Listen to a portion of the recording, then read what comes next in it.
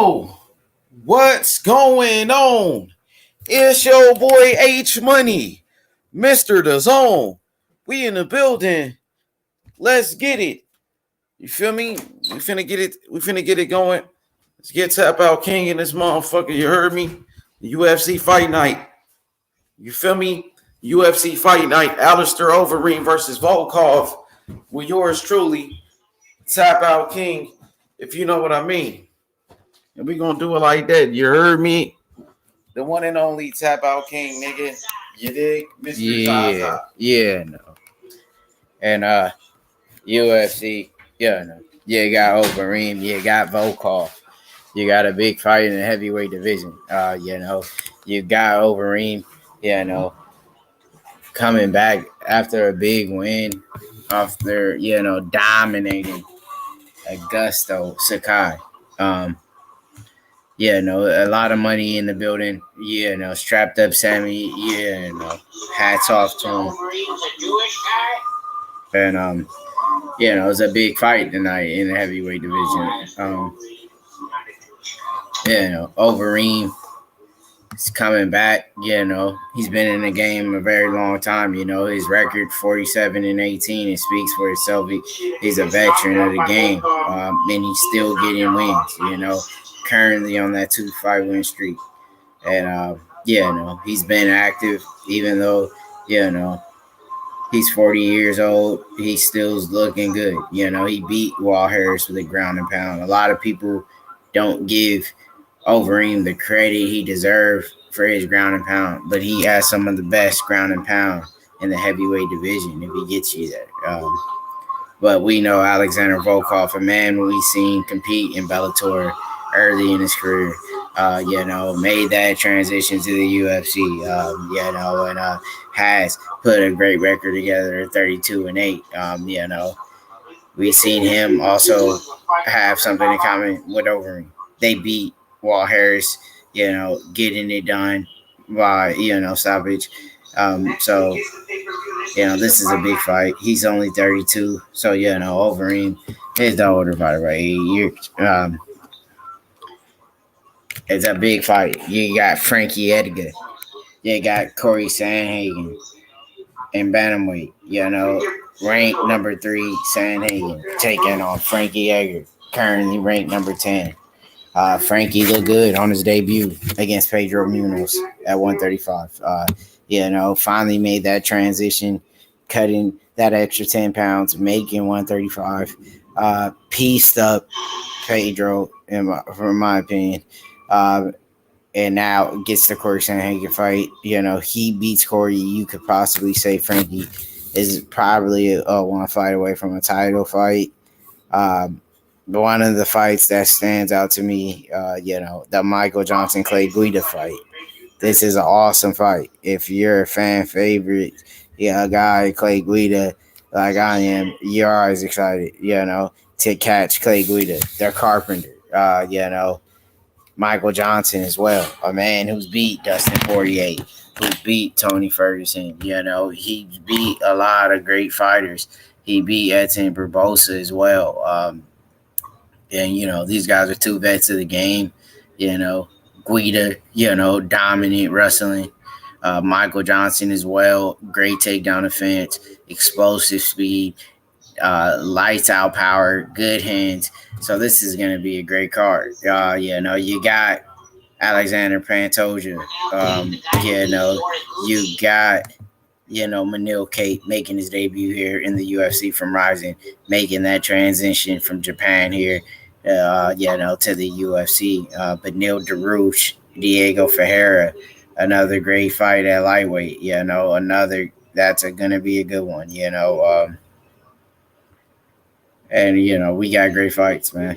Mike Rodriguez making a return. You got Justin Janice, Devontae Smith. You got these tough fights, So, well put together by the UFC. Shout outs to JC. Shout outs to everyone in the chat. Shout out. Shout out to, And,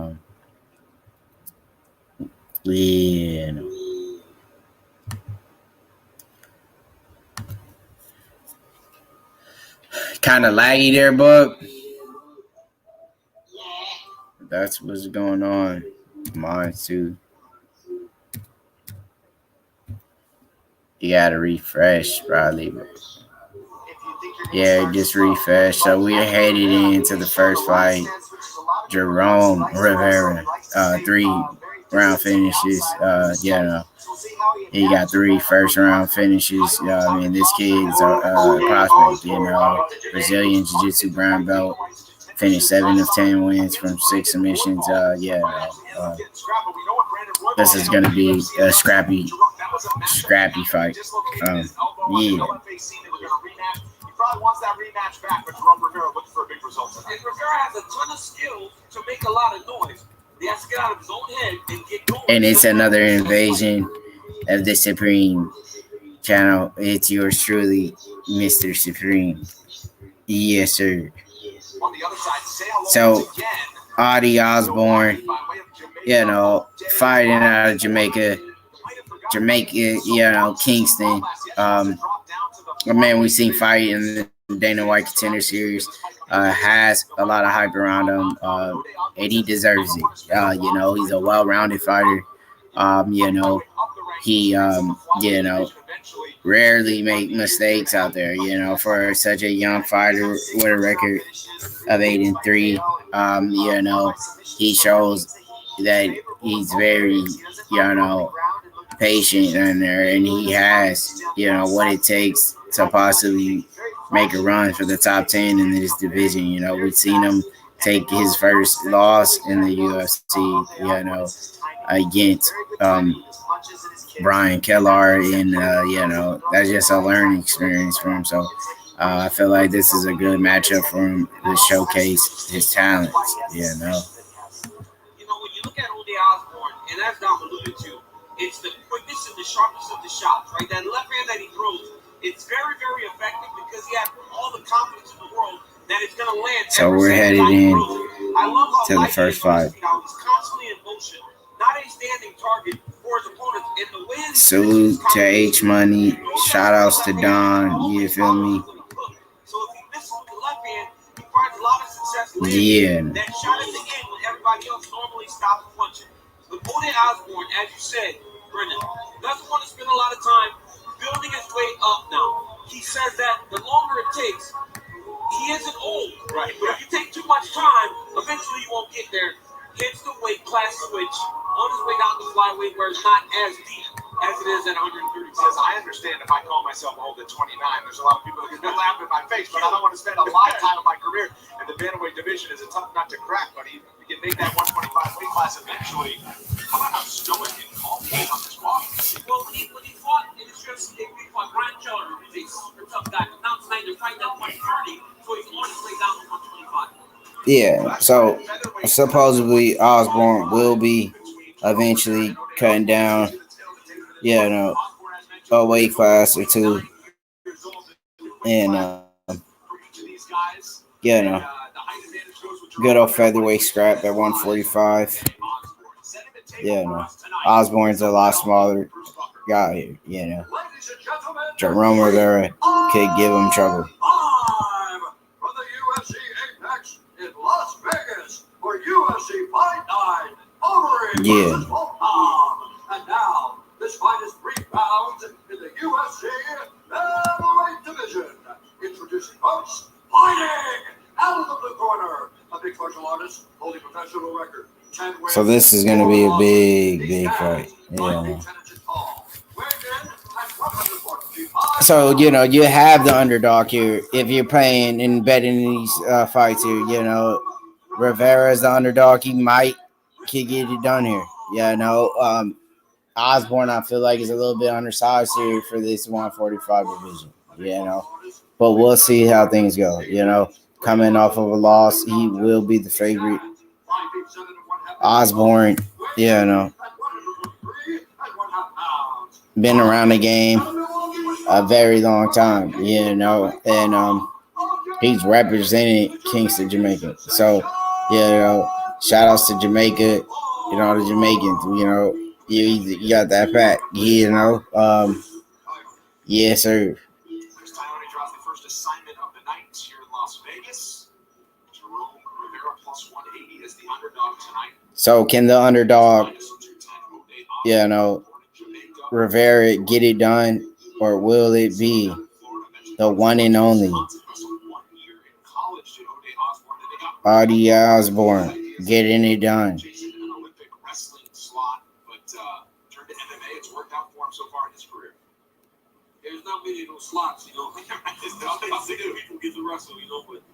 And this is a big fight right here in featherweight division. Wow.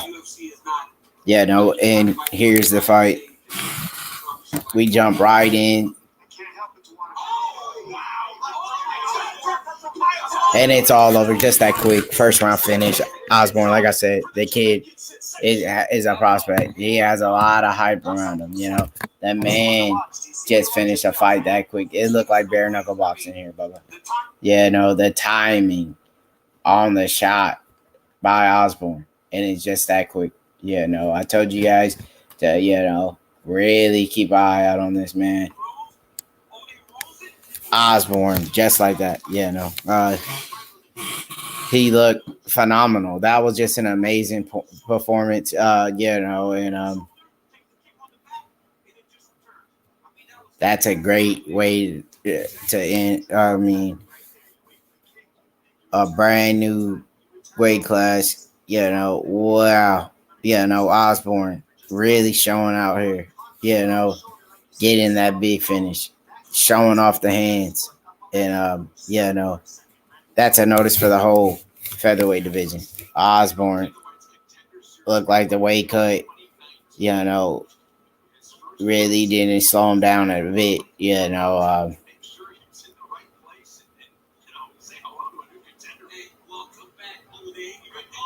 that's a way, you make a comeback after a little layoff, and Osbourne will go off and do, big things, I feel like, in this division. The proper matchmaking, giving him a chance, Overeem is on a 2-fight win streak. So, does he really need to hang him up? He's been dominating his last opponents. Wall Harris, Augusto Sakai, all came up short to the ring. That was just a great finish. You can tell what kind of a night he's going to be with the first fight ending that quick. Wow. Amazing. Speechless. Shout outs to Osbourne. He got it done for Jamaica. He's going back home. He's rolling up the Bob Marley. He got it done. He deserves it. Big victory. And we'll see him pretty much make a quick return. I feel like he will be active. Walked in the ring fresh, walked out fresh. And, he might get that knockout, other night. He might get that bonus. He deserves it, He jumped up 2 weight classes. It looked like it didn't, affect his performance at all. He looked a lot quicker than his opponent, and that's kind of an advantage he's going to have, going against these guys. He will be the faster guy between, him and his opponent. His hands are lightning fast, and he just showcased that,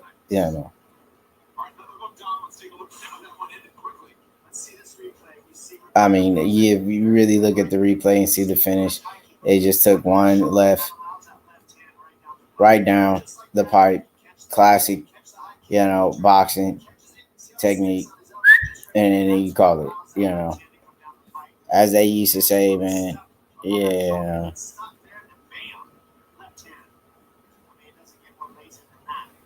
As they say,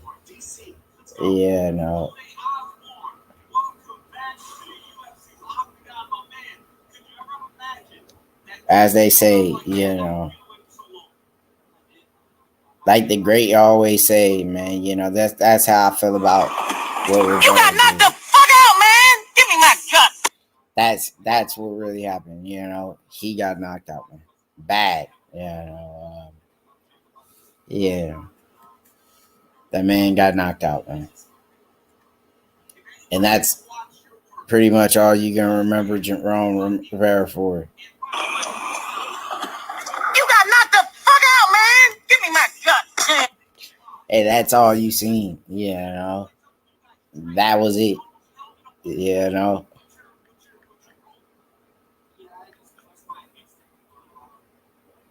Let's hope the man, you know, could recover though. You know, he took a beating. You know,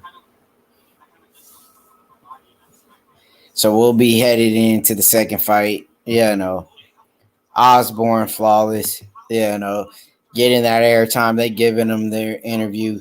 Daniel Cormier. You know, giving this man the interview he deserved after picking up the big win. He couldn't be more happier to talk to the former heavyweight and light heavyweight champ of the UFC, Daniel DC Cormier. You know, one of the best that ever did it. You know, we'll be moving on to Martin Day and Timur. You know, good old scrap. You know, you got Russia, you got the United States.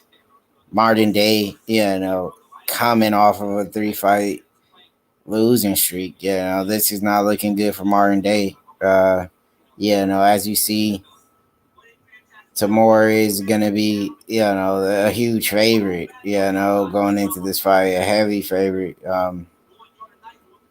Could be a big win for Martin Day if he get it done, you know, out of Hawaii. If he gets a chance to pick up the win here, you know, that's a big payday for a lot of these people, man. Underdog like Martin Day could get it done. But, yeah, no. Wouldn't be a smart pick, you know.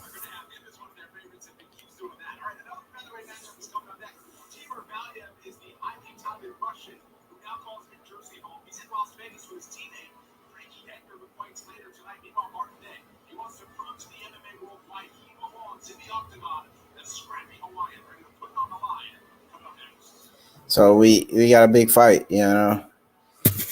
Timur, I think, would dominate. You know, I feel like he's a huge favorite for a reason. And, you know, he will represent Russia in a great way. You know, I feel like he's going to put a beating on this Martin Day. And, you know, it was an easy win here.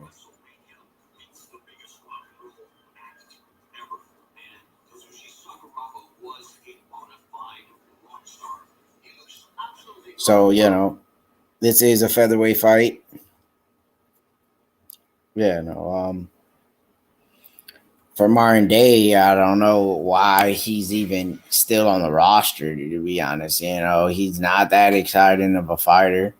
Yeah, no, he's a scrappy kid, but at the end of the day, you're on a 3-fight losing streak. I mean, you haven't made the adjustments to pick up a win yet here in the UFC. Is you know, did he really take the chance to get that full sparring in, getting those rounds in, preparing himself for a fighter like who he's facing today, you know? And he could be in trouble, you know, as you see, you know. He's on a 3-fight losing streak, you know. Anderson Dos Santos lost from a guillotine choke. Davey Grant, left hook. You know, I feel like he's going to be in trouble here. You know, Timur, you know, 16-2. His record is impressive. You know, as you see, you know, currently on a 6-fight win streak. And I don't see him losing, you know, to someone who's on a 3-fight losing streak. You know, he's fought in the professional fight league as well. He holds wins in different organizations, you know. He's fought against tough competition, you know, during the PFL, the World Series of Fighting, whatever you want to call it. He has wins against high-level fighters. And at the end of the day, I feel like you know, a guy like Martin Day poses no threat to him. I feel like this is going to be an easy win, one-sided victory. Russia and Timor picks up the win, and we'll take it out here. Martin Day, I feel like don't really deserve the chance to really. Your thoughts on last night bare knuckle boxing scraps? Oh, I loved it, JC.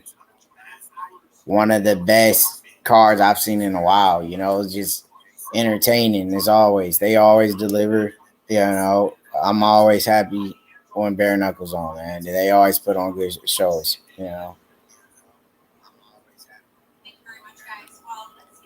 Maybe not the most technical, but for sure the most entertaining. It ain't no grappling going on where a guy just lays on somebody and is boring. It's just all hands.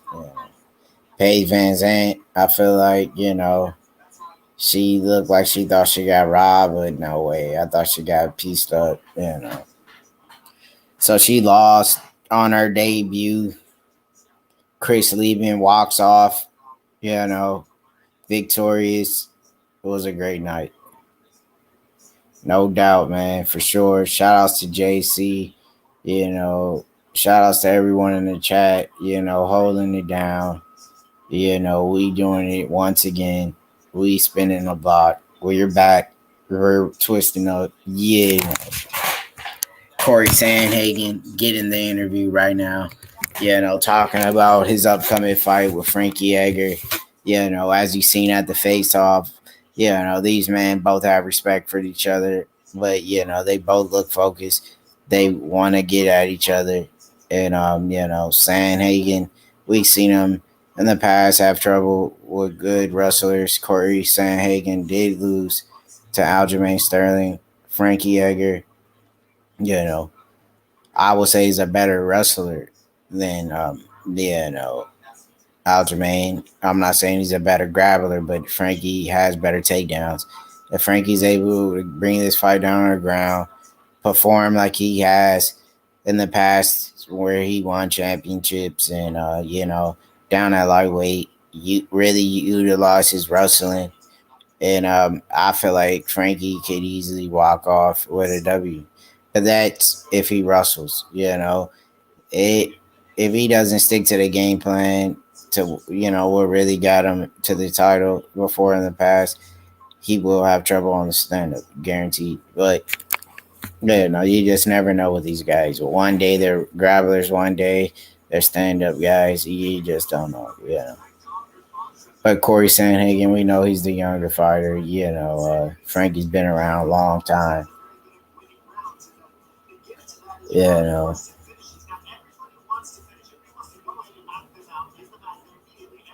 Shout outs to Coco, to Don, everybody in the building.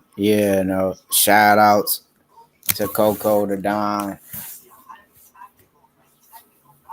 And the bantamweight, Corey Sandhagen, one of the best bantamweights around right now. But like I said, if Frankie will stick to the game plan, shoot in for the big takedowns, get the fight down to the ground, Frankie has a chance to win in this fight. Corey Sandhagen, his takedown defense is solid, but could use some improvements. We've seen him struggle with Aljamain, and he brought that fight down to the ground, immediately in that fight, and but we're headed here to Martin Day, and like I said, Martin Day is going to be in trouble. He's on that 3-fight losing streak. He's a scrappy kid. He likes to bang it out, and shout outs, and Martin Day, like I said, he has a lot of heart. He's a scrappy kind of guy. He likes to, use his striking and, keep the fight on its feet. But I feel like he's going to have a very tough time, Timur, I mean, he's on a 6-fight win streak. He's a heavy favorite for a reason. This could be a big victory for Martin Day. He goes out there and, for all the bettors out there, you place a pick on Martin Day, that's big money right there. Pretty much he has no chance in the bettor's eye of winning this fight, and I feel like he's not going to be able to stuff these takedowns, though. These Russians, they came into the UFC a little bit over, maybe I'll say they came around about 2-3 years ago and they stormed the UFC. You have so many great fighters coming out of this country, Russia. You have, top level fighters, and their grappling is on another level. It's not like your traditional American wrestling, and we've seen what Khabib, he stated that plenty of times, if the one takedown don't work, guess what? They're going in for 2, they're go for 3, they're not really going in for these chain kind of wrestling transitions, where a guy resets, shoots in for another single leg or a double, these guys are relentless with their takedowns. They have different kind of ways to bring the fight down in the ground with sweeps, trips. These guys are taking the UFC by storm. You see the Zabits, you see the Khabibs, and you're seeing these guys like Islam Makhachev, and they've been taking over the UFC. It was really between Brazilians and Americans in the UFC. Now you're having, fighters from all over the world. That just shows how mixed martial arts has really, developed and is just growing to becoming the biggest sport, to this day.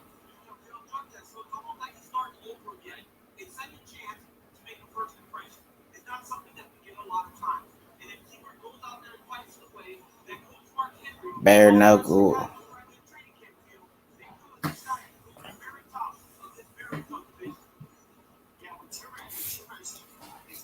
Timur, 7-fight, unbeaten streak, 6-0, 1 no contest, 5 first-round finishes, 5 wins by knockout, 2 by submissions. So he's very well-rounded. He'll get the finish, either way it goes. If he has to TKO you or if he has to get that submission victory, he will get a finish. So, he's finishing his fights.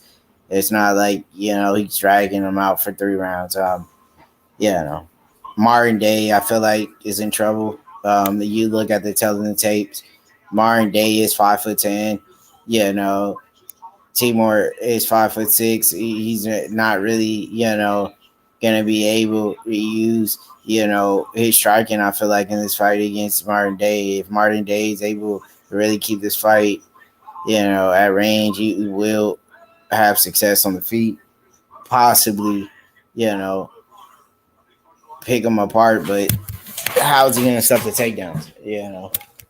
What did he do for this fight to be prepared for takedown? Didn't he drill the takedowns while high level grapplers?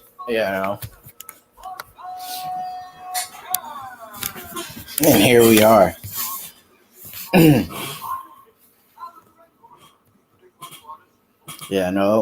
For the second fight here on this card. Huge favorite,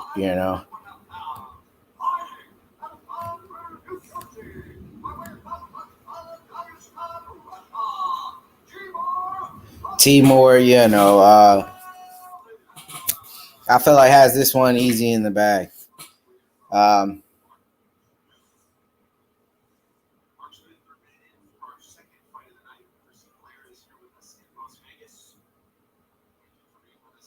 really feel like Timur picks it up, man. And definitely one of the biggest favorites on the card tonight. But you can't count out Martin Day. He's a scrappy kid. You know how these fighters from Hawaii fight. They're all scrappy. They're tough as nails. And, these are the reasons why it is an MMA fight. You can't count a person out. You know, they always have a chance. You know.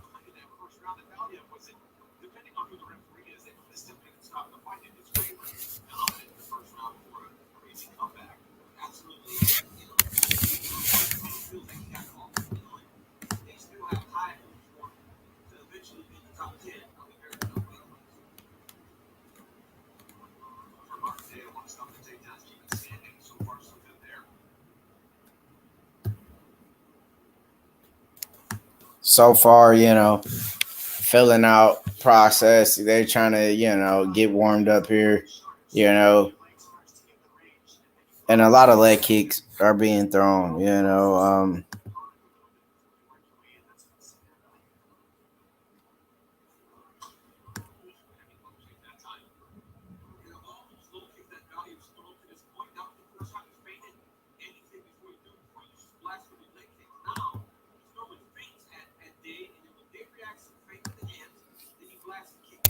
And there you go, you know.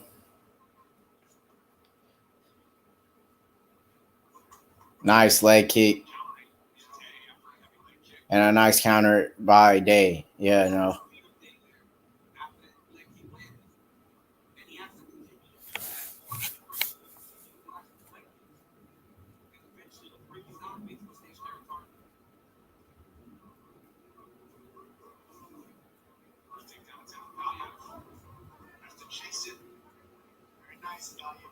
And here is the first takedown attempt of the fight.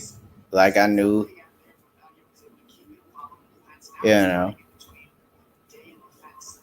Martin Day doing a good job of not getting taken down so far, you know. But Timur has the body lock, and there it goes. He brings the fight down on the ground, but not for long. Martin Day right back to his feet, doing a great job. And you know, Martin Day, like I said, very impressive. You know, who would have thought he would be able to pop right back to his feet? But he's in trouble here in the clinch. Timur landing some good shots in the clinch.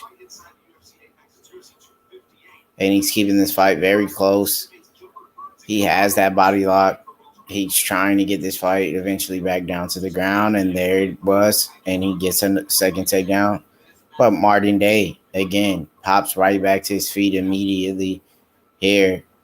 With 1 minute and 37 seconds remaining in round one. Looks like Timur going for a choke.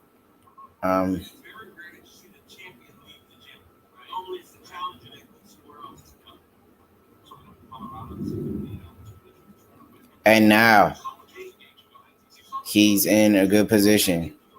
Landing half guard. Timur has the fight right where he wants it. On top, controlling in guard. In the eye of the judges, you can't do anything wrong here. You know, the judges will score this round easily for the Russian Timur. And now he's trying to slide in to side control, but great job by Martin Day. And using that butterfly guard. And Martin Day, you know, he's doing a very good job. You know, he's not eating any huge shots. You know, he's just getting out grappled. And, you know, he'll be back round two. You know, he didn't take any damage. You know, he just hasn't, you know, landed any big strikes. You know, he's not being aggressive, you know, and that's going to cost him round one. And we'll be headed around number two here. So far, close fight, but some more getting it done in round one. Yeah, easily 10-9 round. You know, wasn't a lot of action out of this fight so far in round one, but yeah, no. Let's see if things pick up here in round two. You know, we know what Martin Day needs to do, and we know what Timur needs to do to win this fight. He needs to continue to shoot in for the takedowns, get the fight back down on the ground, and control Day. And Day needs to keep this fight in range, pick his shots, be accurate when he throws, be able to continue to stuff the takedowns and not give up any more takedowns. But, is he going to be able to do that? Yeah, no.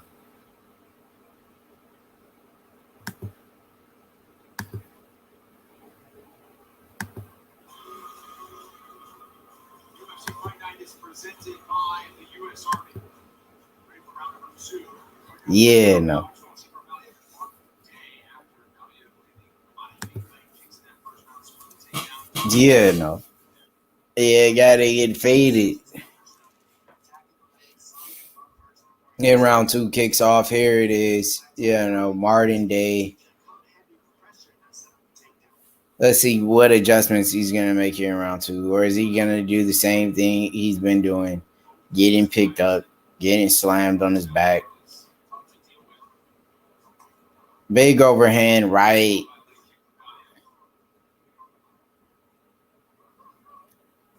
Vailev shoots in, gets the takedown.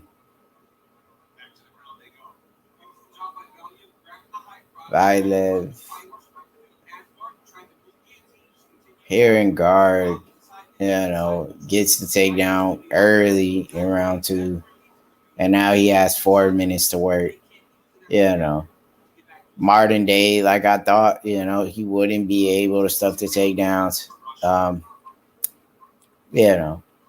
He's gonna have a long night. He has one more round of this, and let's see if he's even gonna be able, to get his way back, to his feet or even out of the round.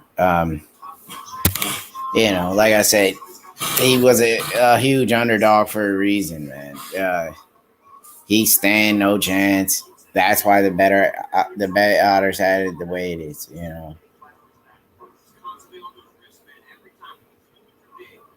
And that's what's going on here. Got, Timur landing inside control. Vailev hitting,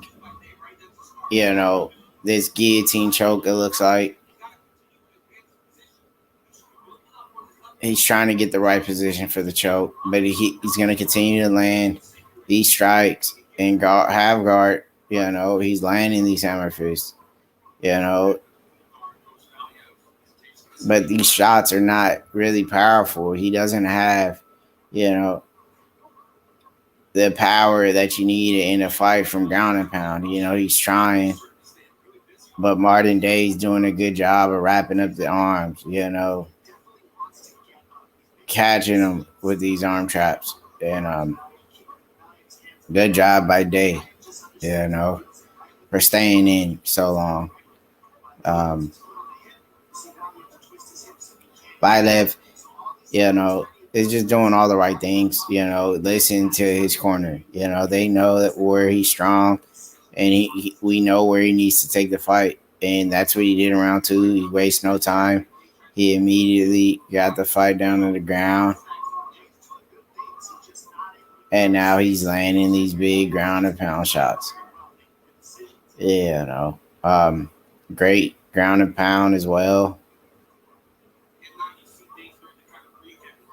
Martin Day, looking to be in a bad position here, as you look at the stats, he shot in for 4 takedowns. He got 2 of them. Ground control, 4 minutes and 17 seconds. This is an easily round to score. You have to score for Vailev. That's the easiest round I could score. This man, Martin Day, has done nothing, in the eye of the judges to even score, a round. To be honest, it's almost like a 10-8 round. He didn't get beat that bad. But what has he done? Shout outs to Danny the Great. Shout outs to everyone who showed up, man. Shout outs. Yeah, no. What is that? But yeah, no.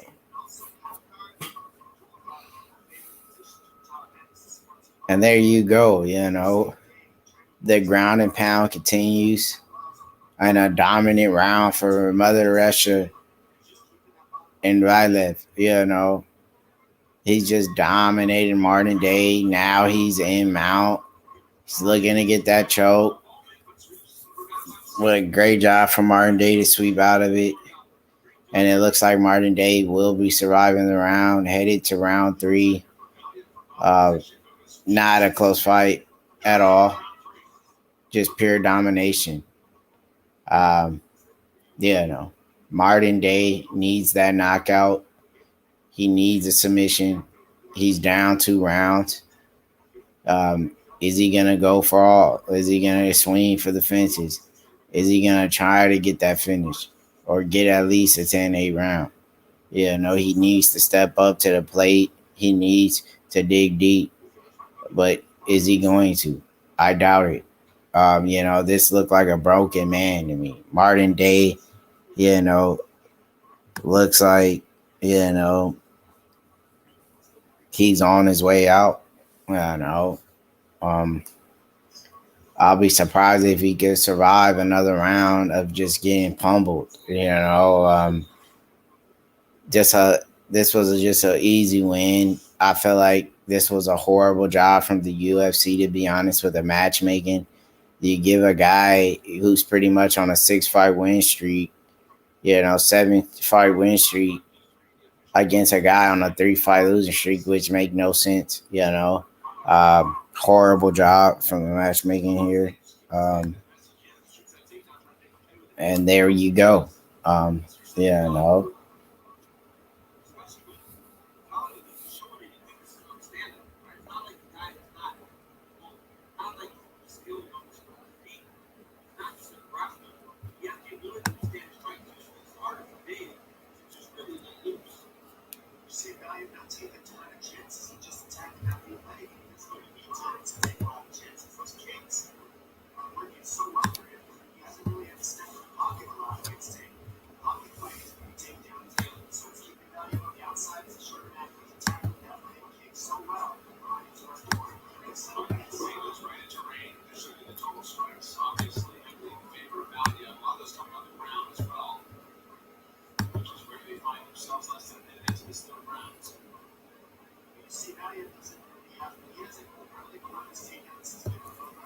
you're gonna have it, boys,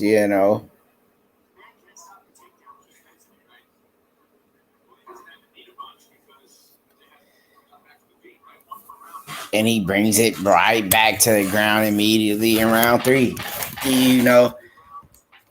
Martin Day's just not having that fight he thought he would, make that big impact, get a big win, prove everybody wrong, It's just not going to happen tonight. He doesn't look impressive to me at all. He didn't really do anything impressive to get him this fight in the first place.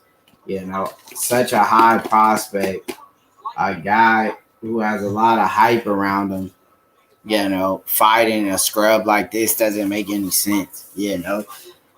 Martin Day will be on his way to a 4th fight that he lost in a row. 4 fights lost in the UFC is pretty much your, farewell. They're going to write you your papers, They're going to send you gone. They don't want to see you,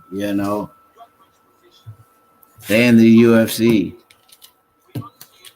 anymore. When you fight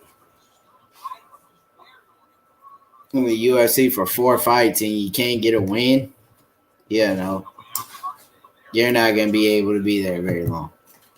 Let's just keep it real, How many guys, on the UFC roster after losing 4 fights in a row?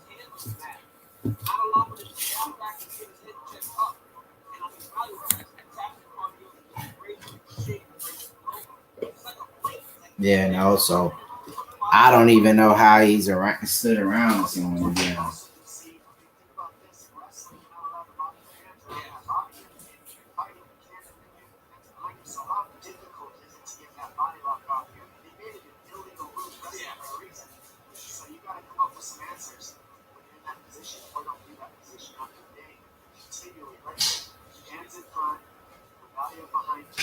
Yeah, no, Martin Day just,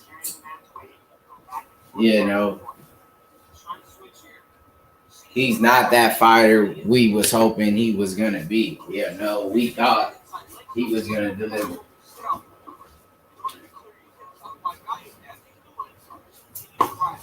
I come back, I see a good takedown. What's going on here, Baba? Martin Day getting his ass kicked. Yeah. The Russians doing what they do, wrestle. That's what they're known for, that's what they're best at, and it's on display here tonight.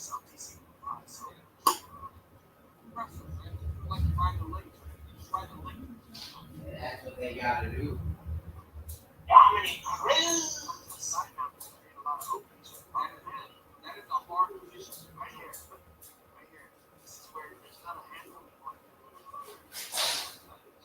So how you feel about the performance from Martin Day?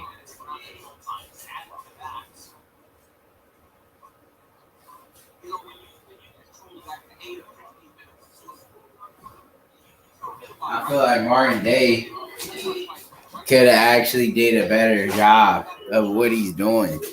I feel like he should be cut from the UFC. What don't you think, Smokey? Yeah, no. And there you have it. 3 rounds in the book. Martin Day gets dominated. Yeah. Some more, just a great performance. Great performance from Russia. Yeah. Ow!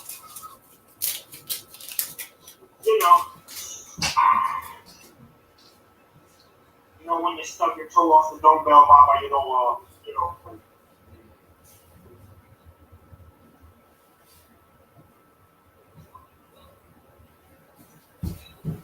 Yeah, no. He whooped his ass. Yeah.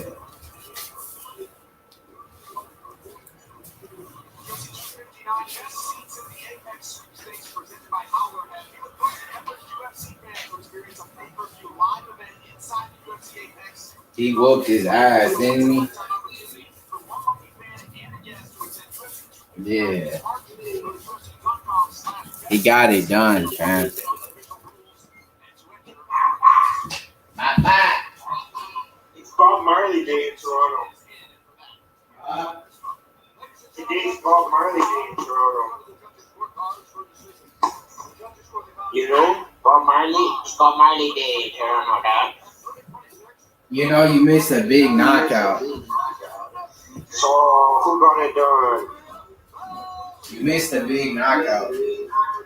Why? Who got it done? That dude, Adi Osborne. I said that. I called that. What the fuck? Oh.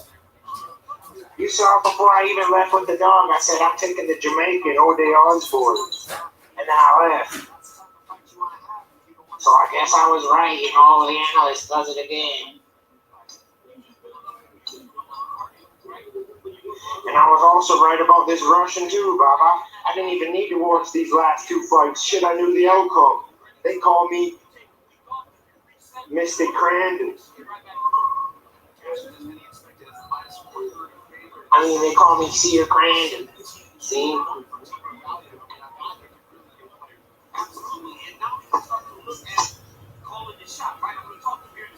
I'm going to ask him what does he want to see next with that 17-2. You really start to think about this guy can stand across the octagon with next time. It's a very, very important fight for him. You're right here, look at him. He's got the hands off. The mat returned back to the mat. He starts to control and just dominate from the top position. Sat in that half guard the entire time and just beat one Martin Day.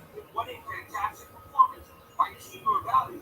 And the guy is 17-2, and he's about to come from a big fight. right now in the interview zone. So, T-Boy, my man, second chance to make a first impression. And boy, did you make an impression. Is this how you thought this fight would go? Yeah, one fight, I didn't talk a lot to emotional. I want to show myself to the UFC and all this guy. This game, I was focused on my my coaches in the jungle with me. I prepared to honor guy, Hansen. Want to get the track up on your weight classes. So I fought 140 in UFC. I fought 145.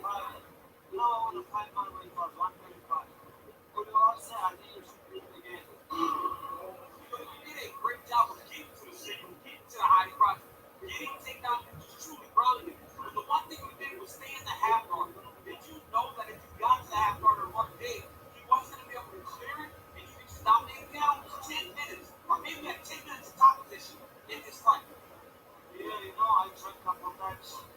Coaches and pound, half guard, give up more opportunity for Martin. But this position, half guard, I feel very comfortable, very strong, so half guard is so safe. This is a fantastic performance, my man. Alistair, the ball's in your court right now. T-Boy wants to fight. Congratulations on a big victory. Go and enjoy yourself tonight. Good job. Originally scheduled with Julio Alistair, who's dropping down to the 135-pound weight class where he wants to contend. Teamer Valia figures to be waiting for. Well, 2020 proved to be a great one for Alistair Overeem, who, with more than 60 fights into his career, is looking as good as ever as he pursues another title shot. But tonight, Alexander Volkov, a towering Russian powerhouse, stands in his way.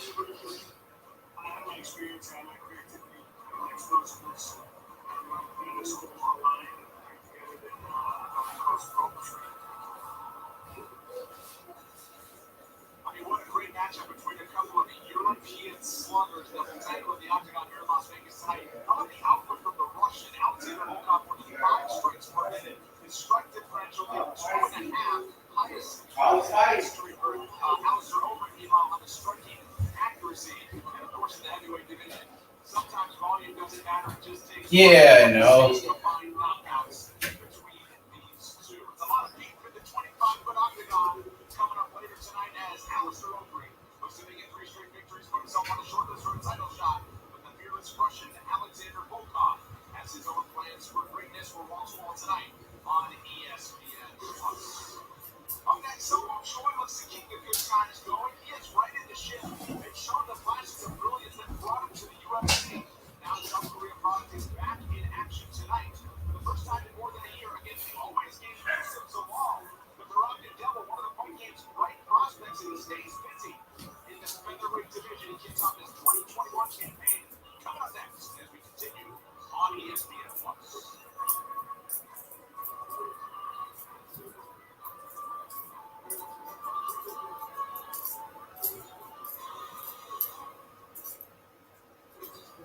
Apex Pride Fighting Championships live professional sports leagues here.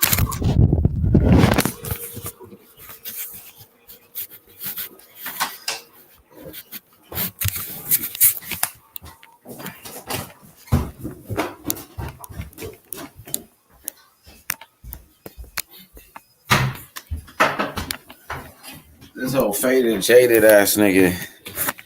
Rated nigga.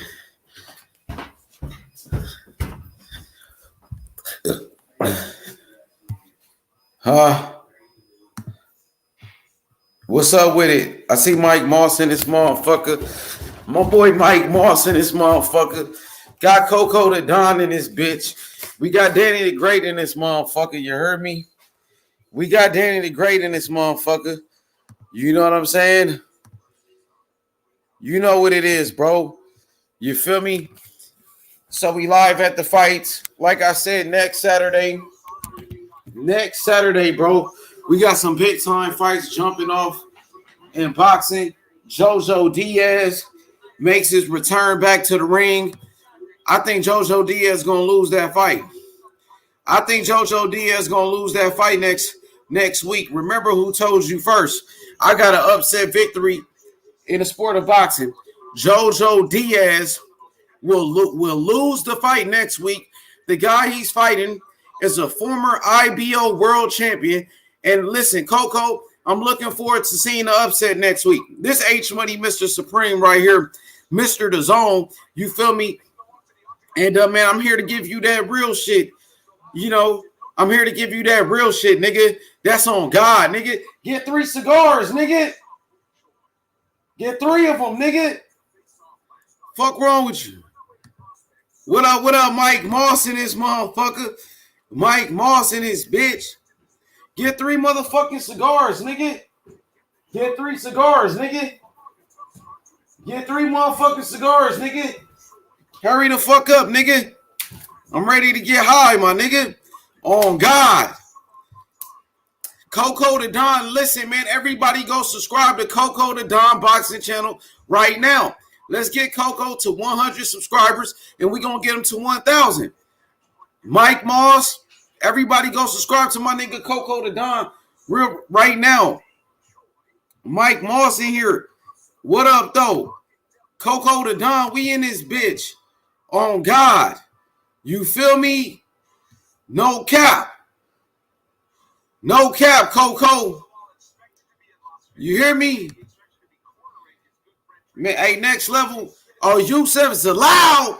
Youssef Zalal from Morocco in this motherfucker. We got Youssef Zalal representing Morocco in this bitch. I'm going to go with Youssef Zalal, my nigga. I'm going to go with Zalal. I think Zalal got talent. I think Youssef Zalal is a young phenom. The man can really fight. His Muay Thai is second to none. He got a lot of speed and he got a lot of power. You know what I mean? Too sweet to be sour. The man of the hour. You dig? For real, though. My nigga Mike Moss in here. Danny the Great. Nigga, get 3 cigars, nigga. Fuck wrong with this nigga? Already? Oh, okay, Mike Moss said, nigga, I been sub. You late. I'm late. My bad. You been sub to the channel. Let me correct myself. You feel me? You dig? Appreciate that, man. Let's get Coco the Don to 100 subscribers. Then we going to get him to 1,000. You feel me? Rubski. Super Bowl tomorrow. I got the Chiefs. Who you got in the Super Bowl? I got the Chiefs. Hey, Coco, remember last year in the Super Bowl we did it? You feel me? That's back then when we had the Wet Bandits trying to come to the channel. But, hey, that was a year ago, right, Coco? Since then, 1 year after, look, your boy H Money surpassed everybody.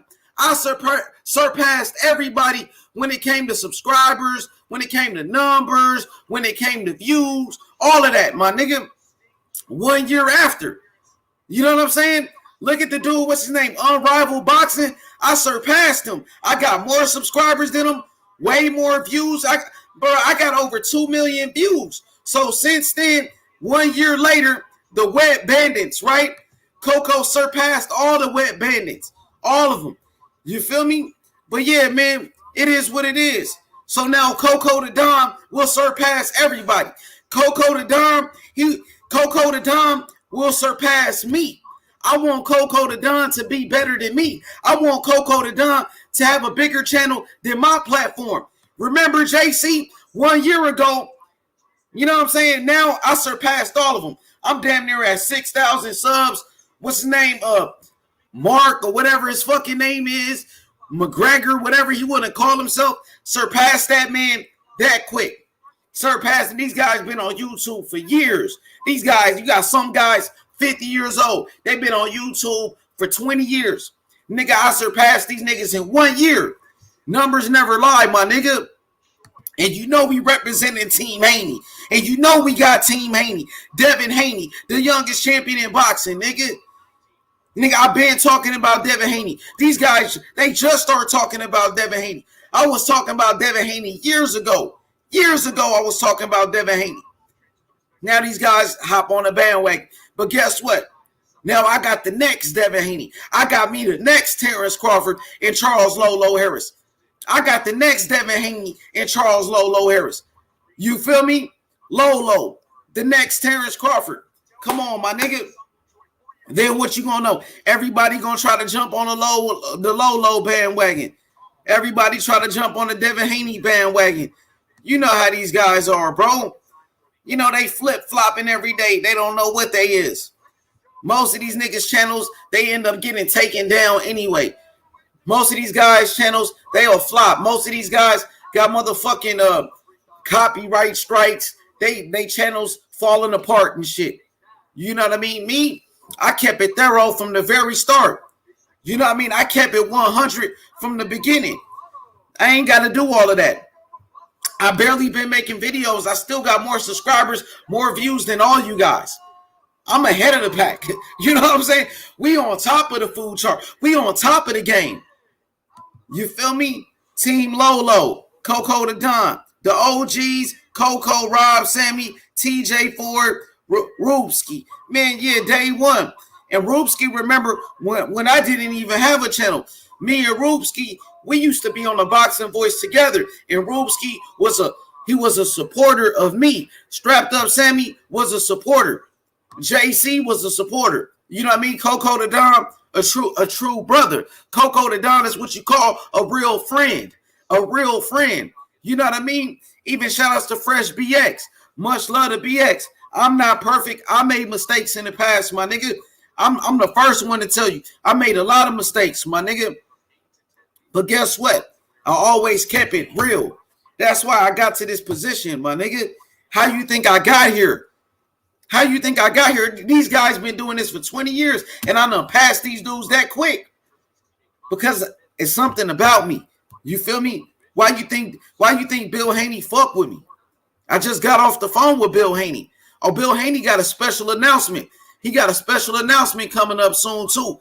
And we talking about Devin Haney's next trainer. Oh, man, I got breaking news. Breaking news on Devin Haney's next trainer, matter of fact. I don't know if I should, you know what I'm saying, let it out there. Me and Bill just talk. But, hey, man, we got something special going on God, man. On God, my boy. You feel me? So, yeah, we got Zalal versus Choi.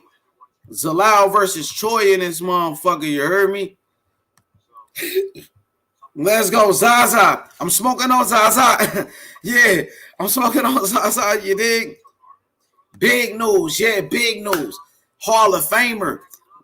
A Hall of Famer. Somebody we just saw fight. You know what I mean? Did one of the biggest pay-per-views. Devin Haney reunites with one of his legendary trainers, possibly. Is it Floyd Mayweather Sr., Roy Jones Jr.? Who is going to train Devin Haney next? Is it, well, you know what I'm saying, my favorite trainer, John David Jackson? Who's Devin Haney's next trainer going to be? But it's going to be one of the guys I just mentioned. Just put it like that. Oh, we might have a winner. Danny the Great says Roy Jones. Roy Jones Jr. Roy Jones Jr. trains Devin Haney. Roy Jones Jr., Devin Haney's next trainer. What do you guys think? Do you guys want to see Roy Jones Jr. as Devin Haney's next trainer? Roy Jones, baby. Danny the Great. Danny the Great got it right. I'm going to just say Danny the Great got it right. Don't be surprised if Roy Jones Jr. is Devin Haney's next trainer. Remember, I told you that. Remember, I'm the one that told you. Inside information. Don't tell nobody. Don't say nothing. You dig? But yeah, is it Floyd Mayweather Jr., Floyd Mayweather Sr.? Is it Roy Jones Jr.? Who's going to be his trainer? You feel me? He said H. Miguel Burchell, Oscar Valdez getting it on. Shakur Russell need to mix it up. Sit down here. Yusuf Zalal or Bill Toy looking at. I got Yusuf Zalal in this fight. But my boy JC said Gary Russell Jr. versus Shakur Stevenson. You know Gary Russell ain't fighting nobody, man. I heard Gary Russell turned down a Josh Warrington fight. But you saying everybody ducking you, but they sent you offers to fight. Gary Russell is ducking smoke, man. And Devin Haney, special announcement on Devin Haney's next opponent. What happened? Huh?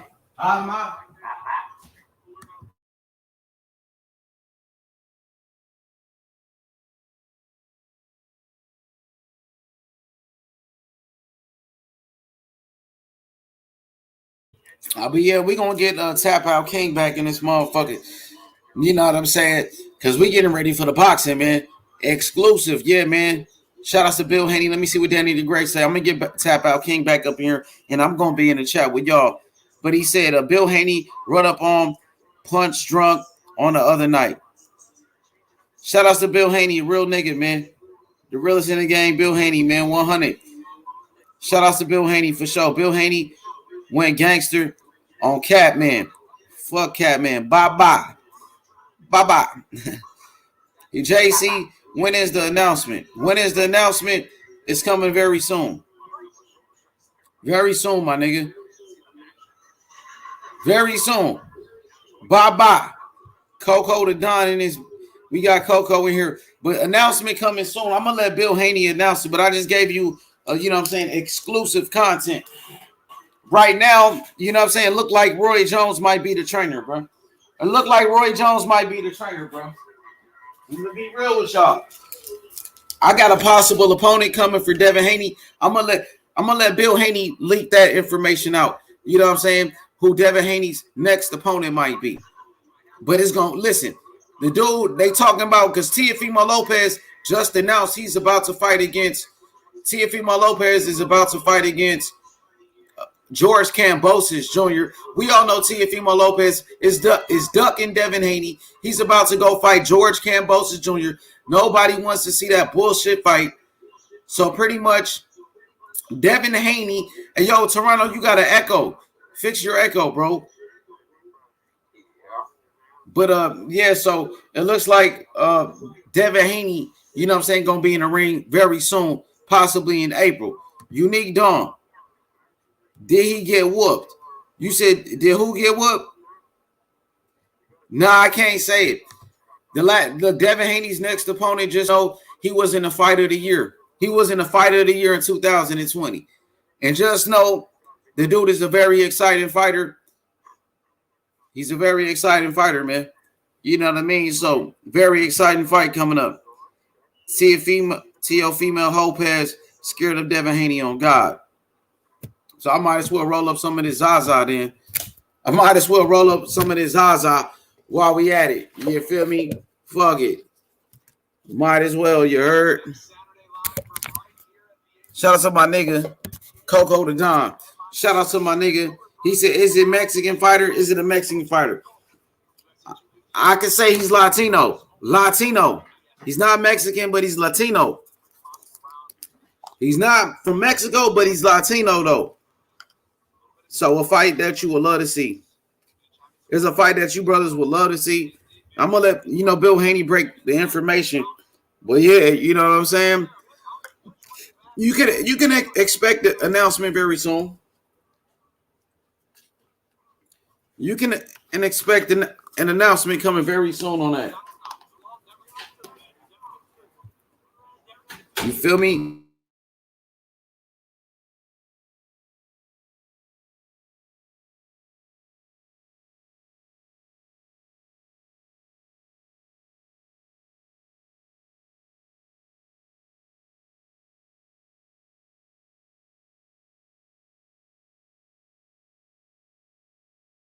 The fuck? But yeah, man, back to the fight. I got Tap Out King back in his motherfucker. Hey, look. Yeah, we back to the fights. So I'm going to get Tap Out King back up in here. H Money, Mr. Supreme. You know what I mean? I'm going to play the back. We're going to get back to this commentary. But yeah, we smoking on Zaza. You feel me? Yeah, let's get back to the fights. You feel me? I ain't trying to hear all of that. You feel me? I ain't trying to hear all of that shit you talking about, my nigga. We got Tap Out King back in this motherfucker, and I'm gone. As I roll up some of this Zaza, nigga. On God. Oh, muffin cake eating ass nigga. Oh, blueberry drinking ass nigga. Bop, bop. Yeah, no. Yeah, no. Tap Out King MMA with the streams. You gotta What do eat. you think about this dude who Troy looking ass? He's losing or he's winning or what's happening here? You winning. No. Zaza winning. Zalal. Yusuf is the guy. Nigga, do the fucking commentary. Yeah, no. Fuck? Yeah, no.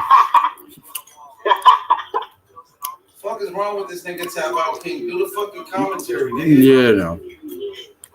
He's not commentating, he's eating, you know? Oh, you gotta eat. Yeah, no.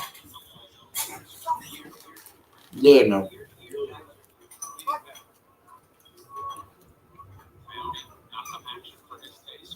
Yeah. Did he pull that guy's fucking shorts? What the hell? Yeah. I think he pulled the guy's shorts and the ref didn't see it. What guy? The Asian fixed it though, but his shorts like got pulled by the Zalal. Zalal's gonna win though, but like, why Zalal touch his shorts? Zalal just got cleared. Yeah, no. He looks like Diego Lima. He's gotta be careful. This Asian ain't no slouch. Yeah, no. This nigga didn't even change the thing. This is the nigga good for. I mean, this nigga. This guy looking like dude. This nigga. Yeah, no. Yusuf gets it done, you know. How and Wayne? You got dipped, huh? Wow. Choi just, just a little bit too much for him, maybe. You know, Choi landing the big takedown here. Yeah, no.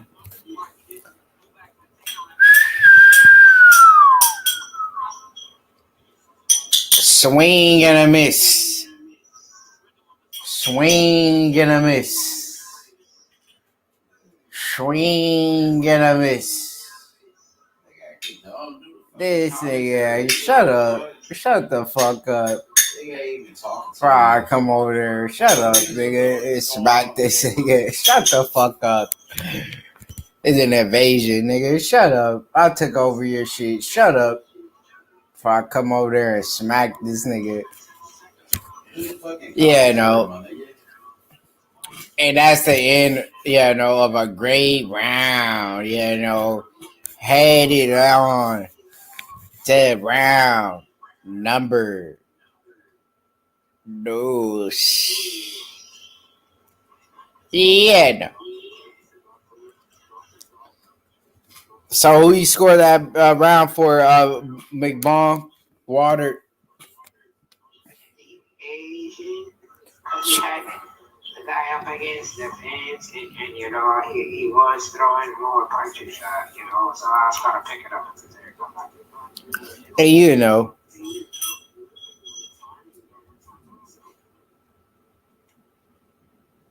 and there you go. You heard it first from the one and only Smokey McBong Water. Yeah, Choi gets round. Yeah, no, he gets the round. Yeah, no. And Yeah, no.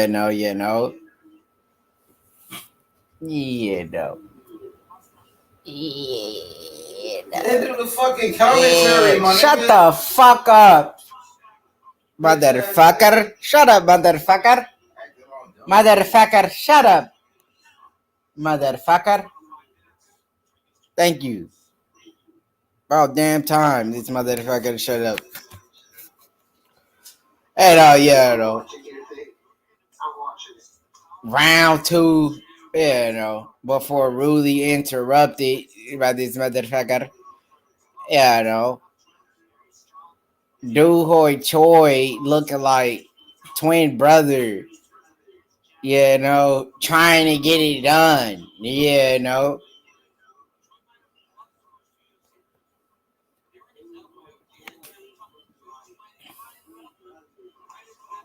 Oh, big right by Choi. Wow.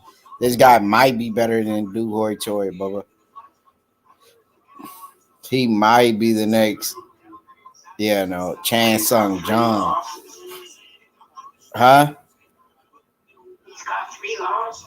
In a row. Nah. No, 2 in a row. That was what's his name? Martin Day.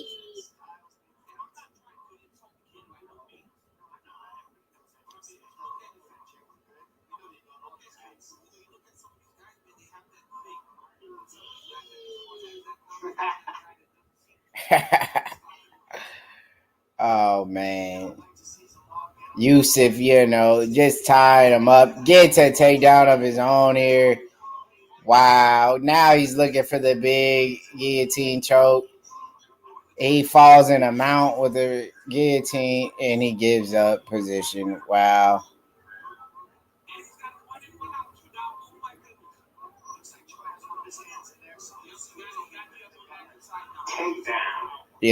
Choi easily, here in guard now, secured a good position, looking to score with ground and pound now, Bubba. How do you feel about that, Bubba?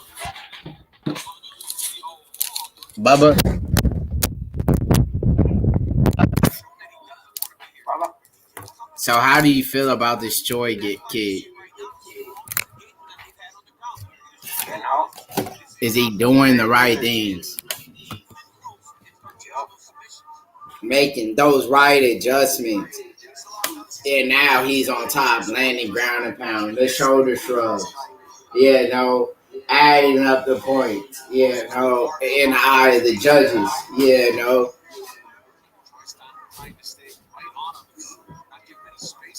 Give me that shit, nigga. What the fuck this nigga's doing, nigga? This nigga. Now here's this nigga. This nigga. That nigga. This nigga. And and the ball continues to roll here. 1 minute left and 43 seconds. I mean, what a round.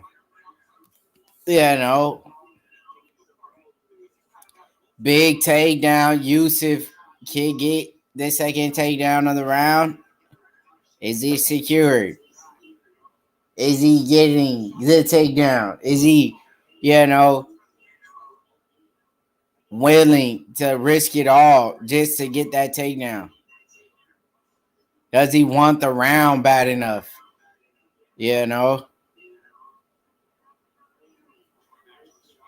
And Choi doing a great job of stuffing the takedowns. And bam, the big takedown from Yusuf. Add that to his resume. Another takedown. Going for a third one. He has 50 seconds left to work on the clock. This faded ass nigga. Look at the fucking what you get me for, nigga. This nigga. On this shit. This nigga. That nigga. And I mean, great job. Keeping the fight close, landing the good strikes in the clinch from Yusuf. Very close round, very close fight. You gotta ask the judges, who's done a little bit more, who's gonna pick up the nod here. 10 seconds left in the round. Close round. Dead even in my opinion.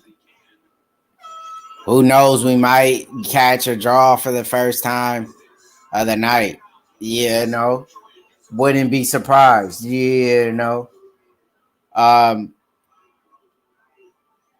Good fight.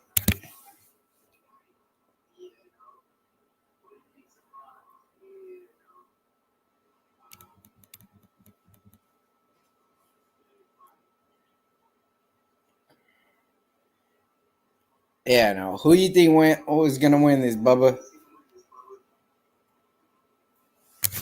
Yeah, a lot of people here telling me, I'm getting messages saying Yusuf wins. Some people saying Choi wins. They're saying some saying maybe a draw is a 50-50 chance. That it goes either way. That's how close of a fight this was. Great performance. He represented his country. He represented Korea. Can he pick up the win? Can he get the W? Can he get the nod? Just a barn burner of a fight.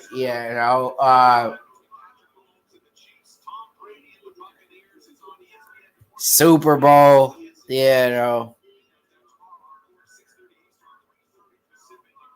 How do you feel about the Super Bowl? Who do you guys got? Is it Brady? Or is it Mahomes?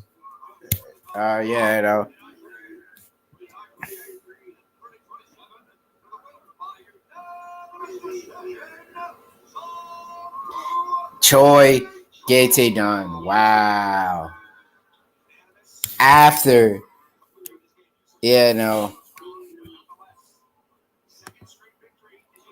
second straight victory in a row. And that's a big win to secure, and we'll be seeing him more, He picked up a big win versus a tough guy like Yusuf, the Moroccan Devil, man. That's a tough guy. I feel like he will be back in the UFC very quick, and he'll pick up another win. This kid, has a bright future, showing off, that he's not afraid, to mix it up, take it to the ground, stand and trade. He has all the tools, that make a run in the near future, possibly a top 10, top 15 guy. And just a great performance from Choi. Tom Brady gets it done from Smokey McBongwater. You heard it first. We're going to win another bowl. Tom Brady, the best quarterback that ever did it. And he will, become that top tier guy, again and again and again. So as we move on, we got Molly McMahon. Okay. We got Great Britain. Versus Brazil.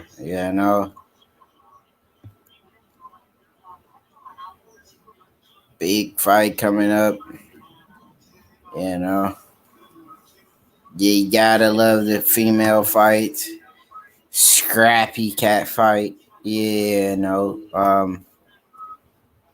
Molly McMahon gonna come back, get the job done after taking a loss?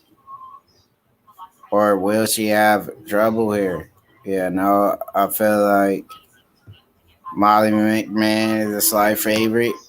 That's how the betting odds have it.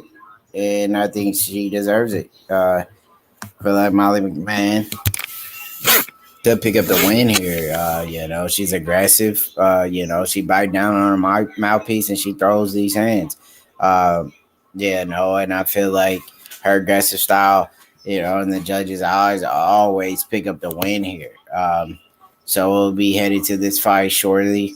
Daniel Cormier, DC, giving the interview to Choi after the, very hard fight, picking up the W, being victorious, and heading out to do bigger and better things with his career here in the UFC. So, the sky's the limit for him.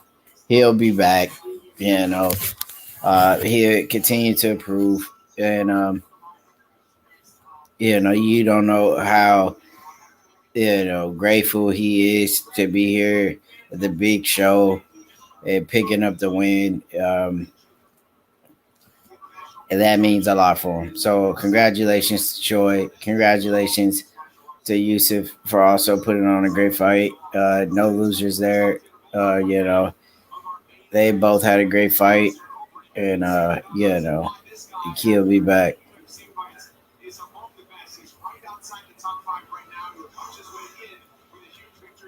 Alistair Overeem. And DC's got his toys. He's got his demonstrator here. Bring down the game of Drago Volkov. He's so tall, right? It'll get the target over there, right there. He is so, tall. Alexander Volkov versus Overeem. Is he gonna be able, to use that reach, against Overeem? Be able to land those powerful kicks. He looks a lot bigger now, Volkov. He looked like he's a lot stronger. He's packed on a lot of muscle. Prepare, for the Wall Harris fight. And I think he's only going to get bigger. He's only going to continue to get stronger. He's fully, growing into his body. He's gaining muscle. And I feel like the UFC heavyweight division, in a few years, could easily, Volkov could be that champ. I mean, Stipe's getting up there in age, we know that, Curtis Blades is a tough guy who beat him. We know that, Rosenstrike will be around. But a lot of these heavyweights are getting old and, their time is coming up. DC, is pretty much retired. He's a commentator. You don't have any of those big threats in the UFC heavyweight division. The biggest threats right now, Overeem is older. He's almost on his way out. Fabricio, we're doing as well. Junior Dos Santos. So that division, and I feel like in the next year or two will be a complete whole new, new rankings for the top 10 heavyweights. To be a lot of new faces there. And I feel like Volkov, with the proper matchmaking, can easily slide in to becoming a champion. We've seen him, in Bellator where he dominate, pretty much, winning the tournament, cashing out on that check, and headed into the UFC. Was a great move for Volkov. Overeem, like I said, some of the most underrated ground and pound. You just don't know which Overeem you're going to get. Some nights he wants to engage for the takedown. Some nights he don't, So it depends on what game plan he worked up, for this leading up to this fight. But it's a phenomenal, fight. You have that veteran. You'll have the up and coming prospect trying to climb up the ladder, get himself one step closer to a title shot. And Alistair Overeem is a huge name. He's beat Brock Lesnar. He's faced a lot of tough competition. He's fought Chuck Liddell back in the day in Pride. Overeem's been around a long time. He's a true legend. He's a true warrior. We deserve to give him all the respect. And this is one of those kind of, classic. What the fuck? Hey, shut the fuck up, nigga. What the fuck? You got these niggas coming in and out, yelling, screaming and stuff. This is the type of stuff you got to work out, You got to be professional or you got to be unprofessional.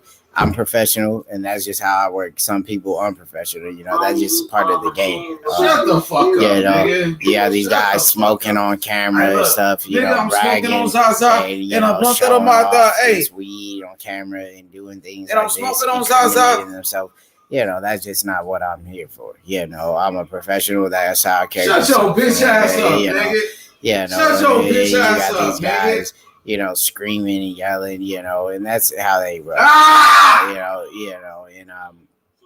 And we just, those kind of tactics get ignored, and we're just one step ahead of the game. These guys scream, make a fool of yourself, and do this. That's not what I'm here for. I'm here to give you great coverage about the sport, about mixed martial arts, not act a fool, screaming, hollering, cussing, and doing this kind of stuff. That's the kind of stuff you hear in the background. This is the kind of stuff you got to work with. This old Duncan Penderhughes looking ass nigga. Call me Duncan Penderhughes. Call me Duncan Pendergrass. It doesn't make a difference. Duncan Penderhughes to you, motherfucker. So for now on, you call me Duncan. Tim Duncan. Anyhow,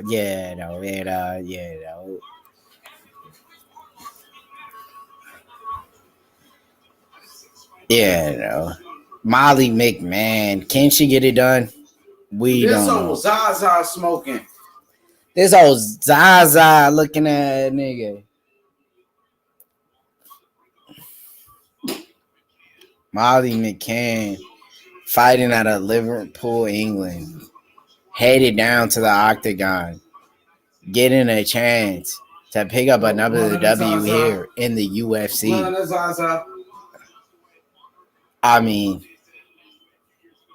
Molly McMahon, she's coming off of a big loss.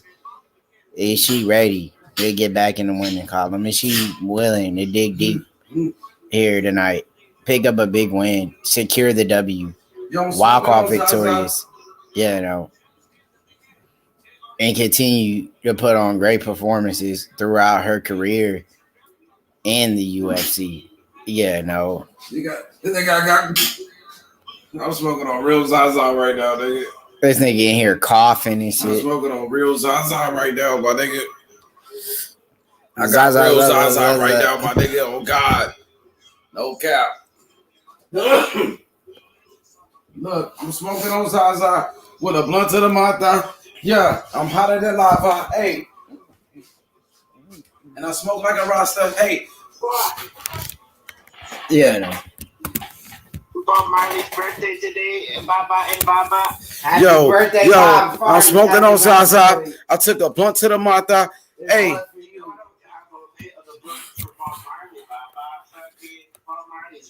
Yo, I'm smoking like a Rasta. I smoke like a Rasta. I smoke like a Baba. I smoke like a Raka. I got hands like Taha. Yeah. In his toe, man. Cut his foot on a nail. Didn't get it fixed up. Okay, we got a big time fight in the UFC. UFC, man, Vegas, man. UFC Vegas, baby, you understand me?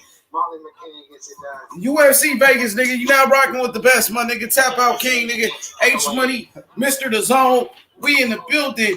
You dig? Yeah, though. On God. Buffer looking spiffy tuxedo. No cap. You hear me? From my hood to your hood, nigga. From South Memphis to South Central LA. You understand me? We making it happen, nigga. On God. You feel me?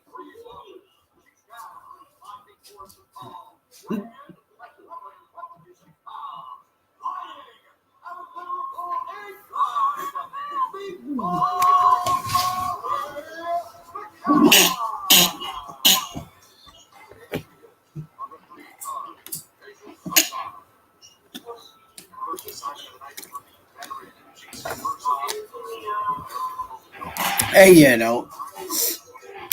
round one. Round number one.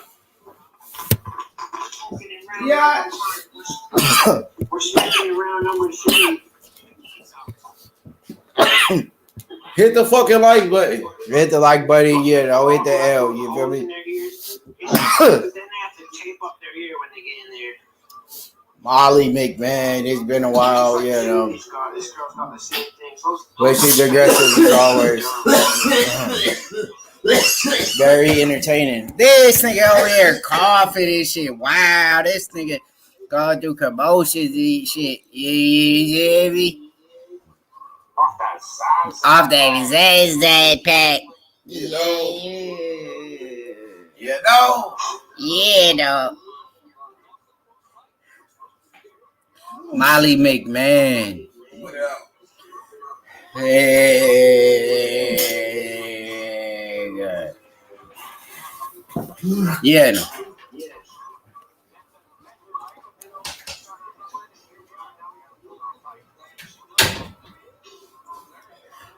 Sir, sir.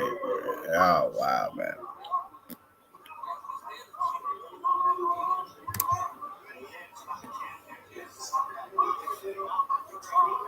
Molly McCann, fam. But the wrestling defense is not working. What about Sarah? Defense is working. Yeah. What about Sarah McMahon versus Molly McCann? You know, good fight. Yeah, I know. Sarah McMahon versus Molly McCann, good fight. McCann, you know. Yeah, no.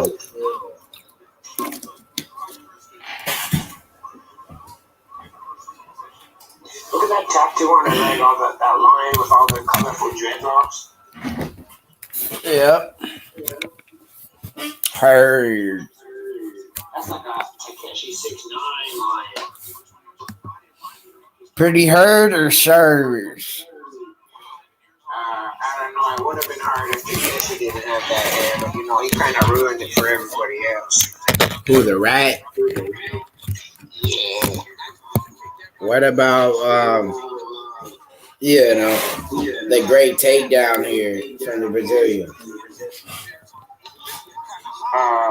You know, Molly McCann's gonna have to find a way out of this. You know, it's a bad position for her on her back. You know, she's fat. You know, it's hard to get up when you're fat on your back. She is, you know, she got a little, flabby, She's gonna turn red with exertion. Great transition by McCann, but still slips up. Yeah, no, didn't get back up to her feet. So, I mean, would you have to score this round here? To the woman on top, bye-bye. You know, it's not over yet. But, no, she ain't getting up. It doesn't look like. She's gonna get up. She got a good ground game, you know. Look at that hairdo. It's in a zigzag pattern. She gotta get up.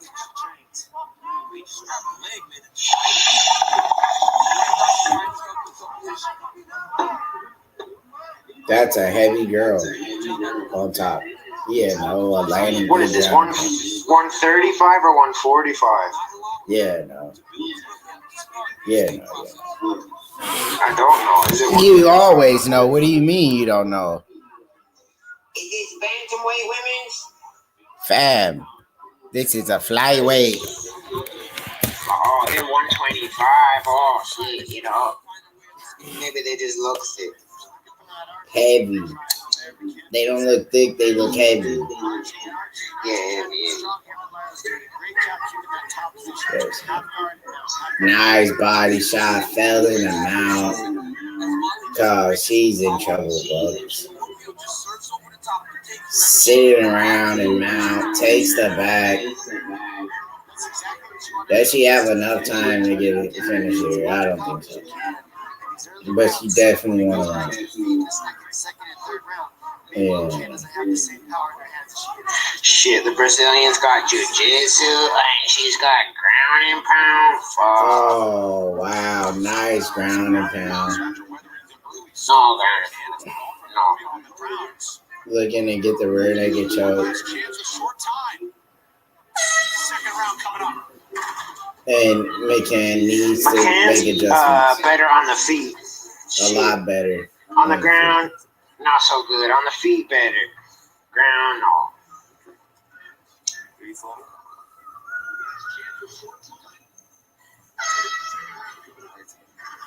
Yeah, no. She needs to make some adjustments around too. If she thinks she's gonna get it up there. Yeah.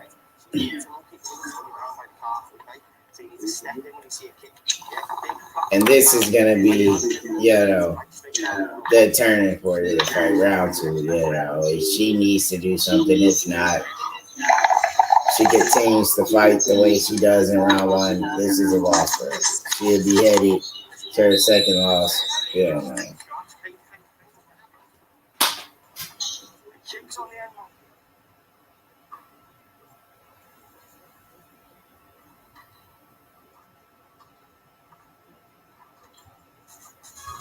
UFC Fight Pass is bringing you 5 events in 2 days next weekend. Lion Fight kicks off a Friday triple header, followed by Titan FC and LFA. Then get ready for an action-packed UFC 258 with the early prelims and Eternal MMA only on UFC Fight Pass. Dennis McCann applying the pressure early in the rounds here.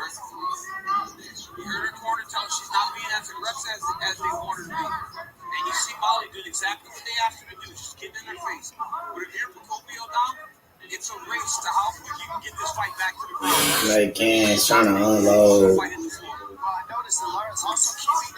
But Lara's just doing, a good job, in the clinch here. Tie her up, looks for a takedown. Good job by Molly. Yeah. Molly needs to find a way to circle her back to the center of the octagon. And that's takedown. Yeah.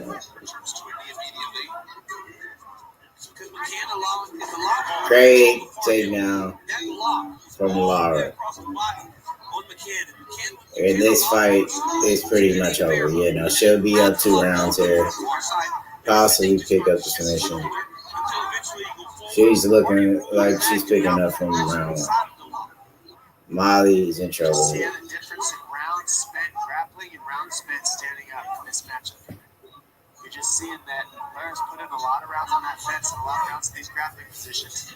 McCann has done it, not quite as many hours in the grappling. Who would have expected the fight was going to play out this way? Yeah. It was a great attempt there. She went for it hard, and it was a good choice. McCann trying to secure an arm bar. Did she have the arm bar?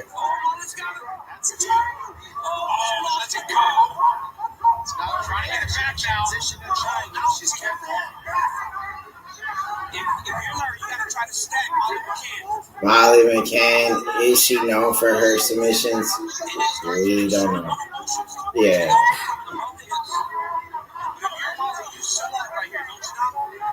It's hard though because she's doing the perfect thing. She's got her head in the corner of the fence and she's stacking her. Can she get the arm back?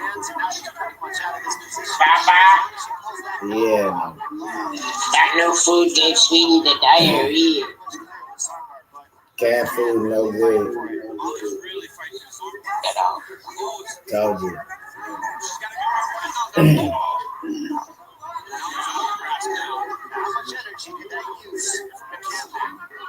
What if I just gave her ground beef out the packet? Yeah, way better. There with that.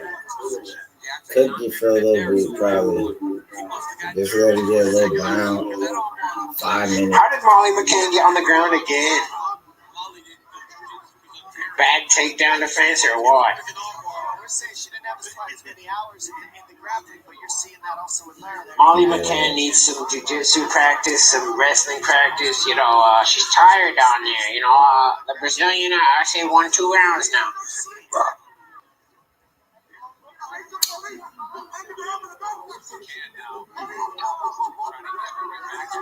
She does so. Volkov takes the back. She's standing very well. You can't keep McCann out. She has nothing but will and heart in this right now. She is not out of this fight. And she's fighting for something bigger, right? She's fighting for something bigger today. So she's fighting with all that she has. What she needs to do right now is get one baseball bat on the arm. Now she just needs to circle back to the right. Yeah. Tough fight,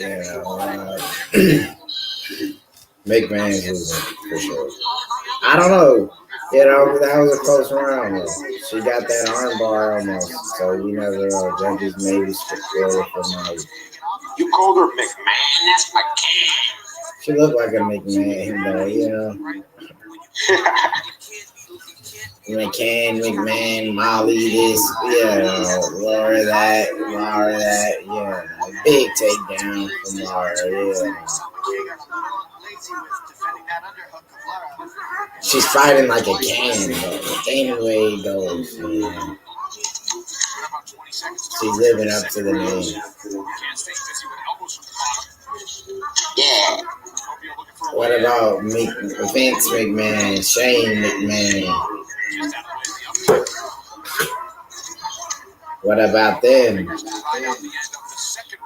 What about, Don McLean? What about Don McLean, Baba? Yep. Who's that? That's the guy that sings Bye Bye Miss American Pie. You didn't know? No. Is that the guy who sings Bye Bye Miss American Pie, Don McLean? Yeah, no. Good for what? I don't know, on the chair? On the chair.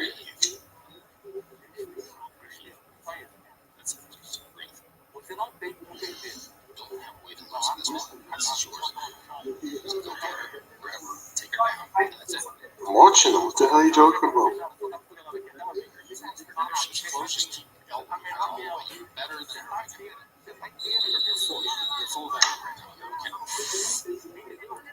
I ain't good.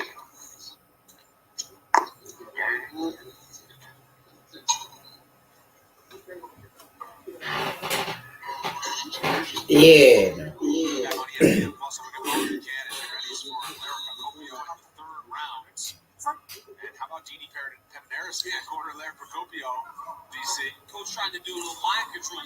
Wow, Round 2 kicks off. Round 3. Round 2.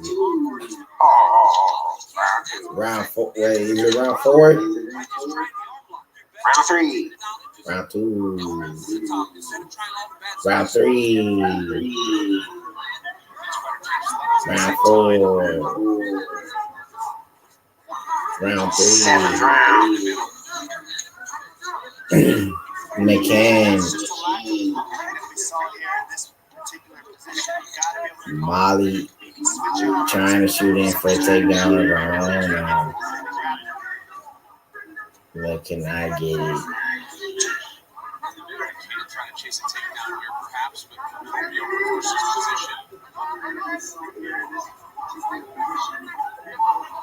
Michael Johnson fights tonight.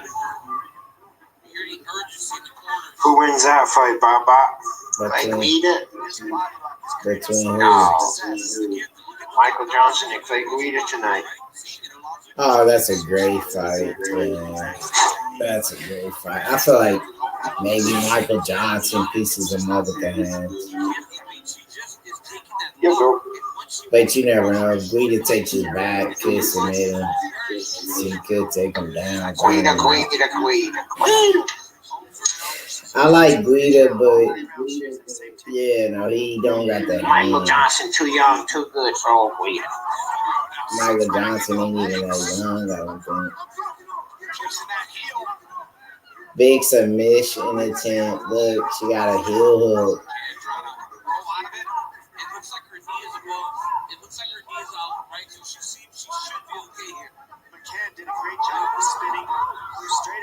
Leg lock, ankle lock. Stop that finish there for Lara. That was a shifty situation. She got out of it. Now let's see if McCann can get back to her feet here. Yeah, she's starting to get fatigued, right? Like we talked about. She's the striker. She wants to be standing and striking. She's a little fatigued. She had an opportunity there to change that defense and for her to get back to her feet. She wasn't quick enough. Sarah McMahon. They should call it. They should put Sarah McMahon in this fight, not Molly McCann. 5 takedowns in the fight with a little over 2 minutes to go in this third and final round. You're not doing the stream no more, Baba? Yeah. 6 takedown if she gets there. No. She started to pull her back over the top of Yeah. almost get out of his chair like, Oh. don't pull her back over. You know. Yep. You're on the stream, brother. You gotta lead the way now. Bye-bye. The Brazilian on top again, just like every round. She was on top the first round. She was on top the second round. Again, she's on top of the third round. Molly McCann just doesn't have an answer for the grappling. What do you have to say about it? Yeah, I have to agree with you. Laura is dominating this fight here. Round 3, 1 minute. It's probably going to be a unanimous decision going to the way of the Brazilian. Any thoughts? Yeah, I gotta agree with you, bro. I feel like that's a dominant round here. Round 3, she picks up round 1 and round 3. She walks off victorious. Yeah. McCann, was a slight favorite in this fight.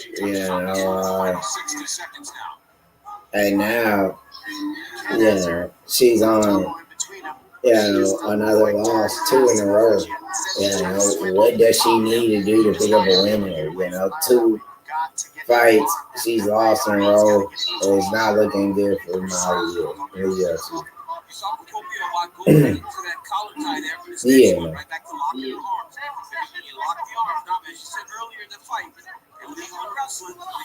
30 seconds left on the clock.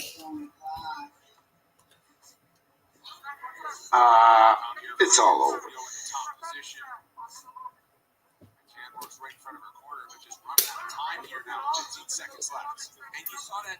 And there you have it, dominant fight, She just, got it, and, she'll be. If I was Molly McCann, I would just tap out right now with the last 5 seconds, freaking, just so it wouldn't be going to the judges, just give the other girl the win. You lost, freaking tap out. Might as well, It's all over. Either way you look at it, it's over. All right.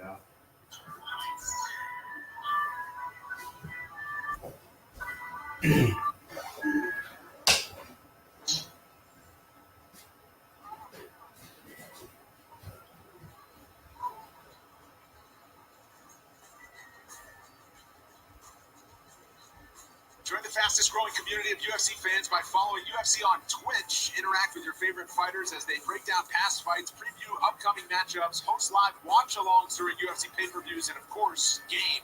Follow UFC on Twitch.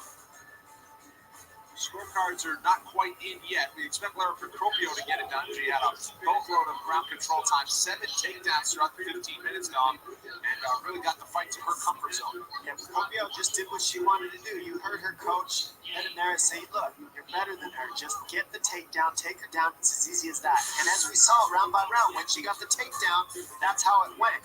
Now in the strikes, you see it's very, very close.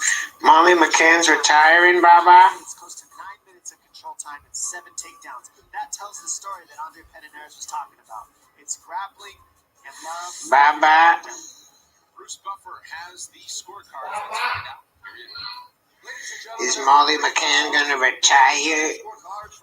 She should. Judges score the contest 29-27, 29-28, and 30-27 for the winner by unanimous decision. After that performance, she should. But that's a big win, for Lara, man. Big win. So, it's a developing storyline there for Molly McCann. It's always fun to watch, but the night belongs to Lara Procopio. Lara.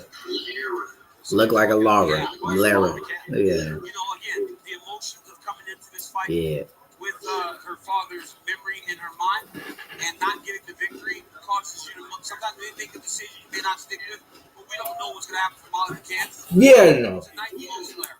Lara Procopio scoring those 7 takedowns, almost 9 minutes of control time. Easy to see that the scorecards were going to go in that direction, Dom. Yeah, you can see that in this matchup, it was going to be the grappling of Lara. Look at this beautiful throw that she lands up against the fence. That's using the gi and being that gi jiu-jitsu. Able to land those throws. Beautiful takedown here that she used. Those some big takedowns. They added up. Lara with the big one. Yeah.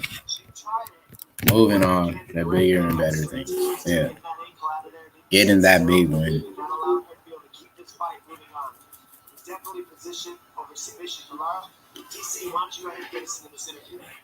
I'm here with Lara Volkov. Lara, how good does it feel to get your first UFC? So she retired. I think that's a good decision. I mean, she lost 2 in a row. One more, she pretty much was going to get cut. Nah, I don't think she should have retired, though.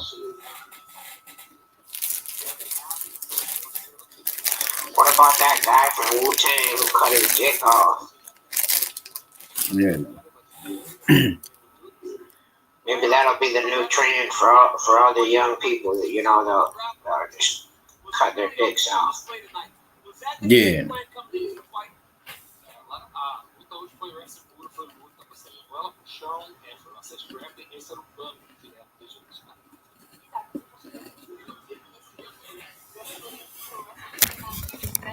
And then all the ladies, they're for us now. Yeah.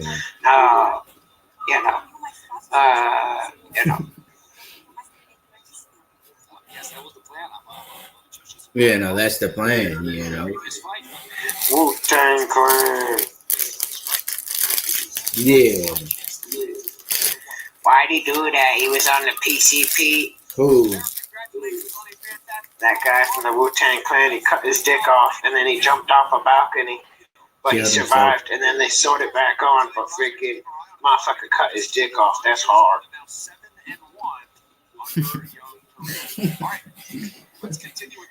I couldn't do that. Shit. If I put the knife like near there and I'll be thinking about it, I was like, I can't do it. Couldn't care anything off me, dude. No, not even a finger. Nothing.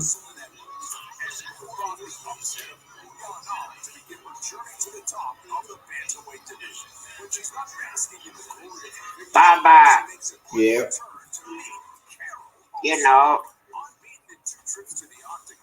We got another cat fight coming up, Bubba. This Leon Edwards' sister. Is this Edwards? No. This Eve Edwards' cousin. This Edward Scissorhands' wife.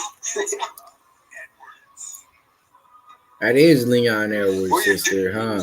What you doing over there, Mom? That's Leon Edwards' sister? It could be Leon Edwards' sister, I don't know. Or Yves Edwards? Eve. What about Yves Levine? So does Usman lose to Gilbert Burns or what, fam? Yes. No. They say, why do the champ leave the camp? They say the champ never leave the camp. It says always the challenger. Fam? Is that true? So then I guess Gilbert wins. Burns wins? She's from Pan America. Where's... Oh, Panama. She's from Panama, Baba. Yeah. What is she on, cocaine? Nah. UFC 258, fam. That's a stacked fucking card. Panama is known for drugs, Baba. Yeah, no. Every place is known for it. But Panama, especially. Kelvin Gastelum fights Ian Haney They in had UFC weed called Panama 258. Red. Jocelyn Edwards in that matchup that you're talking about, DC. She showed how good her hips are. There were some Jimmy Rivera, Pedro. Some pretty good fights. her stand-up is very long. Is she a blood, Baba? To create brawling situations on the feet. So this is gonna Yeah, be no. fans to watch this. Maybe. She's rolling with BPS, dog. Yeah. Bobby Green and Jim Miller is actually fighting. Wow. That's a good fucking fight. He got Rita and now he's getting Miller. I've been waiting to watch this one. Who you taking, this girl? I got back-to-back wins. Let me see what this girl about. She's probably a jiu-jitsu girl. She'll probably take it down, submit her. No, Jocelyn Edwards is a striker. They're easy takedown. That's what that means. Strikers, some of them easy takedown.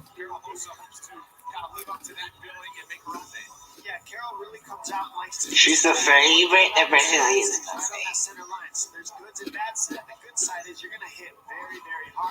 I'm taking the underdog, Bob. I'm taking the freaking Pan American.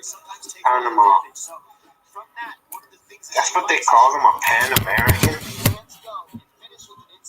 Yeah.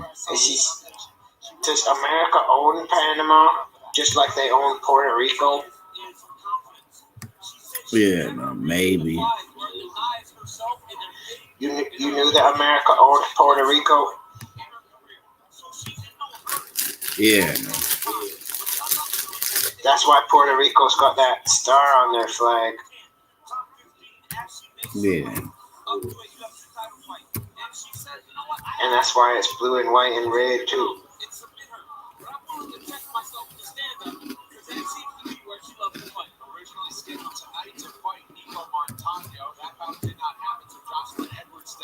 Yeah, no.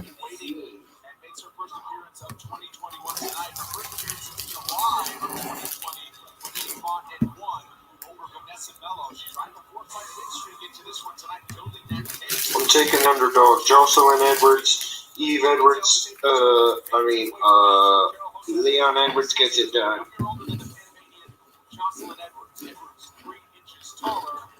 She got hands, huh?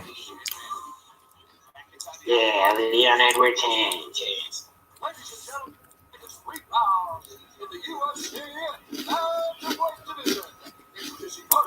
Can't wait to see Benil Dariush fight. What's he gonna do in there? Cool.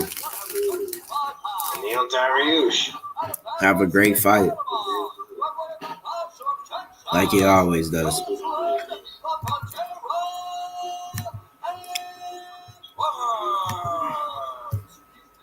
I can't wait to see Bobby Green and Jim Miller fight, though. That shit's hard.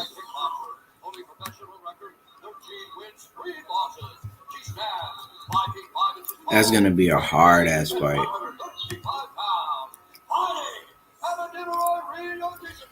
That's going to be a hard-ass fight, bro. Jim Miller and Bobby Green.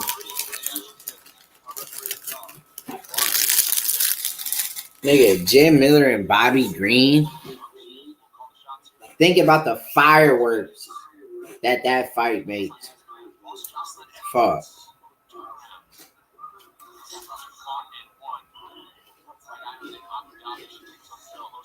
This Brazilian's about to lose, Baba.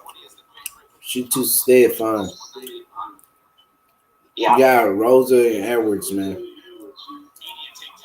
Charles Rosa versus Leon. Oh, big takedown immediately from Rosa. And this is where we knew this fight would play out. Yeah, man. On the mat.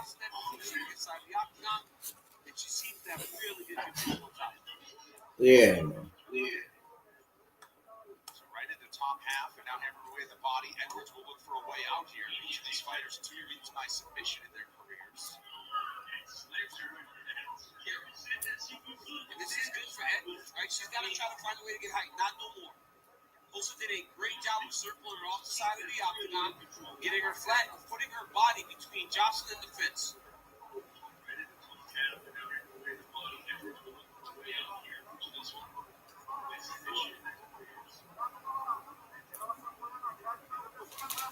And there you have it. Rosa and Havgard landing the ground and pound.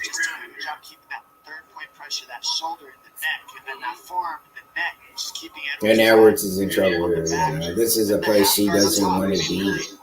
Yeah, no, as a striker, yeah, this take down your confidence, yeah, immediately in the fight, yeah, you get taken down. You're not able to move around like you want. What's on her back? Is that a tattoo or something? My stream stopped working up. And Rose is just beating the crap out of Edwards right now. You know. Not really landing big shots, not really doing damage. Just what are you watching it on? Yeah, no, on IS. Not bad.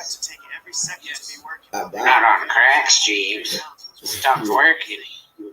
No, mine's is good. When you got time like this, where it's already been almost 3 minutes on your back, I mean, that's a round down. Yeah, I'm at 2 minutes and 30 seconds now, round one. Nice elbow from Rosa.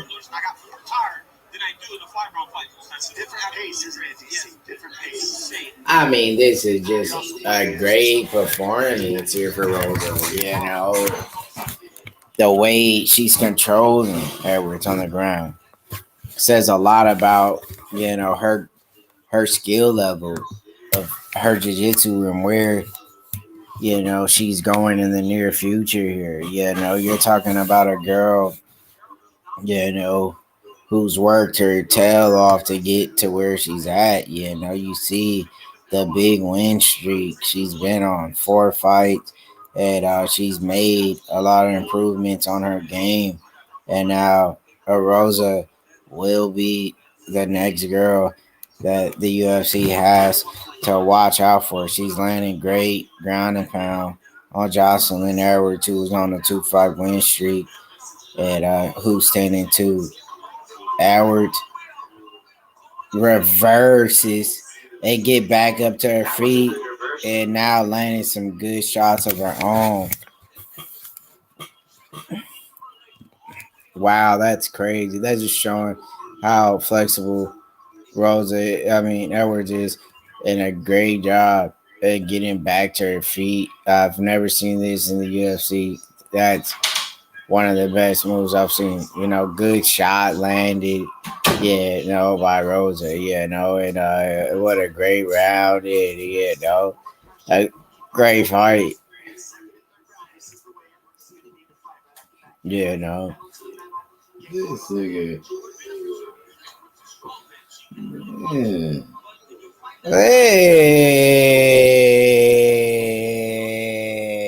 This nigga. Yeah. Who, mine? Yeah. It don't work, right? You're moving by yourself and shit. Yeah, dude. Hey, yeah, no. What a great transition from Edwards. Yeah, no, I've never seen that in my life in the UFC. Yeah. Big takedown from Edwards. And this is going to be a good battle here. Yeah, no. Headed in round 2. Yeah, no. With the only invasion. Yeah, no. What you think about these fights? Mr. Supreme. Yeah, no. You're true, Mr. Supreme. 2 women's fights in a row. I think they should have spread them out a bit. H Money, Mr. Supreme checking in. Yeah, no. Danny the Great, my nigga. Danny the Great, the realest nigga breathing. And your boy, Mr. Supreme, holding it down. 24 easy, my nigga. I am H Money, Mr. Supreme. Yeah, no. It's your boy, H Money, Mr. Supreme. Yeah, no. Yeah, no. Yeah, no. Yeah, no. And round 2 kicks off.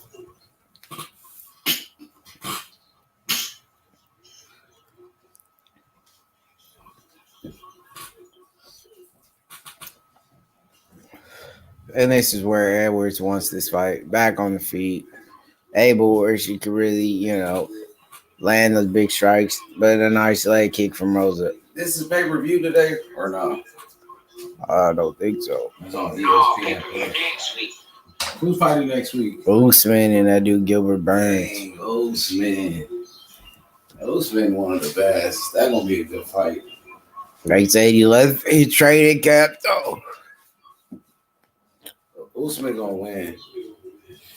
I got Usman. They say when do the champ ever leave his camp? They say it's always the challenger.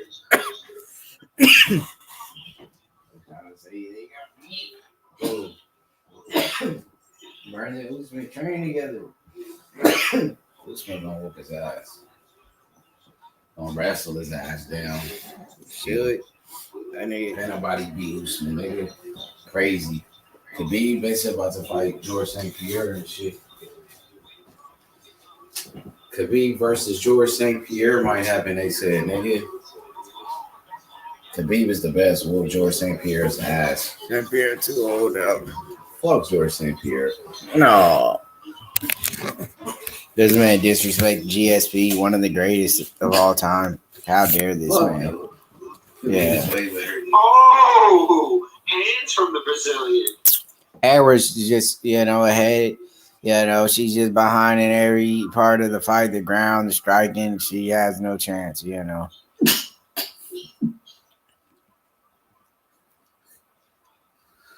She fights more like Leg kick from the Brazilian. Dang. Ah, hands from Edwards. Oh, wrapped up. Hey, when is Leon Edwards fighting? Leon Edwards sick. Yes. Big takedown. Leon Edwards a Will Jersey Masvidal ass. Masvidal ducking that nigga. Fuck Masvidal. Mazda dog. Fuck George Masvidal. Rosa getting it done here.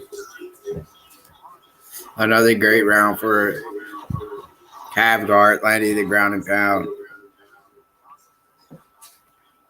And another great win for her. Yeah, though.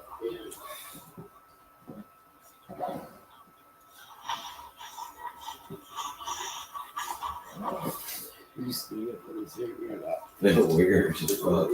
Cold, hot.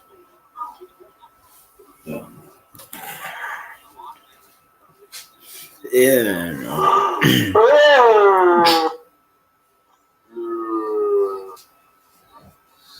Well, there you have it, man. Rosa, good team. Damn, blood everywhere. Land good shots. Who's cut? Who's bleeding? Exactly. Yeah, no, it looks The like Brazilian cut? Rosa. Oh, yeah, she got cut. From her nose. Nosebleed. She got a Got her in the nosebleed. transition. Transitional move right there. And round number 3 looked like round number 2. Nice fight.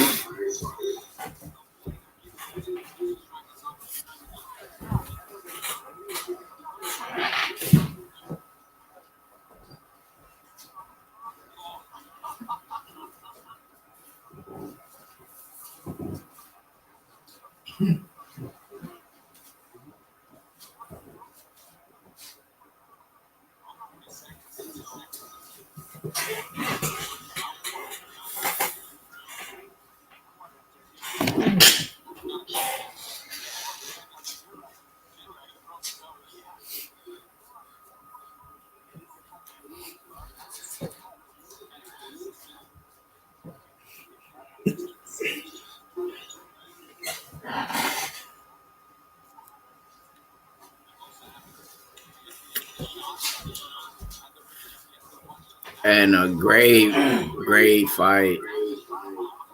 Rosa dominating. 2 rounds. Hey, you have a great fight. A lot of blood everywhere. It's a messy fight. This fight's messy. See if the cornerman can do a good job, bring her back. Yeah, no. Cut, man, one of the best in the game. It was a cut to the lip, it looked like. Bad left.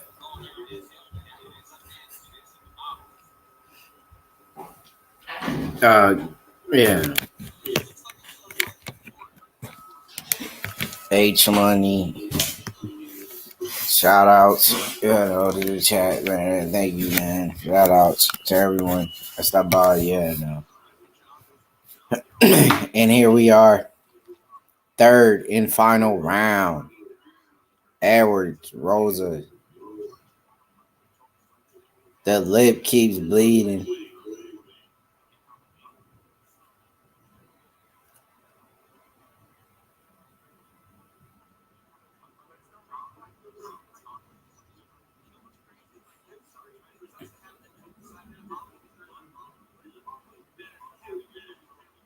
Yeah. Big takedown immediately in round 3. Rosa takes the fight down. This is just an easy fight for Rosa. She's done everything right. Listen to her corner, got the takedowns early, and she's fought a perfect fight. We're headed off, to the next fight surely, I feel like she's going to dominate this round. Edwards has no chance. Yeah.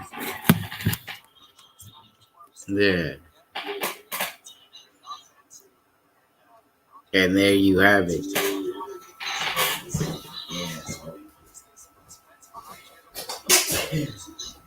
Edwards.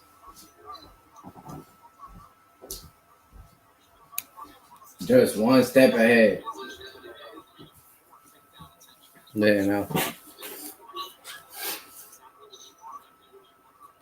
Edwards can't get the ball over there at all in this fight.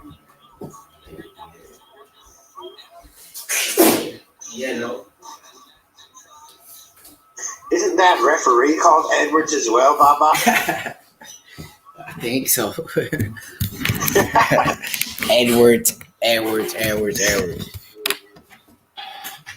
Yeah, I thought that was that referee's name also.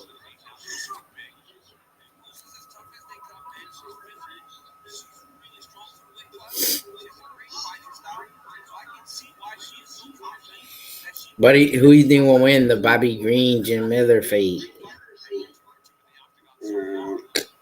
Jim Miller. Bobby Green. It's a tough fight,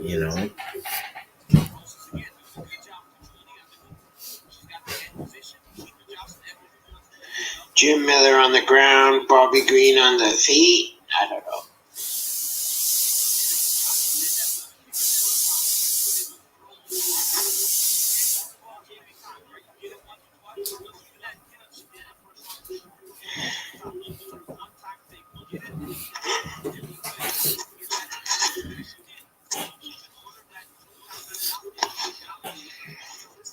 For a Brazilian, that girl's got no ass.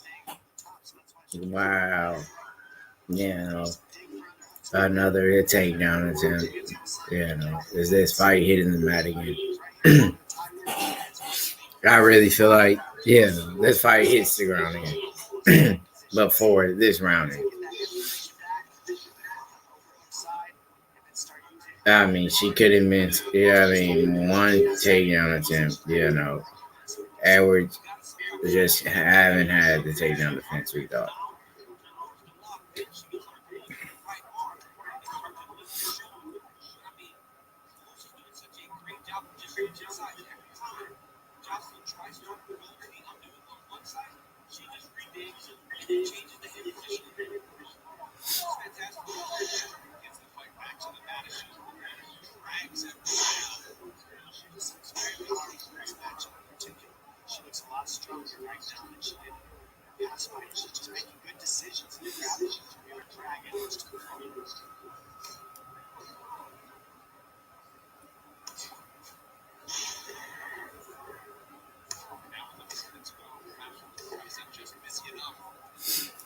No way.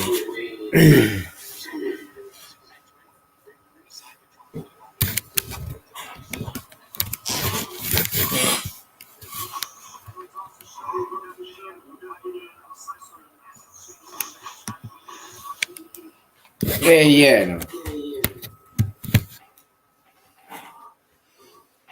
25 seconds left in round 3. Wow, yeah, no. Another decision, yeah. No. What do you know?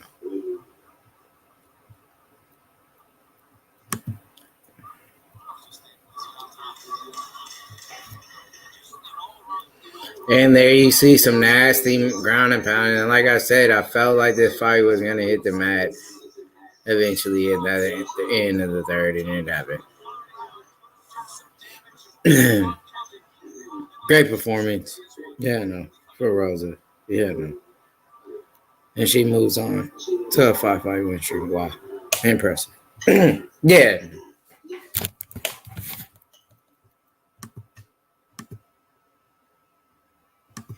Yeah, no.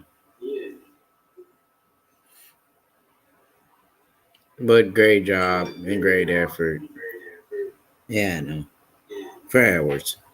She landed some good shots out there. Yeah, no. Busted her open real bad. A lot of blood everywhere. And it was a great fight. Yeah, no.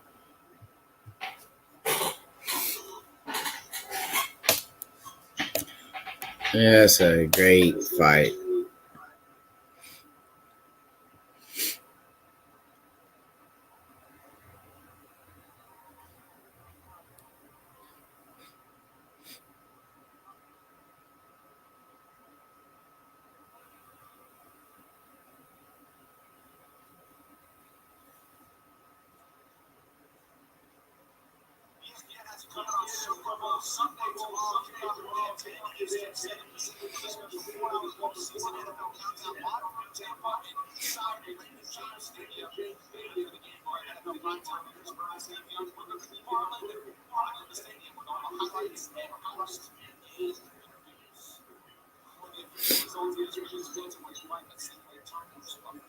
Ladies and gentlemen, after 3 rounds, we go to the judges' cards. Decision card. All 3 judges for the smell test. 30, 27, 47 by unanimous decision.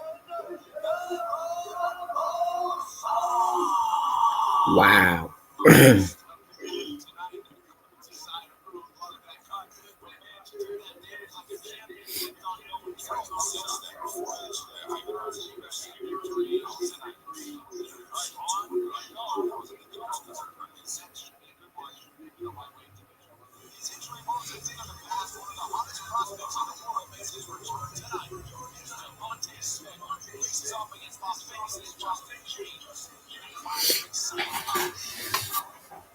Justin.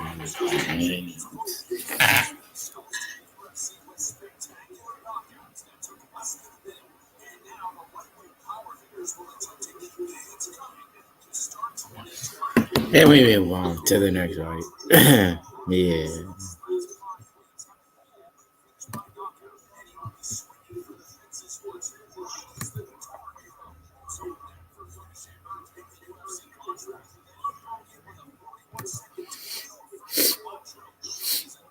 Frank Camacho got beat by him.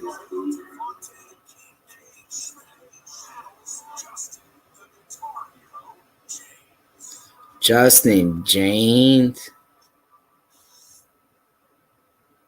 versus Devontae Smith. James and Smith.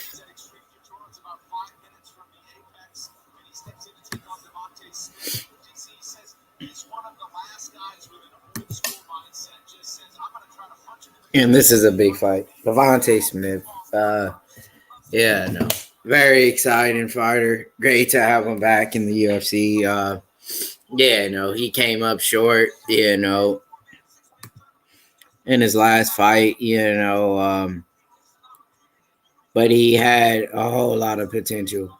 Yeah, no, a lot of star power behind this kid. He's 10-2. And, yeah, no, he's trying to get back in the winning column. He lost to Commonworthy. And, that was a great fight. But, before that, he was on a big win streak. You see, like a 6-fight win streak, and he's finally back. He's been on a quite a layoff, I'll say, and he has his hands, in a very tough position with James here because, like we said, this guy beat, Camacho on his debut, and Camacho's a great stand-up fighter, and he trains at Extreme Couture as well, James. So he's on a 2-fight losing streak, but he's a solid, I'll say veteran of MMA right now, and he's here at the UFC, and I think he could give Devontae Smith a tough fight. As you see, James has more, experience. One more fight, So let's see if this man was really, a hype train all along, or he has some real potential to be something big eventually in the sport. So, look at him. Devontae Smith, 7-round finishes, first round finishes, finish all wins, from knockouts, So this guy, he's almost like a highlight reel, So it's been a while since we've seen him. So let's see, if he's been training his ass off, getting prepared for this fight, at 160. It's a catch weight bout,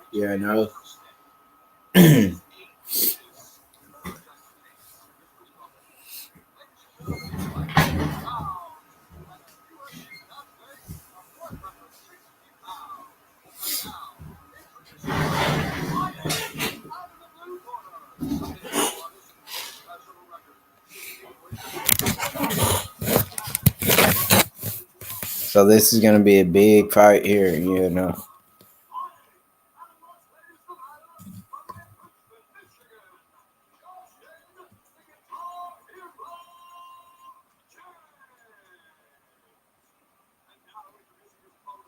Our hero, the guitar hero, what type of freaking nickname? Devontae Smith is back, fighting out of Cleveland, Ohio, Shout outs to the old, Shout outs, Cleveland, you feel me? Like LeBron, So shout outs to the old, Devontae Smith, don't blink, you feel me? It's going to be a quick one, I mean, he hurt his ankle. You feel me? No.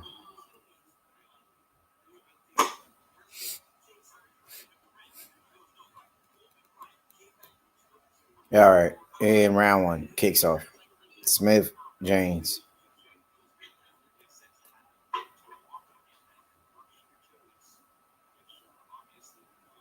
Wow. Yeah.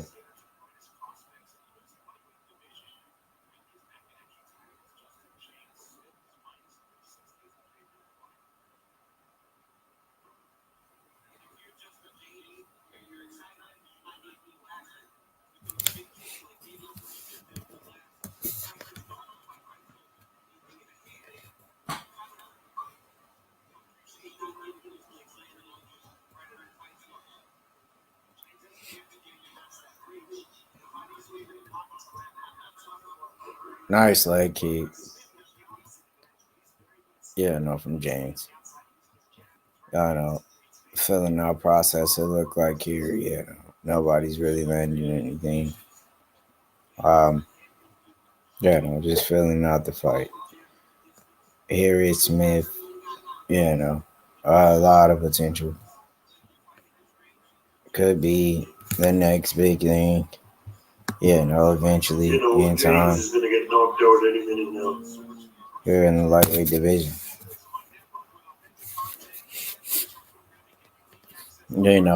But James is a tough guy. Beat Frank Camacho on his debut here in the UFC. Who's a tough lightweight, and a guy who's been around the weight class a while. And I feel like is a very big win.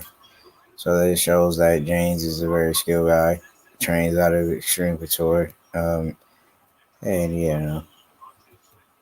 so he has a good team. He's a good fighter, solid guy, and a very tough fight for Devontae Smith, especially on a return after a loss, and being out of the way the UFC for a while.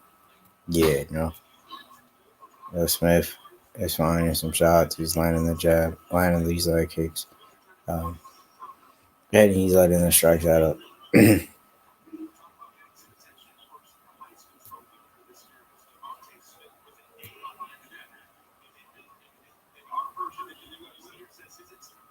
No. Very close round. Man, or they're both not really making mistakes. Fighting a smart fight. Keeping it technical. No one's really trying to get caught. And they're still just really trying to feel each other out here. But so far, very close fight.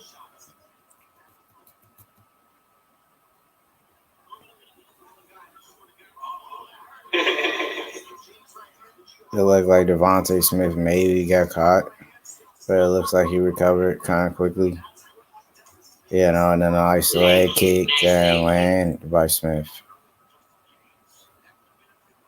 And that's what we like to see a little bit more. Smith use, as well. Use the leg kick, use the jab, use the leg kick, and a nice head kick. By Smith, but blocked by James. So far, very, very good fight. 1 minute and 17 seconds left in round number 1. And there you have it. Close fight.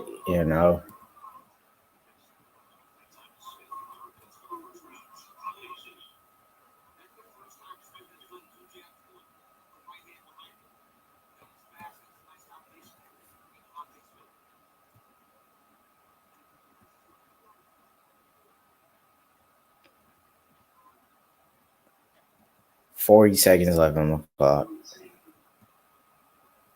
Round number 1.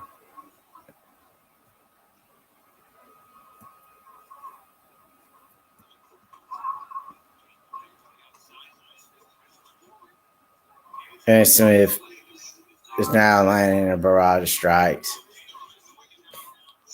Looking to bust open James. And definitely still round 1, without a doubt. Devontae Smith feel like deserved to win that round. 10-9 Smith. And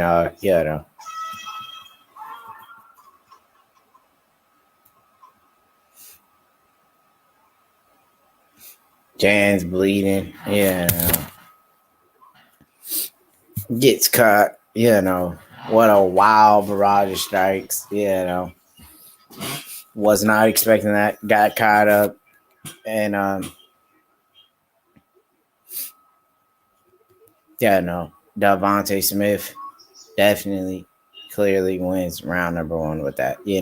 Before that, I felt like it was, pretty close, but I felt like Smith was still winning, but that definitely stole the round, without a doubt, in my opinion.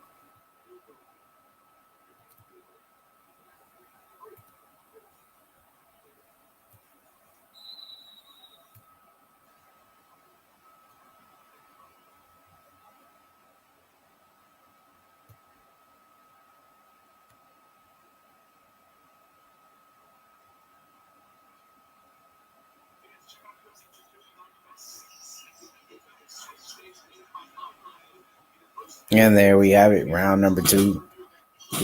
Smith James.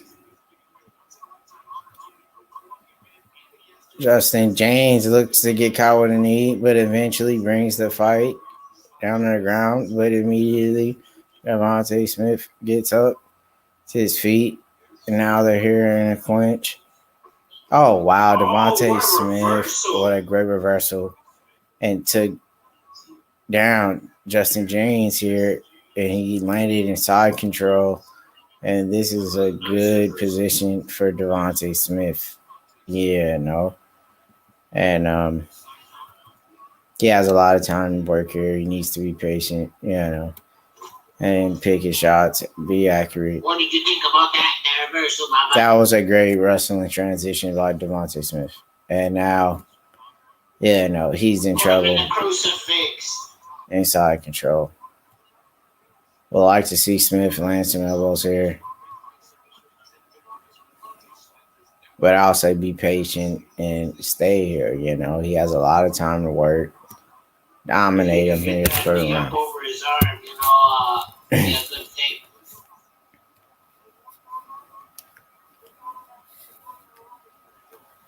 And Devontae Smith doing a good job here inside control. This is where you like to be, up round one, and then on top on round two to clearly win round number two, and now be up 2 rounds, and walk off and easily get a decision win. This is what Devontae Smith's been waiting for, that opportunity. Get back in the winning column and pick up these W's, work his way back up, and eventually, get back, to that height, live up to his name. A lot of people had a lot of high hopes for him. And Common Worthy was a guy, that really, took that away from him. And now, we have to deal with them, This man who has, stole a lot of shine, from the one and only Devontae Smith. And this is where we have one of the most, prospect, the next guy who can make a lot of noise, in this lightweight division. Devontae Smith looking for the rear naked choke. It's synced in pretty tight, and he's looking to tap him out. But James does a great job. James, wow, kicked up, and he looked like he might be gassed out, He looks tired, Oh, his eye. Wow. His eye. This fight must be stopped. There's no way he can see out of that eye. That's it.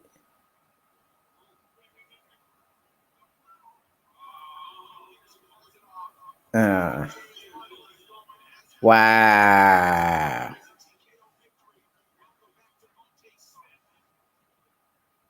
No way. They're going to let that guy continue with that.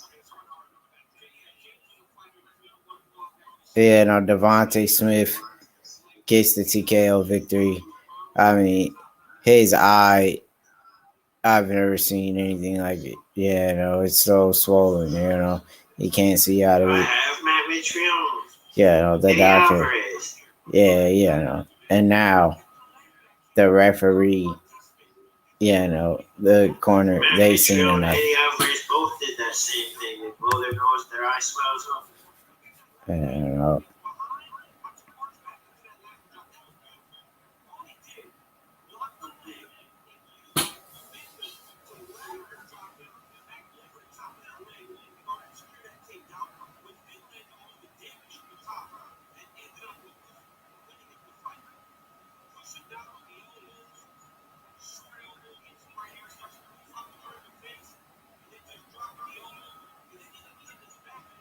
Wow, Devontae Smith living up to all the hype.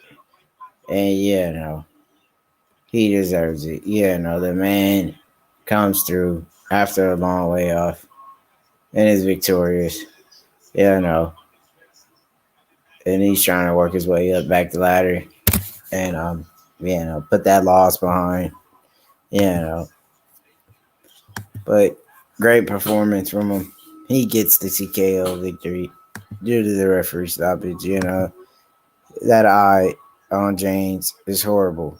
I mean, look at the eye on him, man.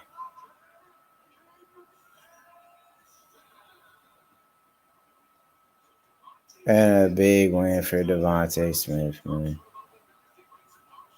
Everybody's getting ready for camp. Everybody's had a great battle. And we move on to the next fight, onto this card. So far, a pretty solid card, you have to say. Got some solid fights upcoming. And, Devontae Smith, great win. A great prospect. A young guy that the UFC has invested a lot in. And possibly could be that next guy.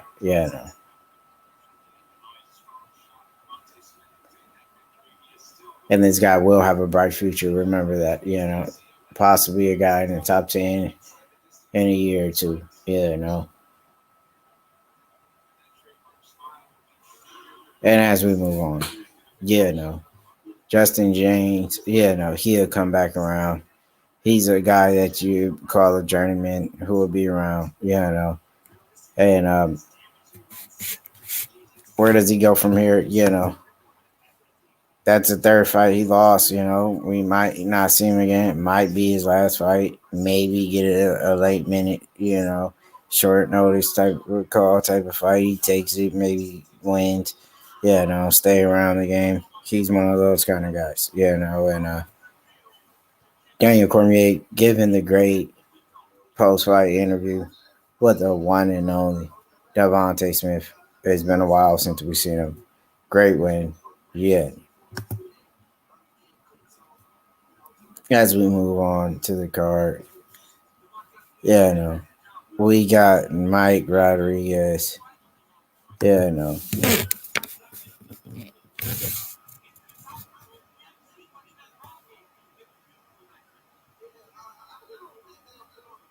And Danielo.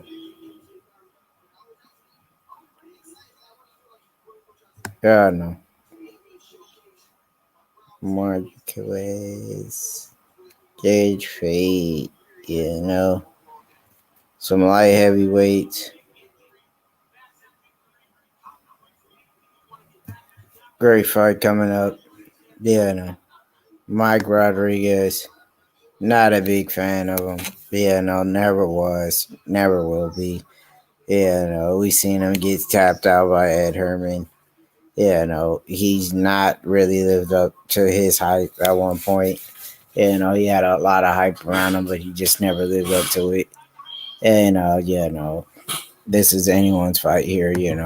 They got Mike Rodriguez, as you see, the moderate favorite. So there's definitely a chance he loses this fight. He's taking on a guy who is on a 3-fight win streak. He's out of Brazil. He's 35 years old. And we've seen, Mike really have trouble with fighters who have good submissions. And it's able to get the fight down on the ground. And Mike really's never improved. So this is anyone's fight, I feel like. But Mike Rodriguez, one fight he looks like he could be the next big thing, and then the next fight he doesn't live up to the hype. And that's just how he rolls here in the UFC. So let's see if he can pick up a win here. This is going to be a tough fight for Mike. And we're going to move on. But big win. Devontae Smith. We knew he was going to get the win. We all knew that. James put up a good fight. But really, he didn't really, dig deep enough to try to get that win. He should have never got caught in that position in the first place. You know, he should have digged a little bit deeper, you know. But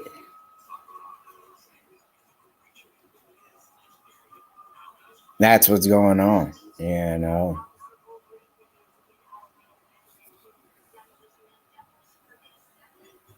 In the UFC, you know. So that's how we're going to get the job done here, you know.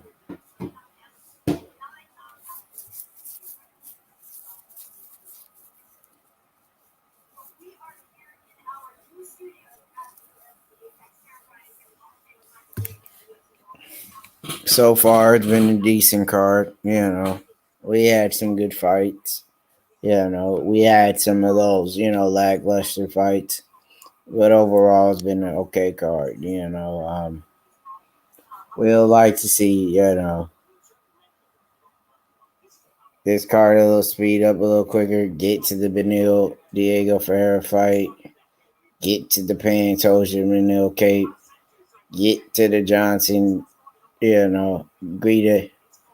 So pretty much, you know, we're headed in to the main card, you know, and it was the end of the prelims. It was a great time for the prelims, but it's time for the main card. You know, all this pretty much lackluster fights are on out the way. We'll get a chance to see the people that, you know, we really know, the fan favorites, you know. The, you know, top dogs, you know.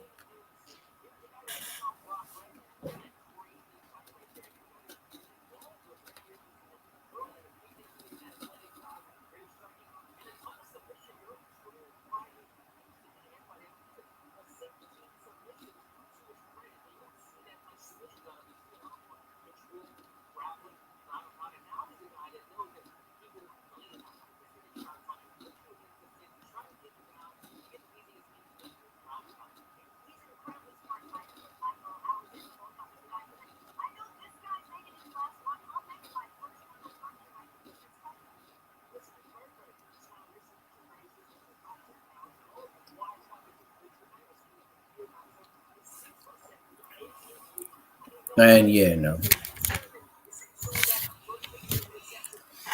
So it's time for the main card, Bubba.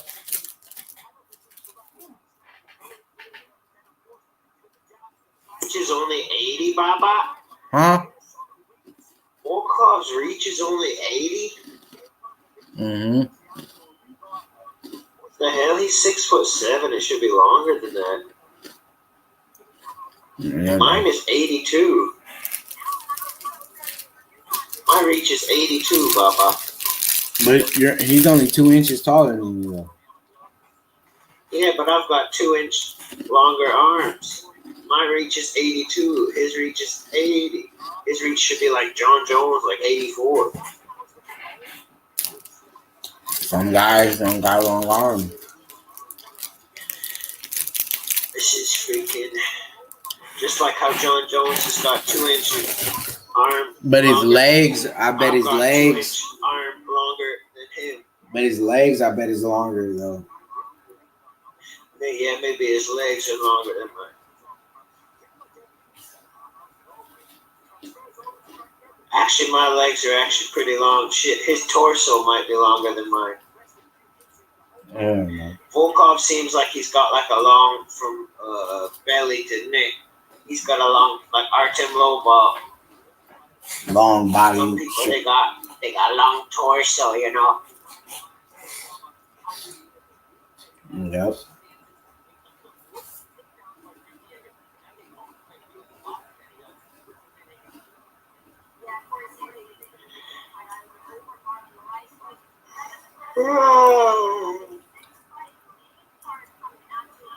I'd fight Volkov. You remember Connor and Artem? They were the best. They were best boys ever, huh? Yeah, they still are. Who, Artem and Connor? Yeah. I haven't seen them together anymore. Oh, Have you? No.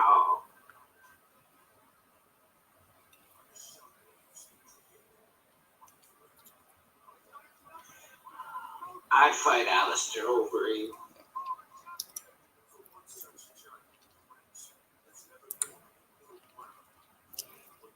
What's his name again? I'd fight Walt Harris. I'd fight Francis Ngannou. Well, yeah, no. I'd fight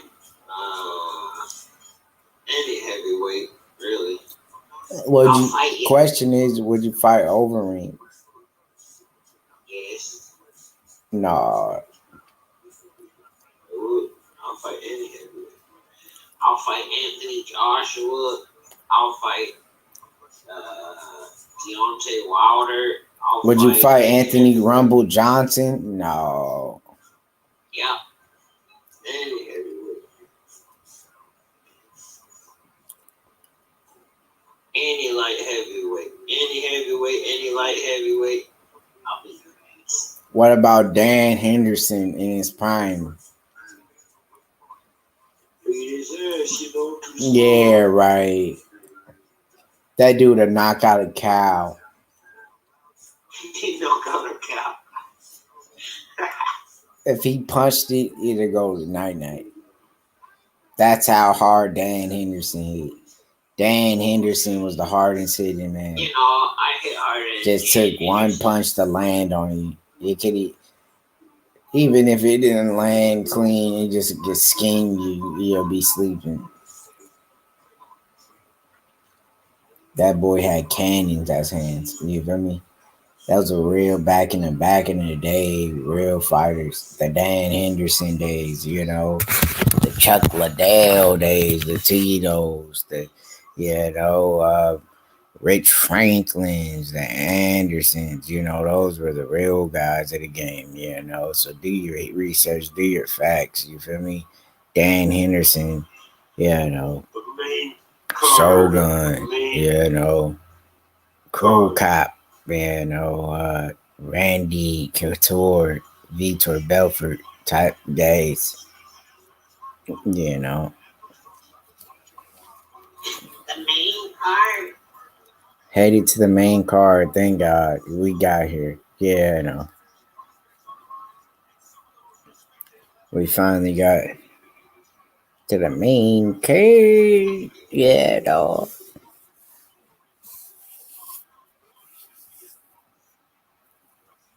And now we're here.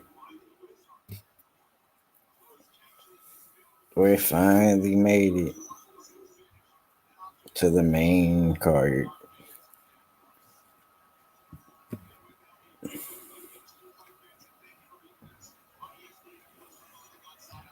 And now we're here. Dominic Cruz. You got Daniel Cormier. You got the best guys in the business. We're finally back in the UFC. Doing it once again.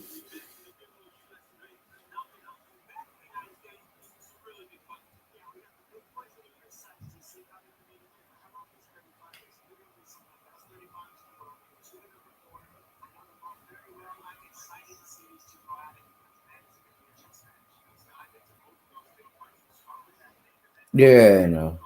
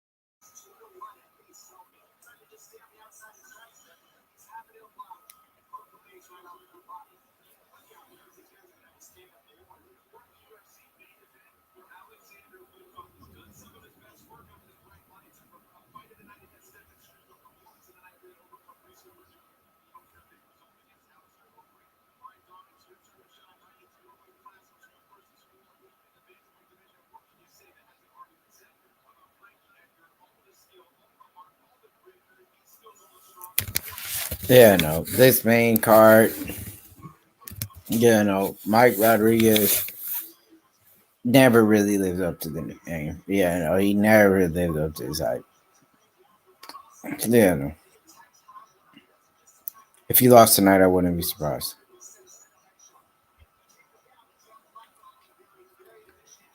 And that great spinning head kick from Corey Sanhagen that landed on Marley to pick up the biggest win of his career. Yeah, no.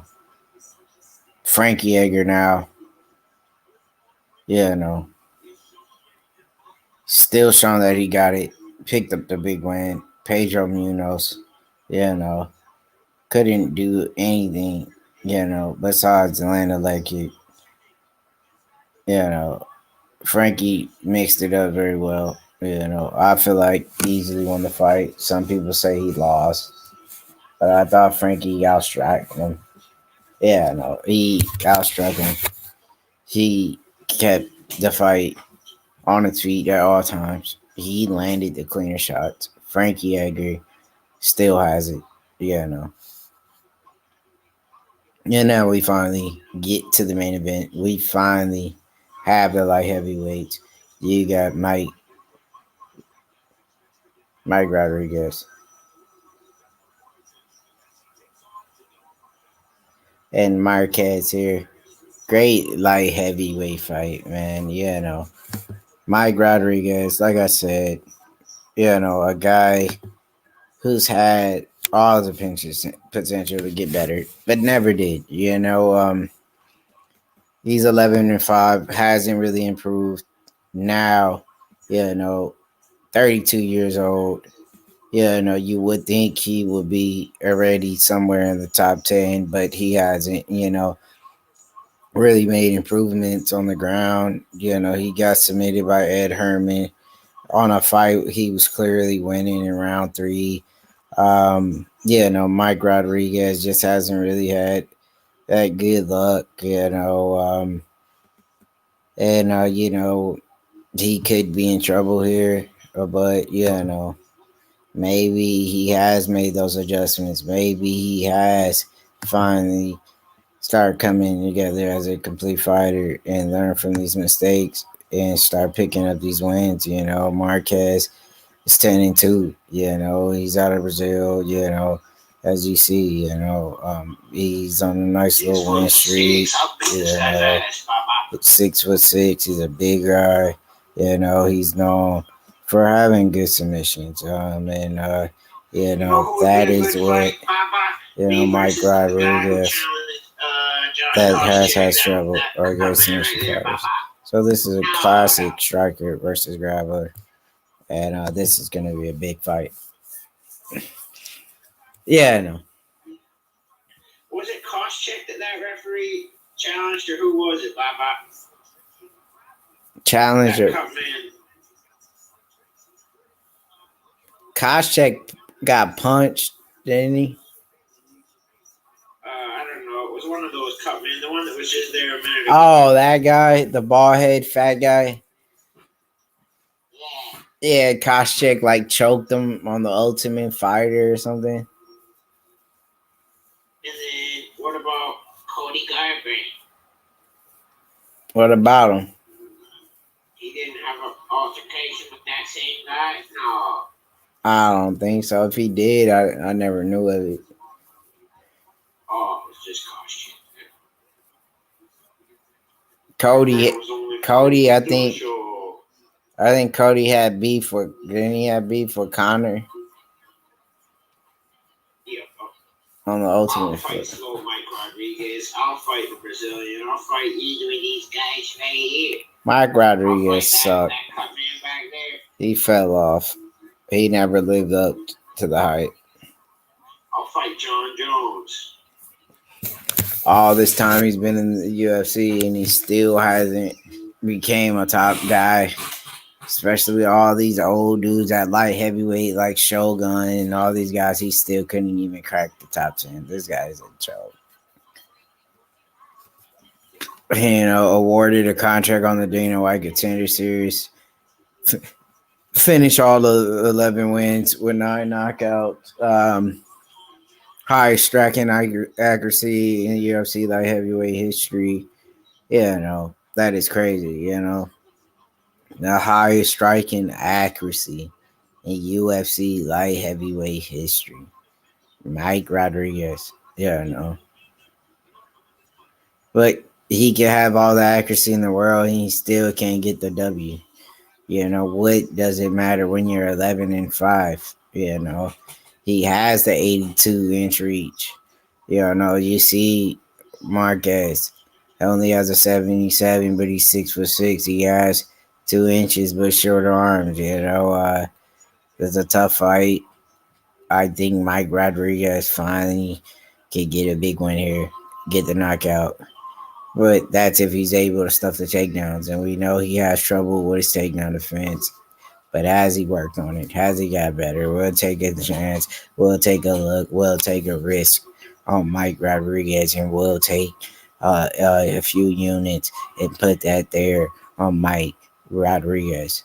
Take cash out at the end of the night. We have the underdog out of Brazil, Marquez. 10-2, 6'6" big boy, great submission background, possibly one of the worst picks you can make if this guy fights to his ability, But here you go,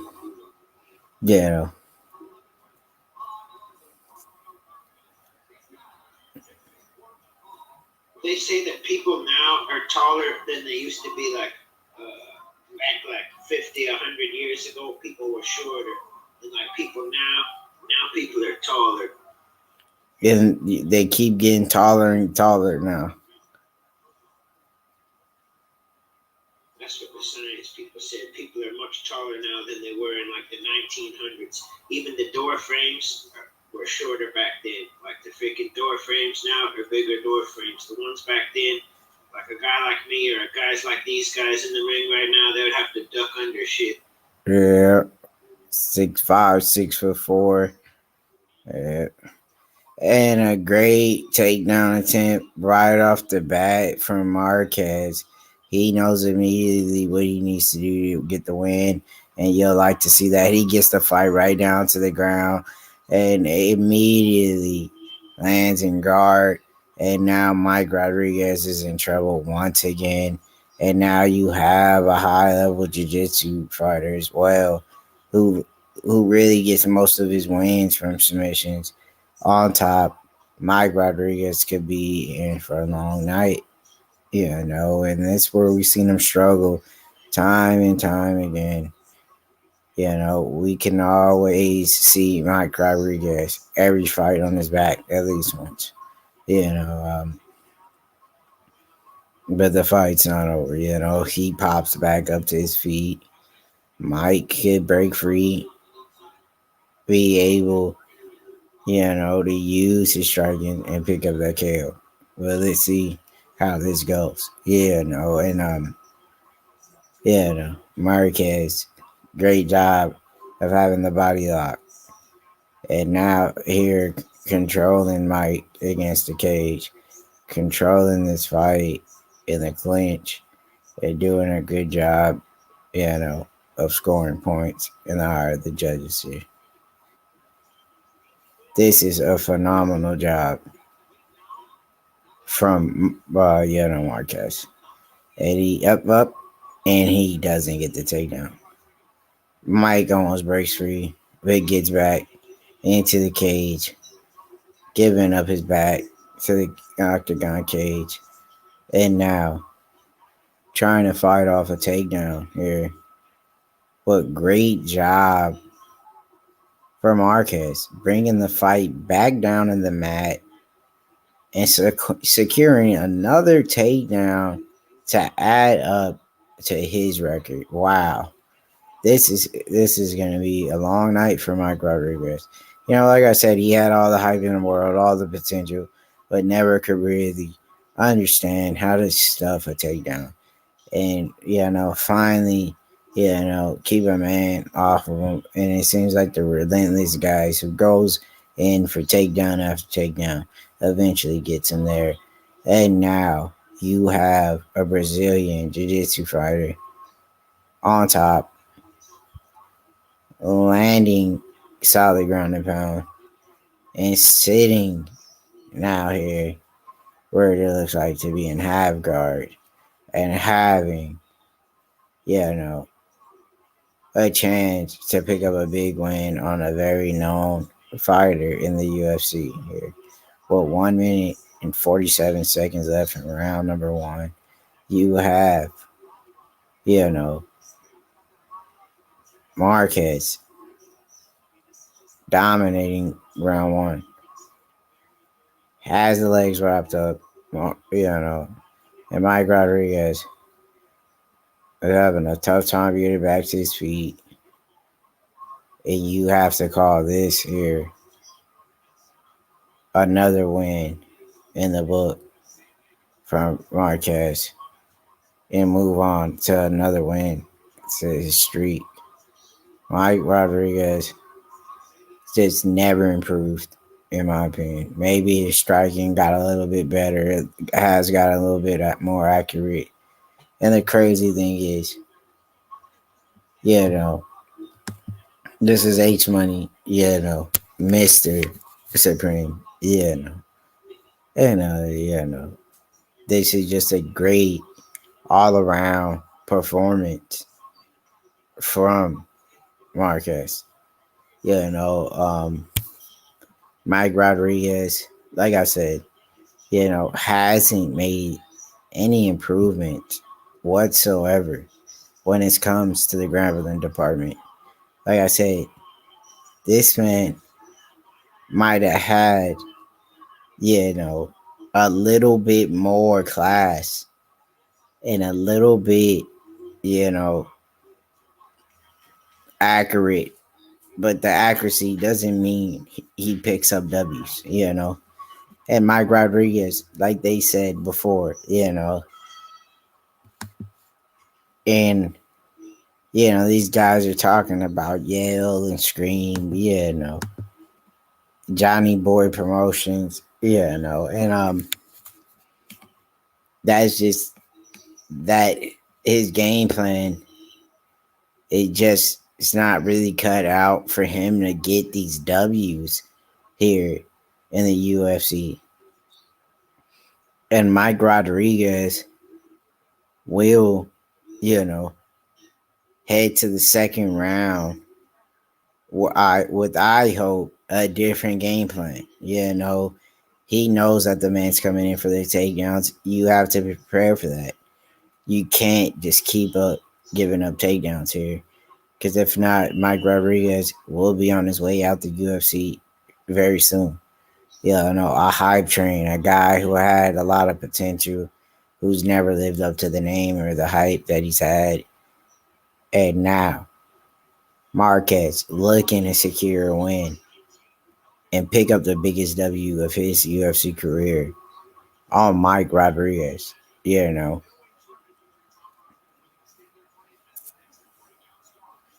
And here we are in round number 2. Mike Rodriguez taking on Marquez. Wow. Mike Rodriguez in the red corner. Marquez in the yellow. Light heavyweight belt. Light heavyweight belt. Great kicks from Mike Rodriguez. And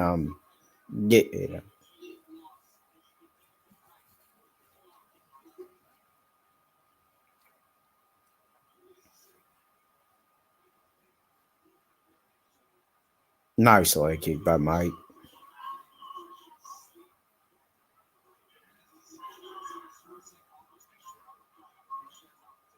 H Money, Mr. Supreme, taking over the stream. You know what's good. You know who it is. Hit the like button, hit subscribe. You know what the heck going on up in this mother. You know.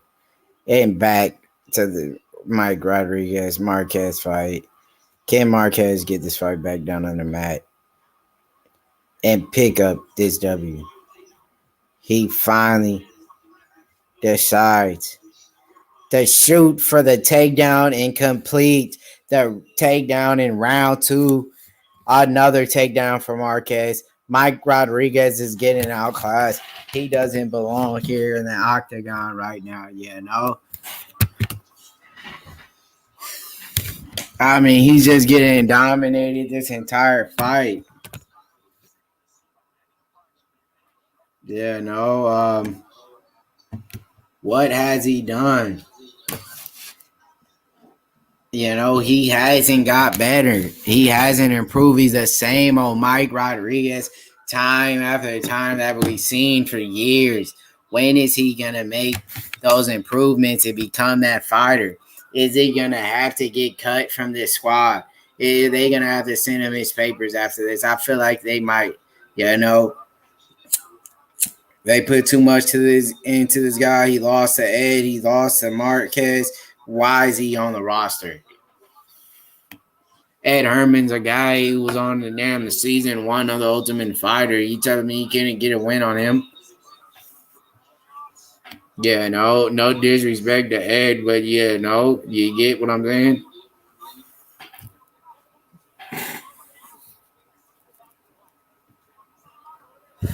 And we've been doing this for 1,000 years. Yeah, no, and now, yeah, no, like I said, you got a horrible matchup for him. You got a man who's known for his submissions. And he's on top. That's just a bad look for you overall. You know, Mike Rodriguez, like I said, time and time. Yeah, a guy who's had all the potential to be something here in the UFC and slipped up on the opportunity and possibly heading his way out of the UFC roster. You know, they want to yell, they want you to scream, and Mike Rodriguez looking like he's gonna lose this fight. We'll be heading to the 3rd round. We got 1 minute and 13 seconds left. Can Mike Rodriguez survive and go to the 3rd? That's what we want to know. Has he, worked on the cardio? He's just getting outworked in the grappling department. It looked like he might not even make it if he's able to take the securities back here, Mike Rodriguez is a guy who won't be in the UFC much longer. He loses to these one-trick pony guys, who only knows grappling, no striking, and he still can't beat them, And that's what you call Mike Rodriguez, a definition of a one-trick pony, just a striker who never developed any kind of grappling. And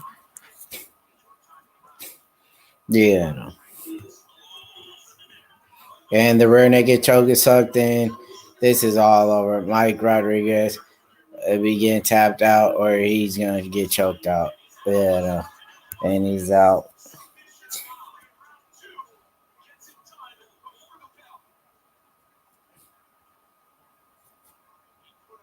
Slow Mike Rodriguez tapped out.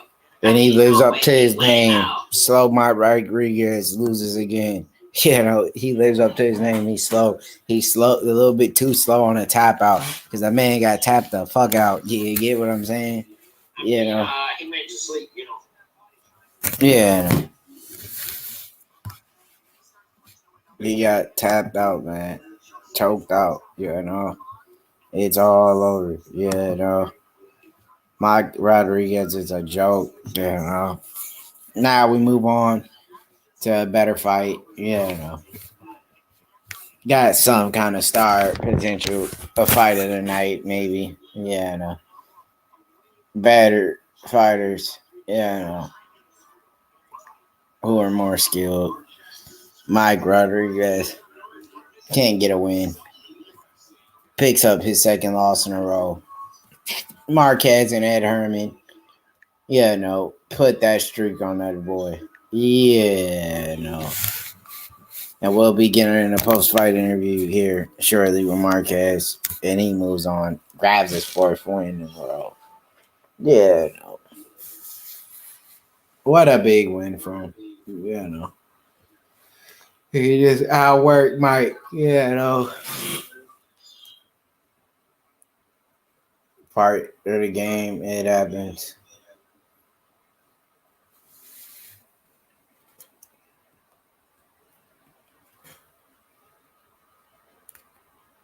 He's ready to sign up for his next fight,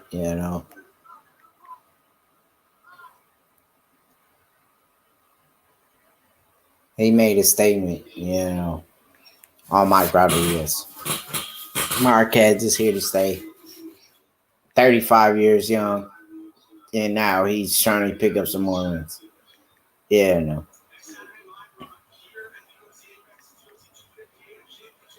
Yeah, no.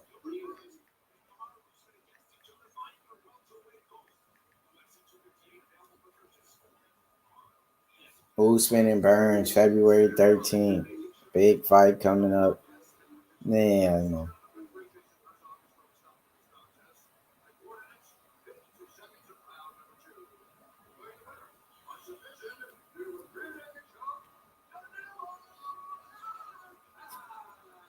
Big win for Marquez. Wow.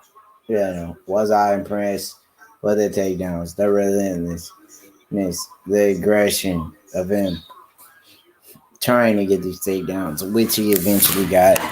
And, he did what he had to do to secure the win. He picked it up.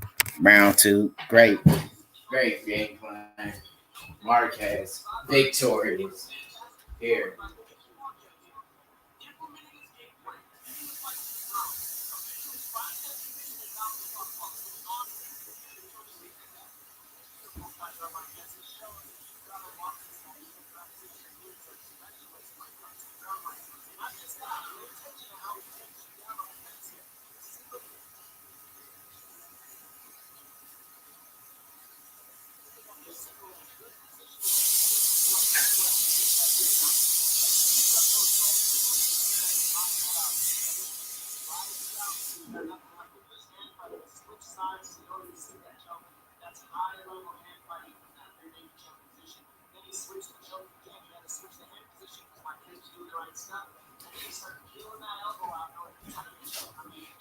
Yeah.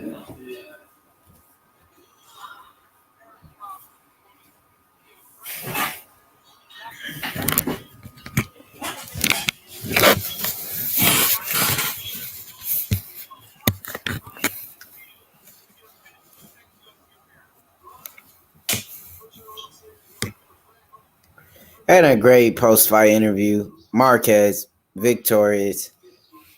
Great fight. Great game plan. His team really came up with a great strategy for him to go there and, pick up the win tonight. So hats off to him and his team. Daniel Cormier, giving him that post-fight interview that he deserved. Well played. Hats off to his fighter. Congratulate, Marquez on possibly submission of the night.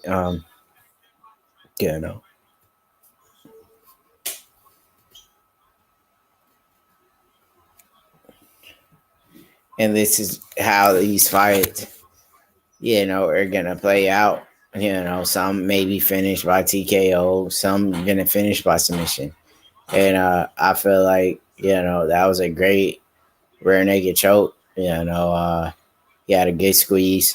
And now, he's one step ahead, than most of these other fighters, and he's getting closer and closer to a big name fight. And, maybe the Shogun Hula fight can make sense now for him. Give him that fight, And let's see him, get back in there and, get a chance at a legend. Why not? Two great Brazilians, make the fight happen. Right now, we'll be heading into the next fight. We've had a lot of turn of events, a lot of good fights. Now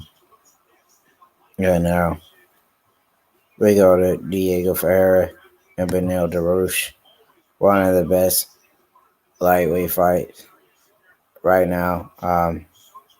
Benil Dariush, on a nice solid win streak. Great 5-fight win streak. It looks like here. Yeah, and Ferreira also on a great win streak as well. This is a very tough fight. Both of these guys are great grapplers. Both men have great submissions. Diego Ferreira on a 6-fight win streak. We haven't seen him since, the great fight that he's had with Anthony Pettis, where he picked up a submission victory with the rear naked choke, round 2. And now Benil Dariush, as well, who's been on a great win streak of his own, and we, seen him pick up 5 in a row. And, last fight was a great finish on Scott Holtzman. And now Diego Ferreira, they give him that very tough fight and test him tonight. And Diego could finally slid, with a big win like Benil Dariush, he'll move up the rankings. And if Benil gets a big win here, he'll move back into the top 10. So both of these men really needs this win here to move up the rankings. Diego probably won't move up that much, but this win would help, Benil tremendously. Think about it. 5-fight win streak and beat a top 10 guy at rank number 13. That can mean a lot, So,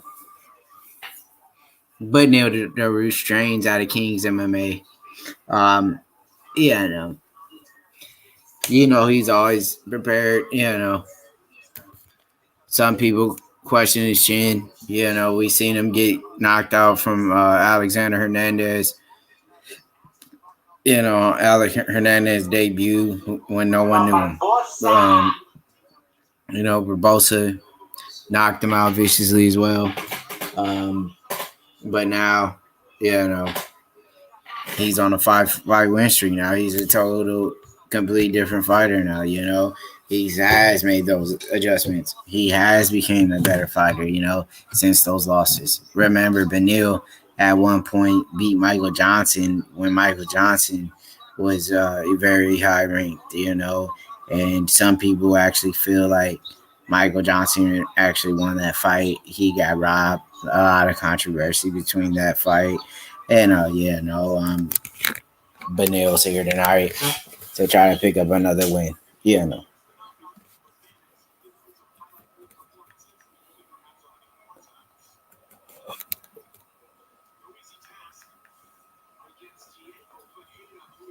Diego Ferreira,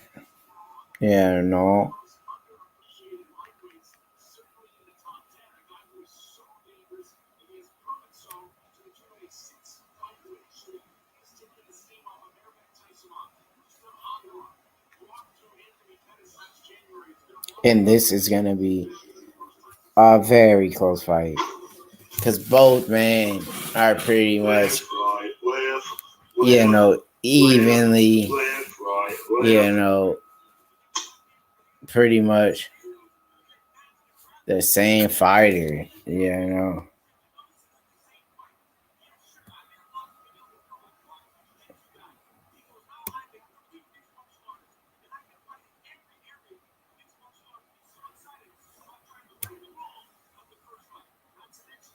And that's what happens sometimes, Former Legacy FC lightweight champion Diego Ferreira, second longest active win streak in the UFC lightweight division.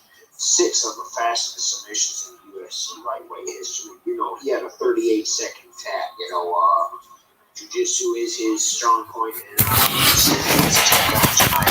you know, but I think Beneil Dariush, you know, he's good on the ground too, so it might just have to stay on the feet and be a banger. You know, let's hope they swing for the fences. You know. Do you think this fight is gonna hit the mat, or do you think they're gonna continue to slug it out, Bubba? I want to see that sluggy. That sluggy pack.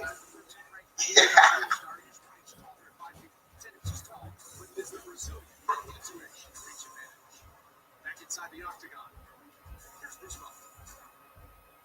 Ladies and gentlemen, this fight is 3 pounds in the UFC lightweight division.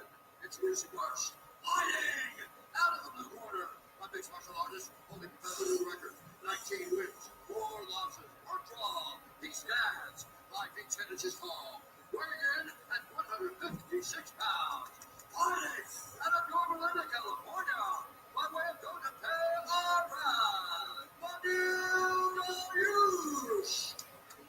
And now introducing his opponent, fighting out of the red corner, a big martial artist holding professional record, 17 wins, 2 losses. He stands 5 feet 9 inches tall, weighing in at 155 pounds. Fighting out of Far Texas, by way of Guerrero, Amazonas, Brazil. Presenting the number 10 ranked lightweight contender in the world, Diego Ferreira.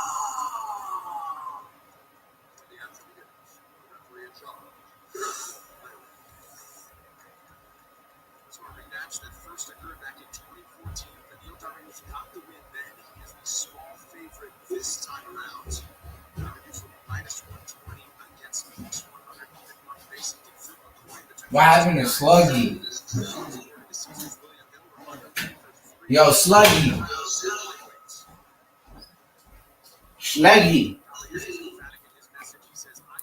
No Sluggy, you know.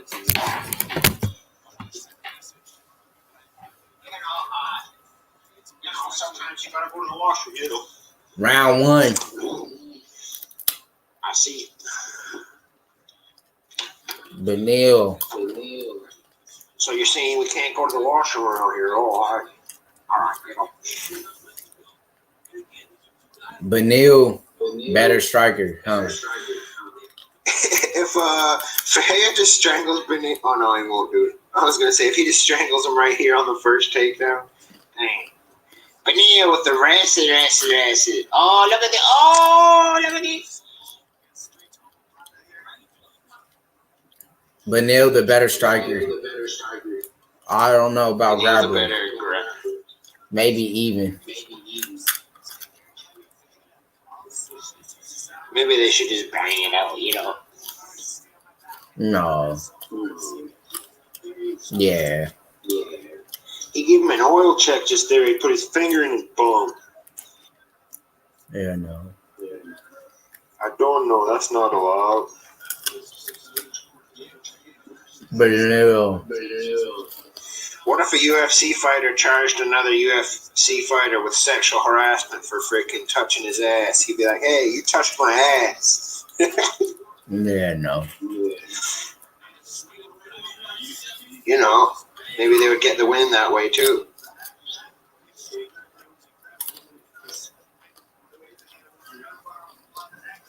What about Beneil? Beneil hit him. Yeah. Oh, Beneil got hit. No. Oh, they're sluggy. Sluggy pack. Yeah. Oh, he's hurt.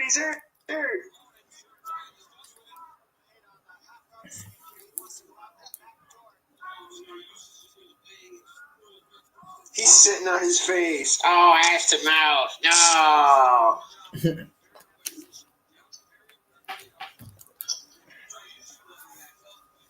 They was sluggy, huh? For a second. Sick ass sluggy.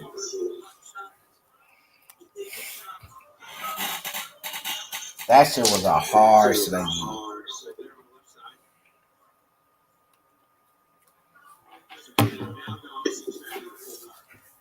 And they have it here.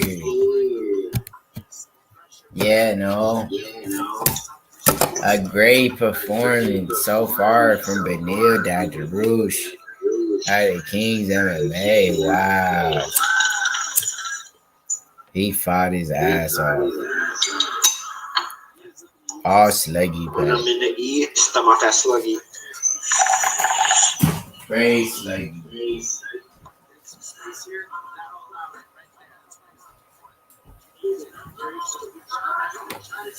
And there you have it, Benil controlling this fight. I mean, are you impressed with Benil right now? Is Benil doing what you thought he would do? Not really. You thought he was gonna lose on? I thought he was going to do some more standing, you know. I didn't think he really wanted to grapple with this little man, but this guy is smaller than him, so, you know, maybe he can do it. He's got a size advantage. Look at his head's bigger. You know, it's taller. Well, if his head's not bigger, at least the front of his face is bigger. Benil's doing what he has to do.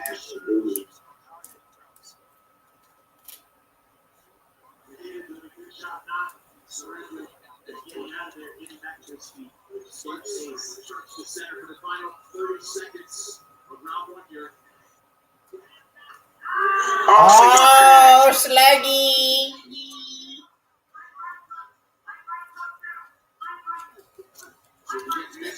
Big head kick attempt. Benil lands now. Oh, front kick. He just got fucking front kicked in the face. Oh, wow. Wobbly Slobbery Benil.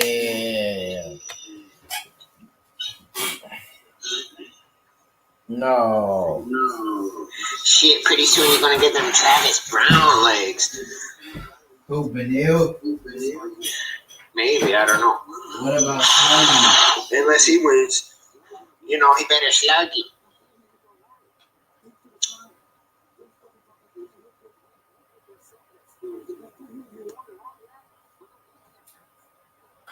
What about Sluggy Slug? Bye-bye. What about Hashi? Who's that? The guy who just got killed like 2 days ago. Who is he, though?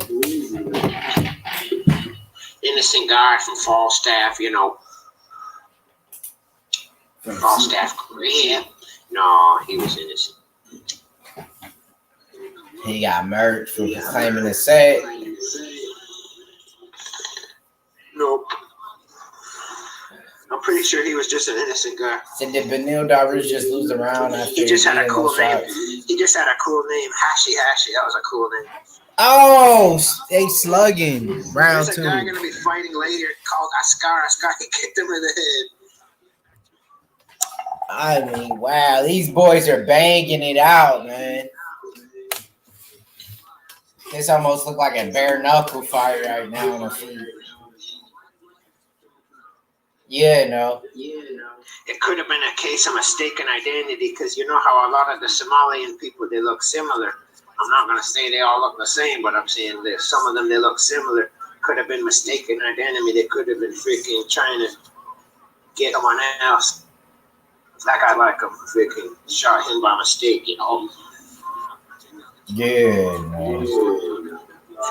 That's probably what it was, because like a lot of them, they look so similar. You'd be like, oh, there he is, and they start shooting, but that's not the guy.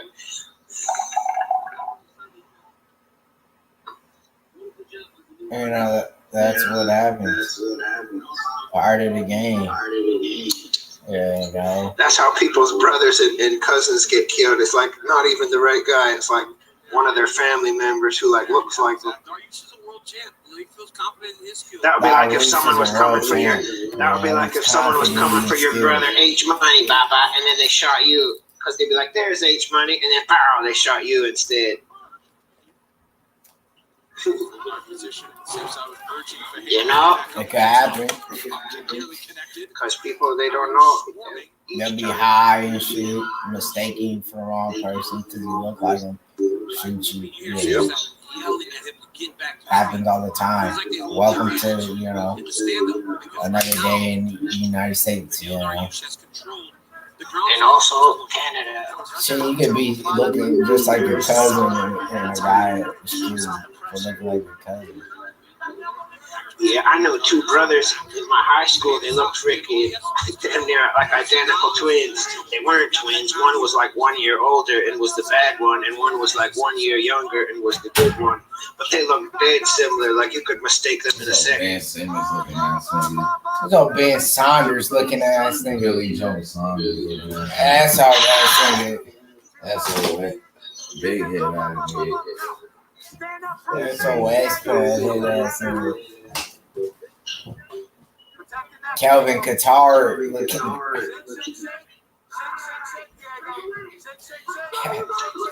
Rolled up the blood looking at it.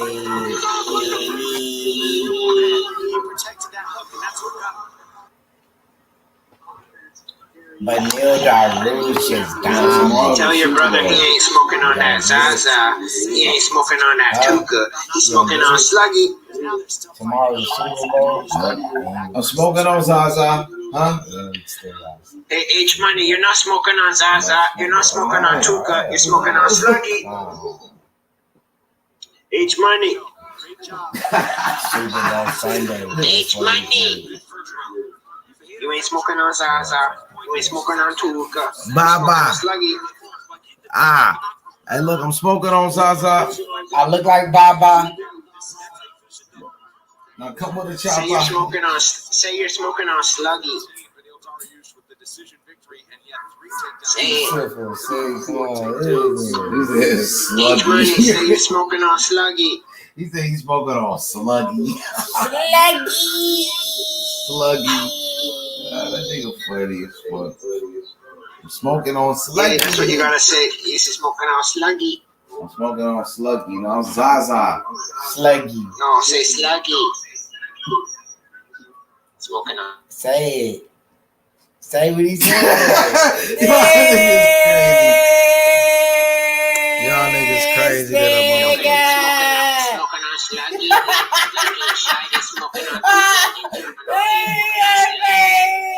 Smoking clutch pack. Say you're smoking on clutch.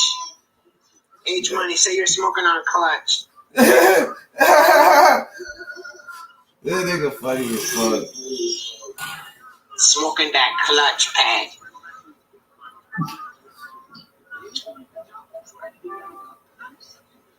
What about the Sluggy? He said Sluggy. What'd you say about that Sluggy? You smoking on clutch. I'm smoking on Zaza. I'm smoking on But Zaza. Neil Daruch dominates again. Wow.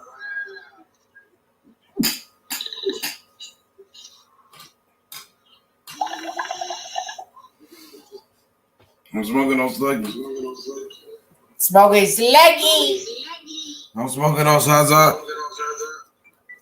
I'm on that Zaza. You heard me? Zaza, you feel me?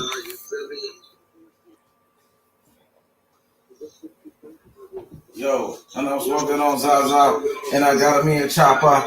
Look, I'm smoking on Zaza, and I got me a chopper. Hey.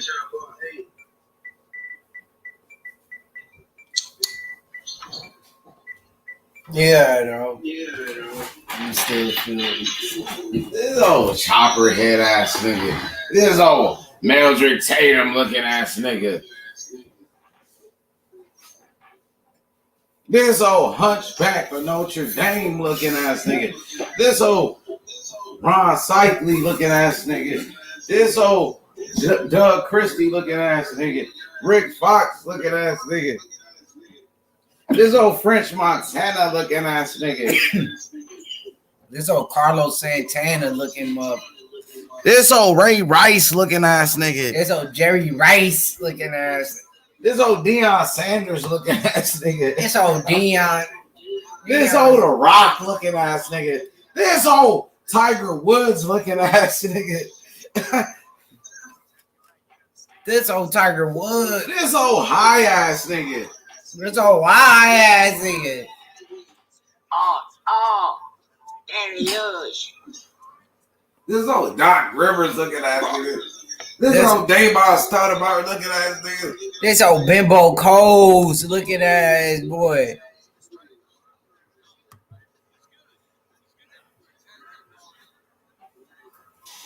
Mookie Blaylock playing that boy.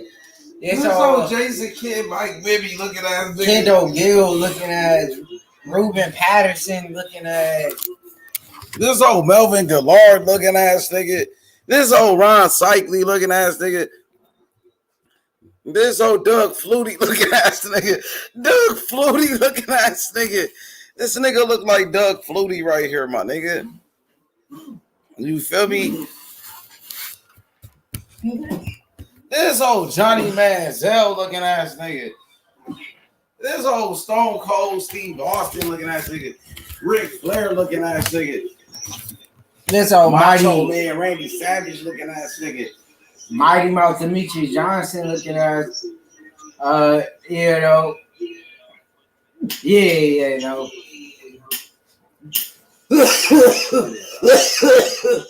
Eddie Alvarez.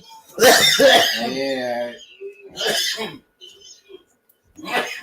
Coffin at Eddie Alvarez. Look at that. Joe Riggs. Looking at that. Yeah, no. Shout outs to Fremont. Yeah, no. And we're back. Yeah, no. Round 3. I feel like Benil's look phenomenal tonight. I think Benil is by far deserving, a top 5 guy now. He had a fight with Charles Oliveira. Maybe they need to rebook it. He had to take the next most dangerous fight at the time, and that was Diego Ferreira, a top 10 guy. A guy who has a great submission victory over Anthony Pettis. And, who fight him? Benil Darius, Diego Ferreira, Darius? Yes, sir. Who win? Darius winning. I got Darius. Yes, he's winning. Darius on him right now. And it's just been a great,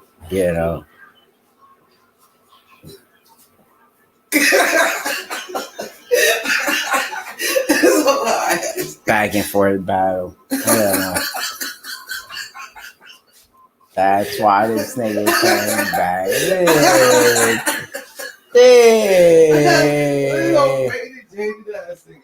is Matthew Perry looking at. This Hey. is Tyler Perry looking at. Whoa! And a great chance for Diego Ferreira here. Could land on top, maybe pick up a submission victory and walk off victorious here. Benil could be in trouble. And this could be a turning point here in a fight. You never know. Or is Benil? Benil does a great job every time. And we're at 1 minute, 35 seconds left in the third round. Hats off to both men. Great fight. This is what you call a high-level fight. Both of these guys are world-class. Benil Darius, I feel like, was just a little bit better here. A tad bit, Benil's finally, going to move on to that 6-fight win streak. Where does he get that top 5 guy? He's done everything right. Back in the day, you could get on a 6-7 fight win streak. He almost be at a title fight. And Diego Ferreira gives up another takedown. But Neil's on top with 50 seconds left. he will walk off. He will be victorious here. And you gotta credit Diego Ferrer. He tried. He gave it all that he had, but he came up a little bit short, I feel like. But you never know. How the judges will score this fight. Time and time we see judges, get fights mixed up. Where people don't agree with them. But Diego lands on top.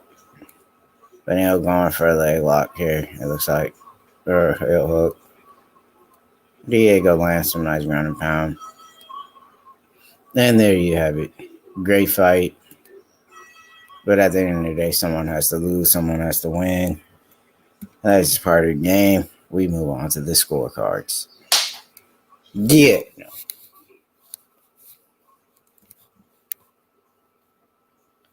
Yeah.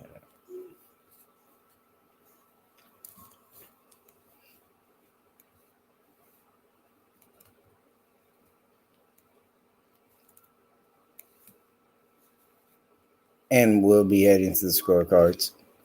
But great fight for both men.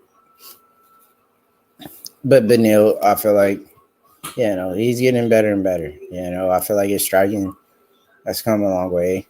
I feel like Benil has made adjustments on his striking. It hasn't improved, by much, but he's getting better. Still feel like he left himself open a few times where Diego could have really capitalized and got the knockout. But, Diego is not really known for his striking like that. But Benil will move on and get that 6th fight. So, under his belt. 6 of them in a row. He deserves a big fight. Maybe he'll get the Tony fight. Maybe Charles Oliveira rebook it. But he deserves a big fight. I don't know any other lightweight. They got 6 fights, in a row right now, Diego has 6. But he might be coming up short here.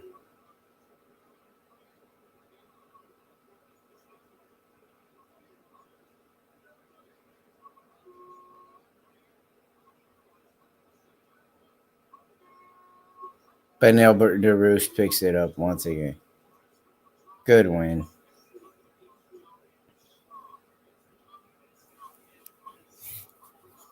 And just a great fight.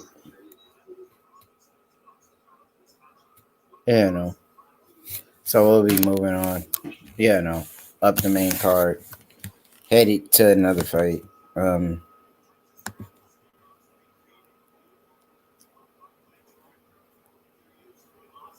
And we'll be moving up to a nice fight between Manil Cape, Alexander Pantoja,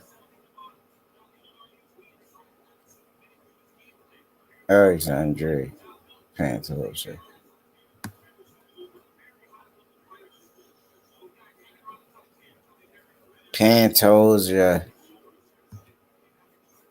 Manil Cape. Man, no big fight.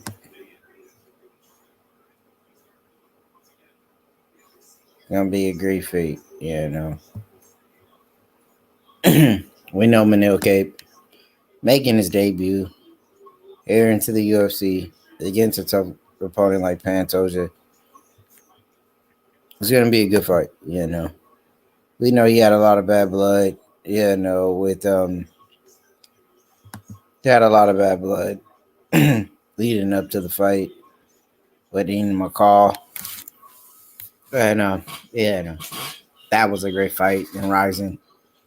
But now Manil Cape is finally here, making his debut into the UFC. He has a lot of hype on him. He's very entertaining for sure.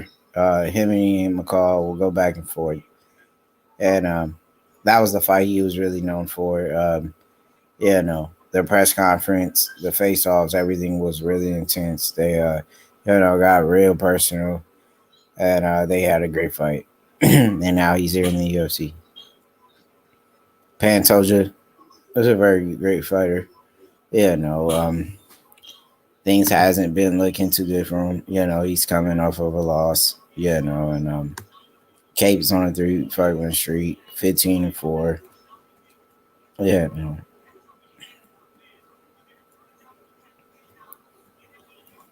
Pantoja, no. He got a lot of hype around him. He's had a lot of tough fights where he's lost, but every guy he really lost to, from what I've seen, were very tough opponents, high level guys.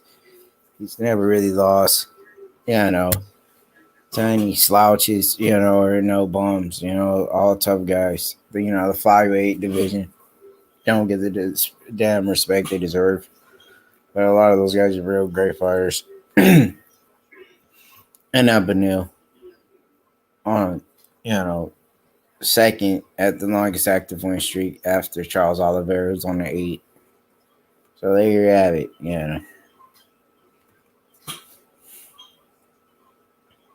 DC post-fight interview.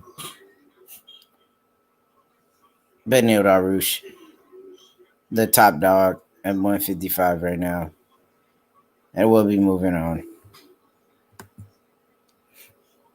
to a great fight, I feel like. The lightweight division, is on notice with Benil Dariush now. He's coming for something, 6-fight win streak.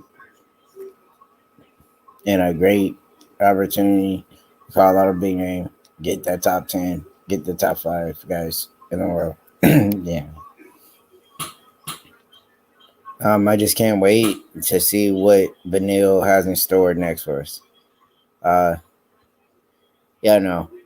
It's always great to catch him, pick up a win, Been around the fight game a long time, and oh me, oh my, what a performance,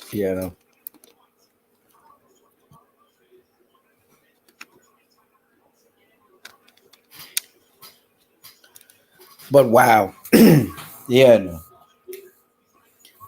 got Usman, you got Burns,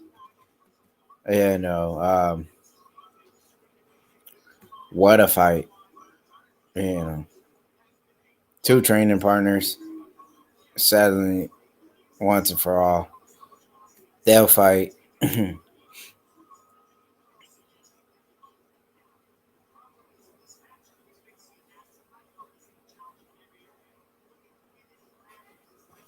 They'll settle the difference. They'll fight.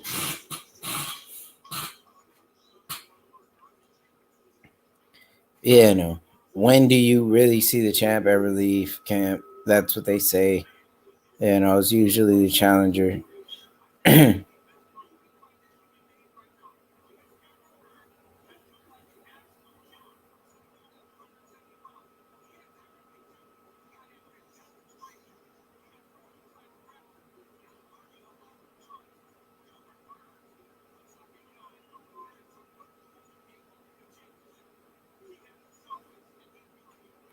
Is Burns going to capture gold? Is he going to take the belt and shock the world? Big fight, Great fight. Both men know each other very well. Trained out of the same facility. Oh, wow. What a great fight. Pantoja, Benil Cape. Oh, wow. Pantoja hasn't been looking at himself lately. I don't know if he's really the same guy anymore, But he had a lot of hype around him. Definitely was a prospect. He had to fight tough guys where he came up short. He fought the champ at flyweight, Figueiredo, and, he came up short. He's lost to real talented guys. So now we move on to Benil Cape's debut UFC. Wow. Who would have thought we'd been seeing this day,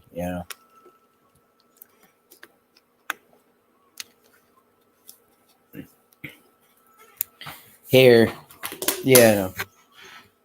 back in the day,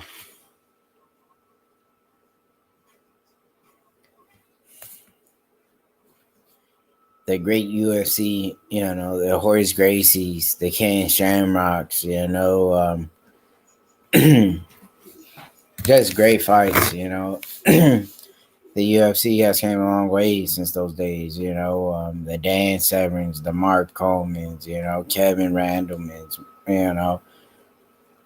those are just great names,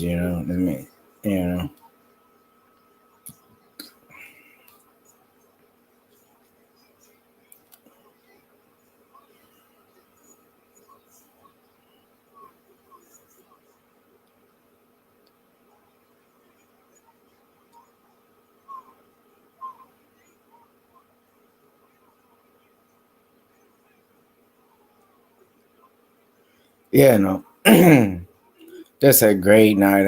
Every time you get a chance to watch the UFC, sometimes they give you those great cards, and tonight was one of those nights, great job. The matchmaking was on point here tonight. You got the Sanhagen, you got the Edgar, you got, a sad card tonight, man. John Dotson looking back in those days, and John Lineker had a great fight, and the great BHM, Black History Month, great month, the UFC celebrated, yes sir, Daniel Cormier, DC, what's up,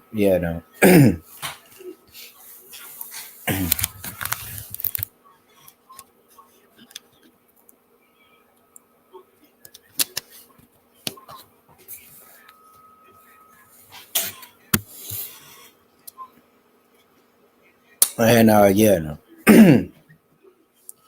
waiting patiently, to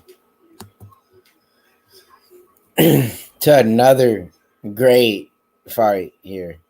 Benil Cape, can't wait to see him make this debut, Great fighter, out of Rising. Took him a while to get here to the UFC. He made that transition from Japan, fighting out in Rising, and finally making the UFC now his home. But he does have a tough task in front of him. Pantoja, a very tough flyweight with a record of 22-5, currently ranked number 5. So this fight here alone could have been, to be honest. This is a high level fight. Two explosive flyweights. Look for a lot of speed, decent amount of power, and I'm just so excited to see Manil Cape make that debut. This guy, he likes to get in your face. Trash talk a little bit. You seen the bad blood with Ian McCall. He's finally here. He's finally home in the UFC. And this is going to be a great fight.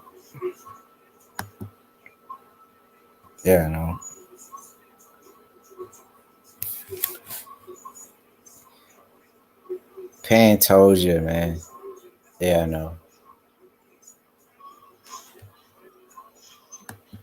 Thanks to everyone in the chat. Shout outs to everyone. Coco the Don, H Money, Mr. Supreme. Shout outs to everyone, enjoying the good night of fights. And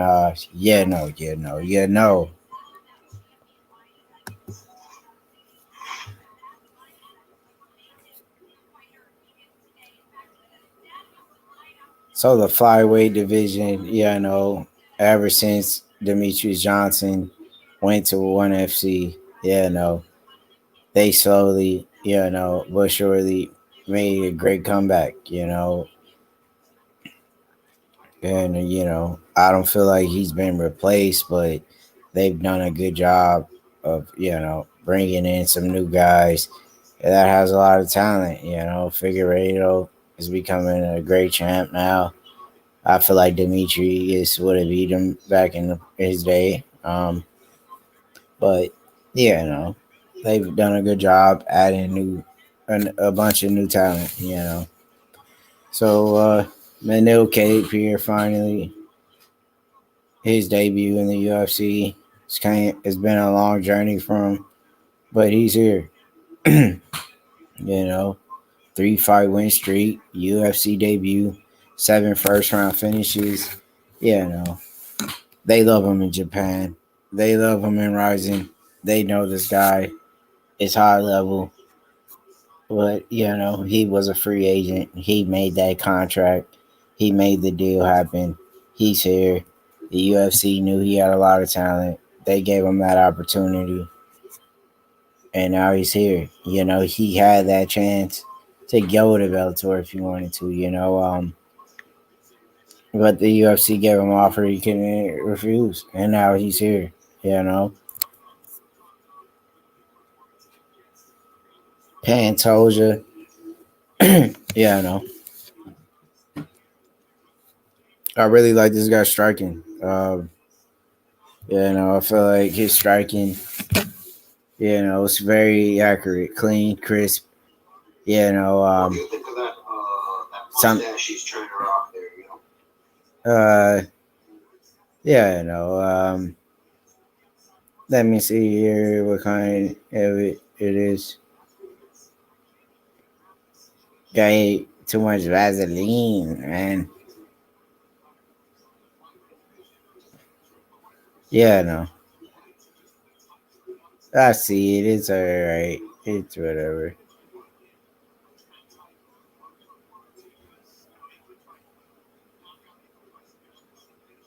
And they're off.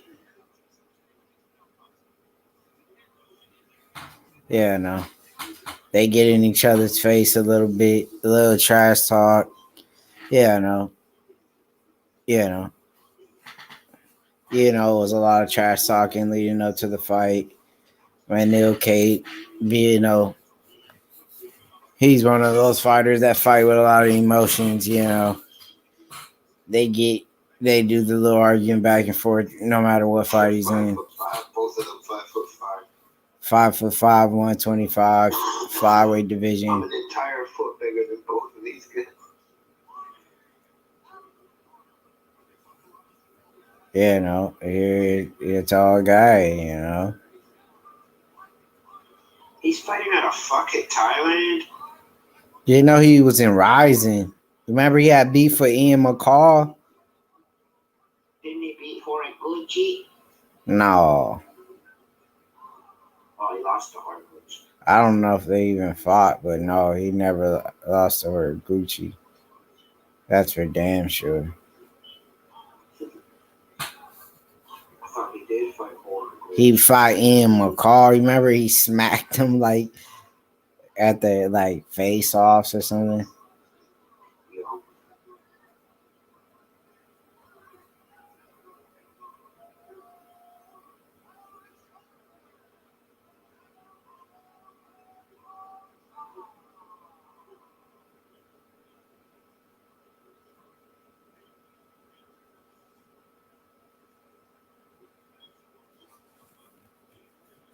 And now we're off. Manil Cape, his debut here in the UFC, taking on Pantoja.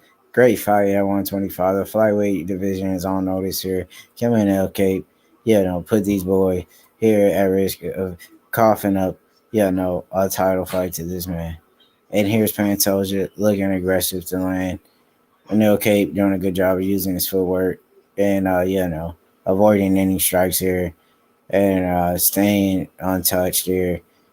Great performance so far from Manil Cape. You know, the footwork, the way he's able to use his speed. This is a great fight, man.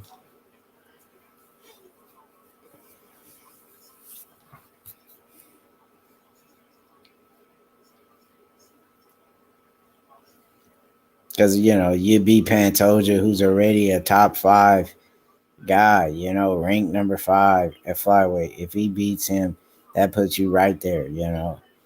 And you could be at a title shot just like that here from Manil Cape. So he has to take this opportunity, you know, very seriously and trying to walk off here victorious. because this could change his career. They one fight, straight into the top 5. Nice little showboat in here. Nice footwork. Let's make sure he follows through, though, showing off a little footwork like Ali. A nice little shuffle, And okay, very fast. Great footwork. This is a good one.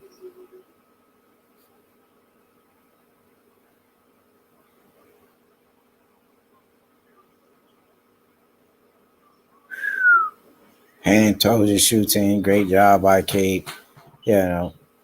Sprawling there, stuffing the takedown. And they return right back to the octagon. The center of the octagon where they'll trade. Nice leg kick by Pantoja there. And a return of a leg kick by Kate. Very close fight.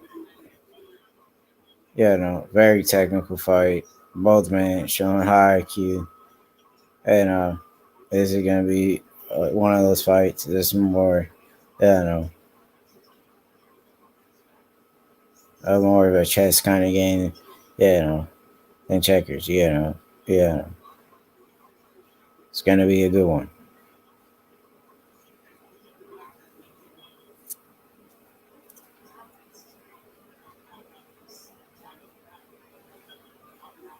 A lot of nice movement you see from Kate, trying to get open the land strikes. Keep Pantoja guessing. You don't know if he's going to throw a kick or a punch. Have him watch the feet. Have him watch the hands. But Pantoja's doing a good job of running in, landing some good shots. Good right hands from Pantoja. Very close round. And Pantoja continues to land little nice leg kicks that could add up on the scorecard for the judges. He is landing clean kicks, maybe not that much power, not doing much damage, but they are landing.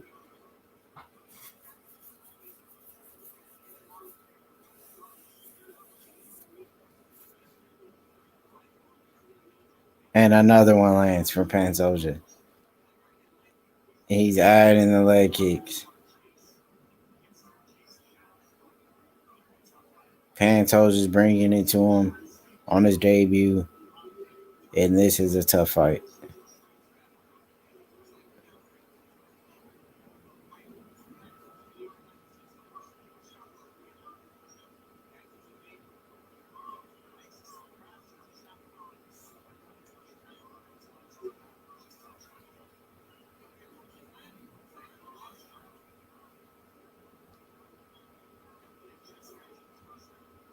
And wow, a little spinning kick that has landed Pantoja on top, landed a nice shot in stack guard. And, Pantoja, I think, has done enough to secure round number 1. And, we're headed to round number 2. So,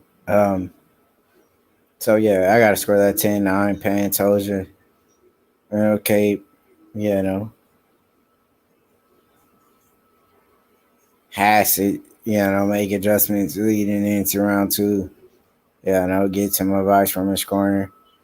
And be able to be relaxed. This is his debut.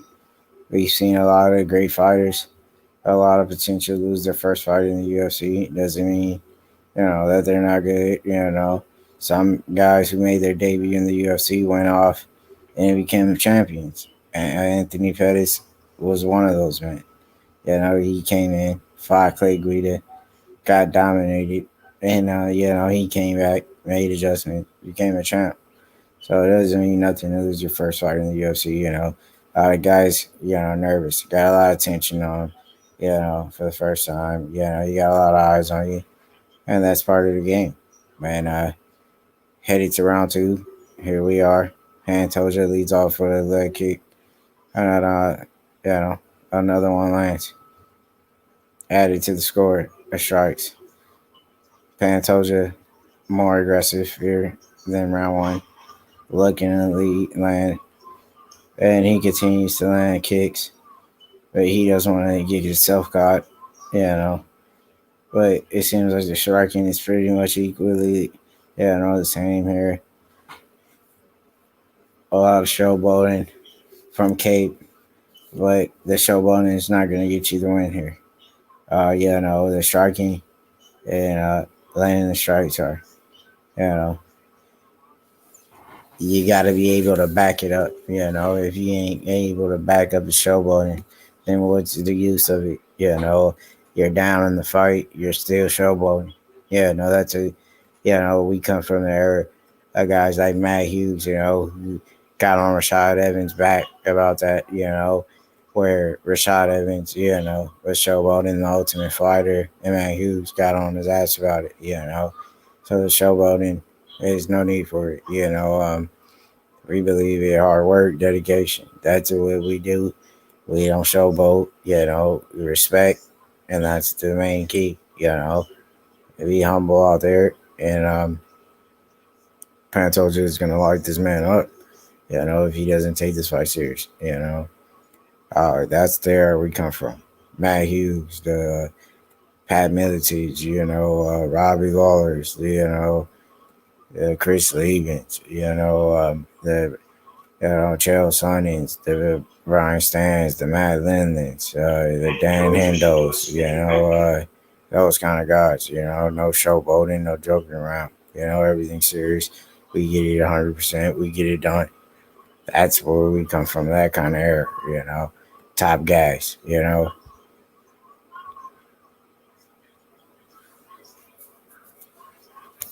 And nice leg kick there from Pantoja once again.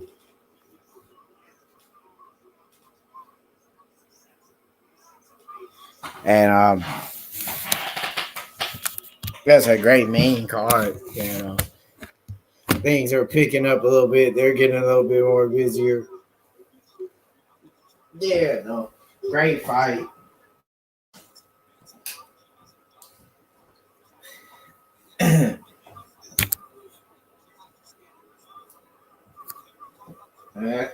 What you need to see at flyweight, these guys need to deliver at every chance they get,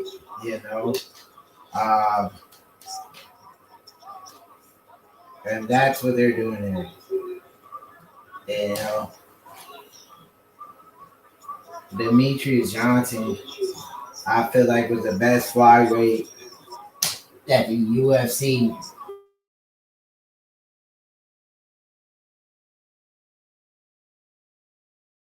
like Ben Askren, who retired in about 3 fights in his UFC career.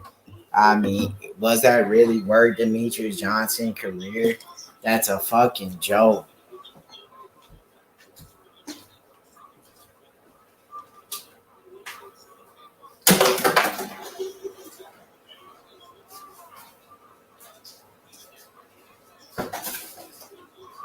Like, that's a joke.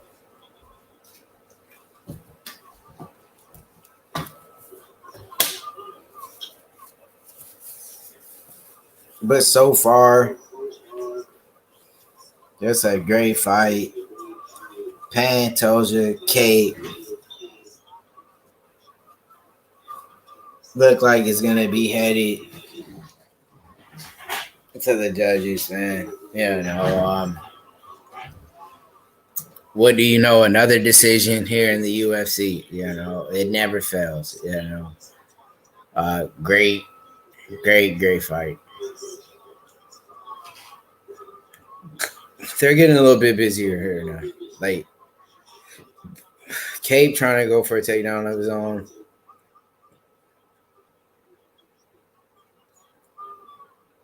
The showboating crap. It looked like it had to stop for him. Look like he's finally serious, and this is the kind of Manel Cable we like to see. Scoring another takedown.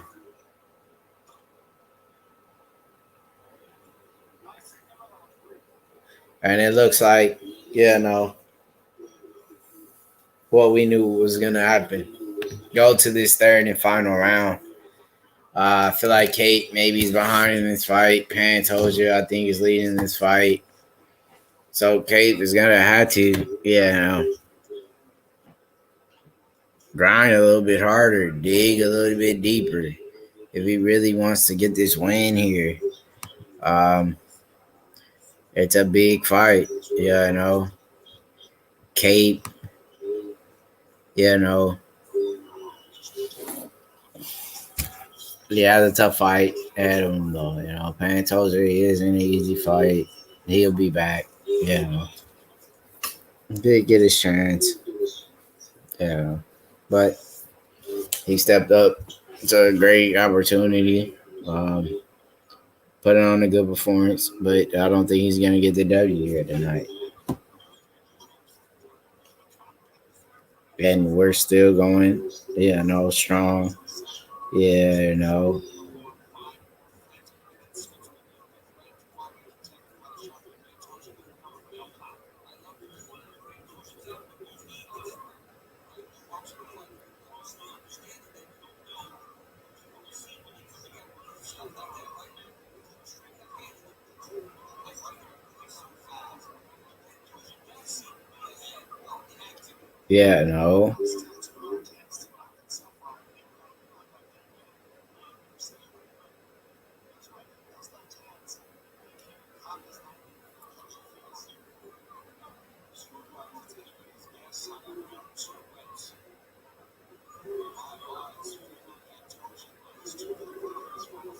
And here you go. Doing what they do best, man.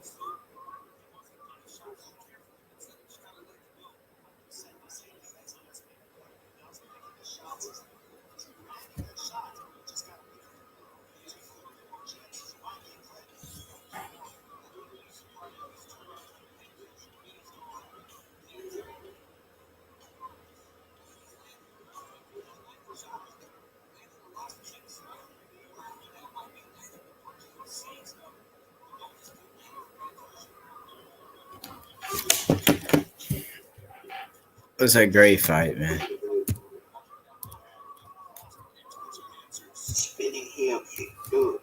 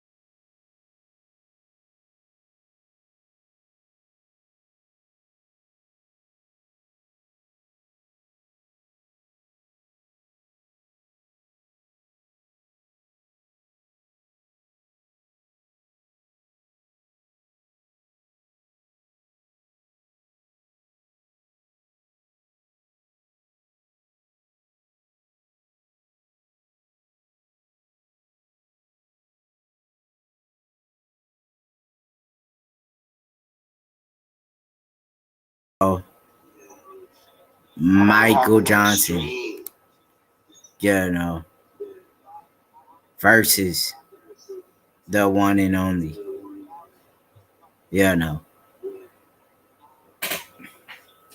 What do you mean what happened to the stream? Clay the Carpenter Guida, Michael Johnson and the Guida man.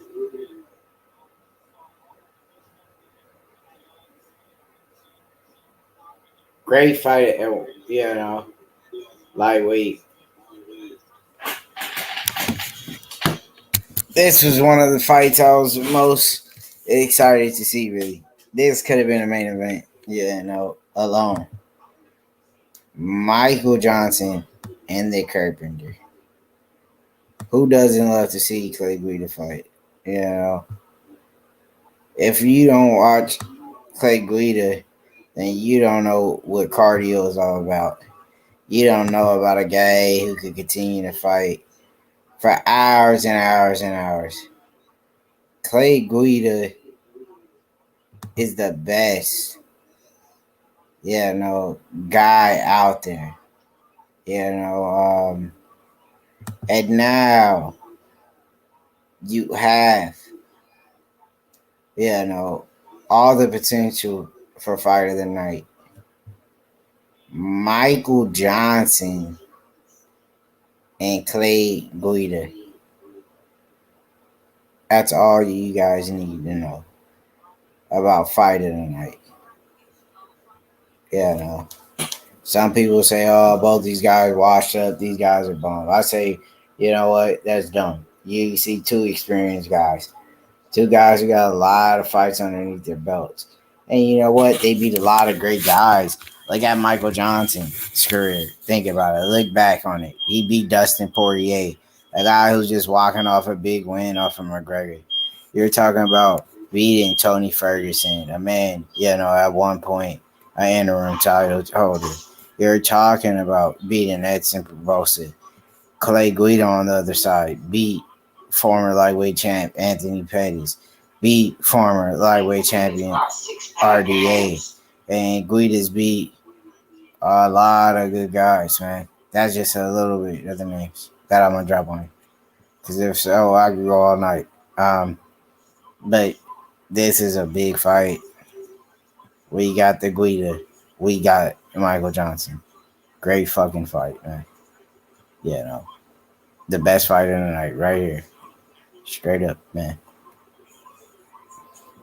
Michael Johnson has come a long way in the UFC. Ultimate fighter guy, He's known for lightning, fast hands, knockout power. Guida known as a relentless wrestler and a cardio freak. The man can wrestle and go for hours. He's never tired. He can easily go 5 rounds.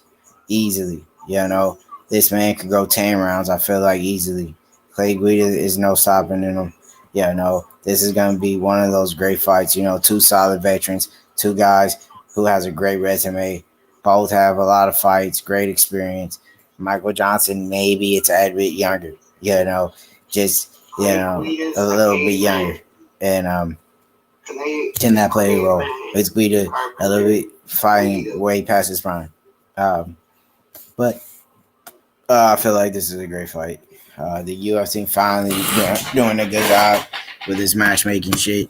They finally put Guida and Johnson together. They finally put Jim Miller and Bobby Green together. Fights that they've been stealing from me. But, they get the credit for the shit I done, If you ever seen my YouTube, that I've been doing these custom events and I've been making those fights. But that is what it is. Dude,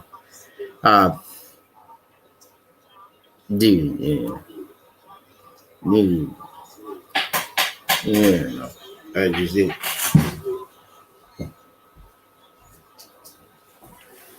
Who you got? Guida or Johnson?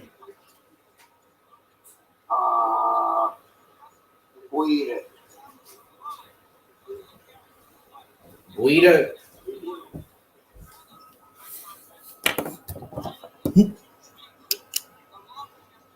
Will the wrestling be just too much?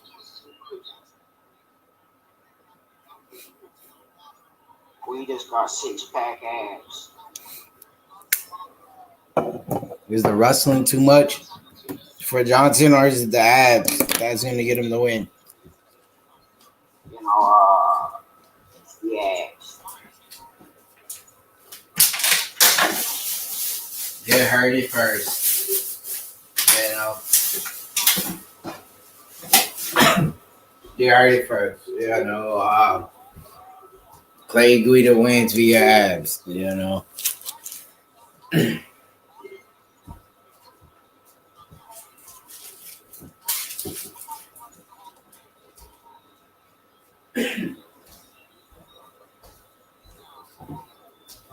And here we are. You know. 2019 UFC Hall of Fame. Clay Guida been inducted, to the Hall of Fame. He deserves it, every bit of it. Former Strikeforce lightweight champion, 5th most total strikes in the UFC history. The lightweight division. Clay Guida, a monster, a cardio freak, a man who could go 10 rounds on his worst day. The guy is no stopping him. The wrestling, the way that he mixes up his striking with the takedowns. He's a phenomenal athlete. He deserves all the credit in the world, Clay Guida. Beat Pettis, beat RDA, beat these champions. In my eye, Clay Guida, he wasn't a champion in the UFC because he was busy being a champ in Strikeforce. If he was in the UFC, he would have been champ a long time ago. Michael Johnson, career up and down, somewhat like a roller coaster. One time he's up, he's a top 5 guy, almost fighting for a title, and then bam, just like that, he's on a big lose streak. This man, had all the potential in the world to be a champ one day, and gave Khabib one of the toughest fights. And Michael Johnson is now, that journeyman, that veteran, still trying to show the world that he has enough ability to get the fight done, and become, one step closer to his goal in the UFC. So this is a great fight. Michael Johnson, like I said, just a little bit younger. Gonna have that reach advantage. This fight is definition of fireworks all over it. You hate to see one of them lose, but it is part of the game. And as always, Bruce Buffer, the top man in charge, bringing us into this fight. But so far, I feel like this fight, could have been on the card a little bit earlier. We've been waiting for this one a lot. This fight to me is a main event, in my opinion. You got 2 legends. Clay Guida, fan favorite. Michael Johnson, great highlight reel. They got him as a favorite. With a record of 20 and 16 losses, he got a lot of experience. Sugar, Sean, MMA. Just put the tweet in. I got the MJ. We got to go right now. Clay Guida, you got Michael Johnson. This is a hard-ass fucking fight right here. True fans of MMA knows what's up right here. All you fake fans, I want you out of this chat. You feel me? Let's go. Guida. Johnson. Let's go. Sick ass fight.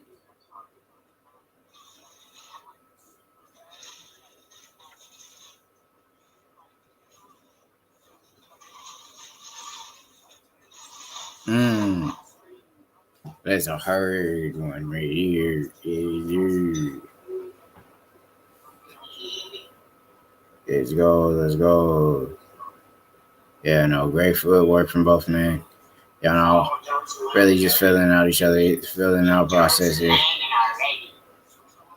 Trying to fill things out, Nice little combination lands by Johnson. Johnson's always had good hands. But he has struggled, what they say, on defense, but he's also a good wrestler. Seems like his submission defense is one of the things he has had trouble with most in his career.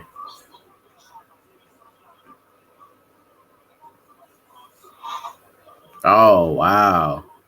Guida looked like he caught him in the eye with a nice left hook. It's a nice left. Wow, Johnson looks in trouble.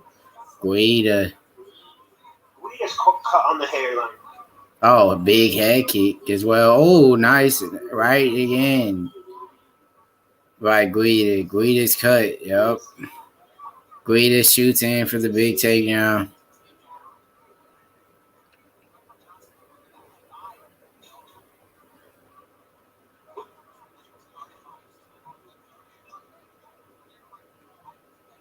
This is an amazing fight.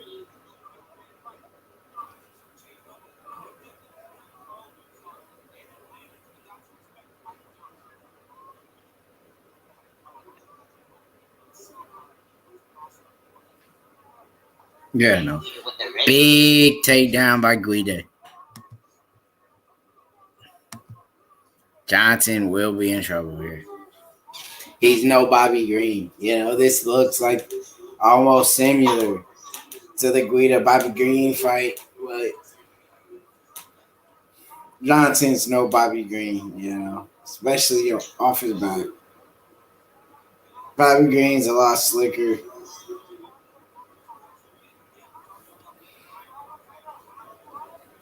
I feel like Johnson, anytime the fight hits the ground, it could be over,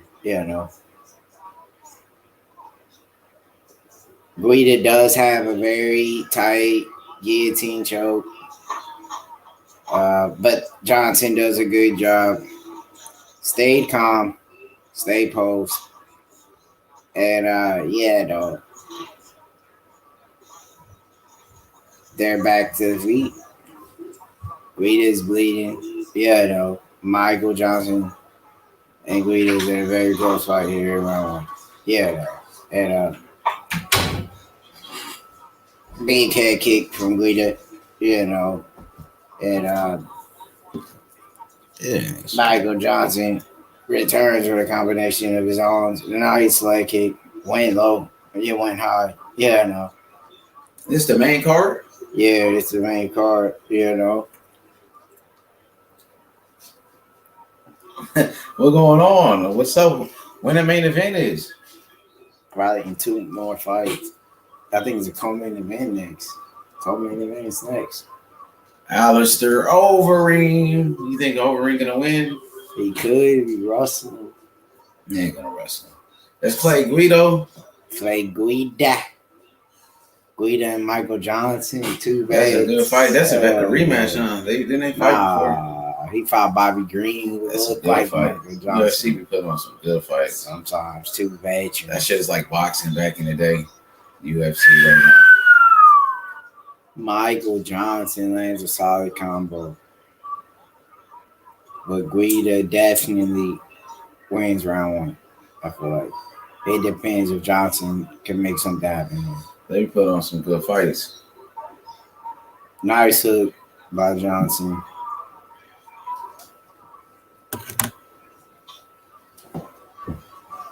But Michael Johnson has yet, to really find that knockout like he used to do, Just don't have that power he used to pack, And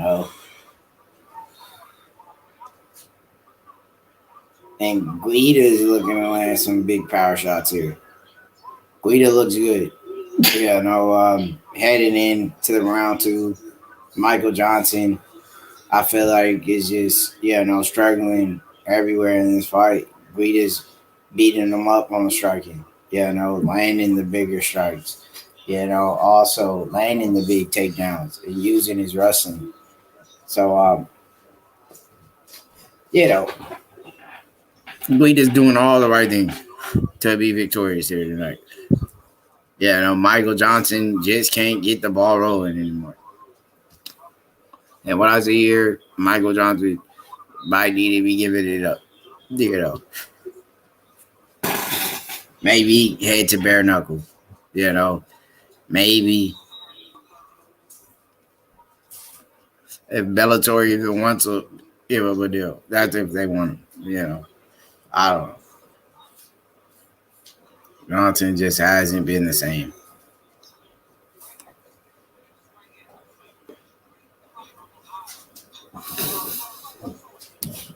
Here's round 2.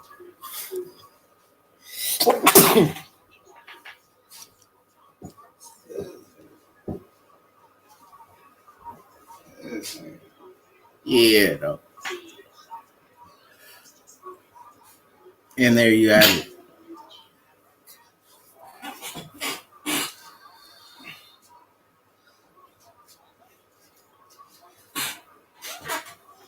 Big takedown from Guida early in round 1 and 2. Wow.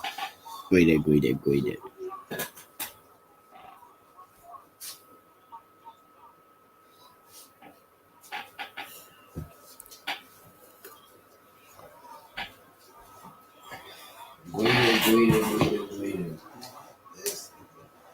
That nigga still sick.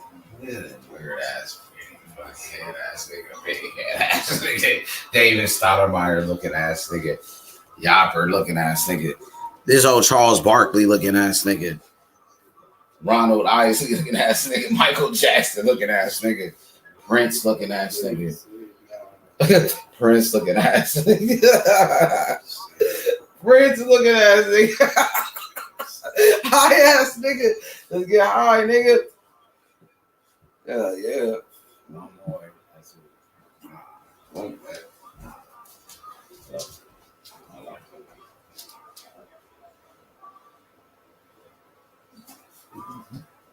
Get out of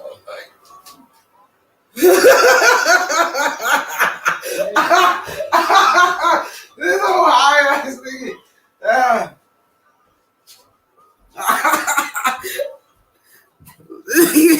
This old, my nigga Coco the Don in this motherfucker.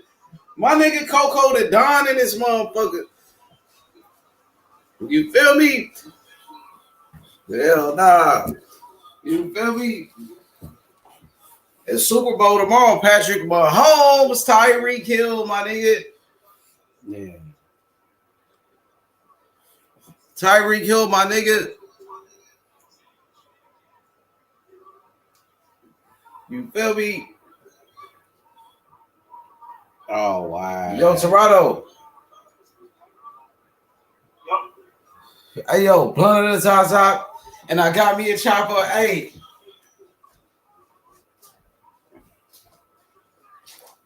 Yeah, no. You feel me?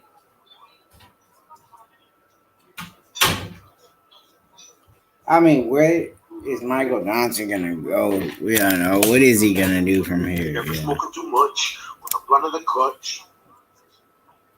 Where does he go from here? I'm smoking a sluggy.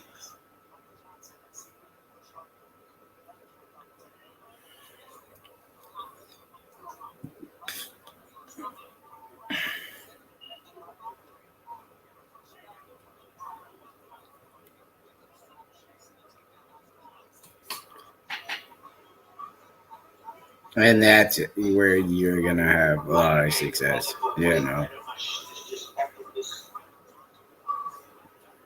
Clay Guida, close in the clinch, dirty boxing, 101. Michael Johnson, 2 veterans of the game. Wow, man. Big win like this on either guy's resume. That's another big name. There you have it. Clay Guida, Michael Johnson. And a boy.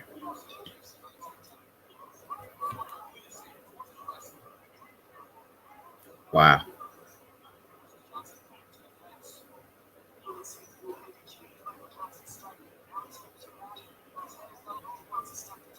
And we're heading off. Yeah, no. 30 seconds left. Round number 2. Yeah. Not a lot of activity there in round 2, man. Yeah, no. I would say pretty much lackluster. I know. Round 1 was a little bit more active. Yeah, no. But Guida and Johnson in and out having a boring fight, what it looks like. You get hyped up for these two vets to only let you down every fight. Yeah.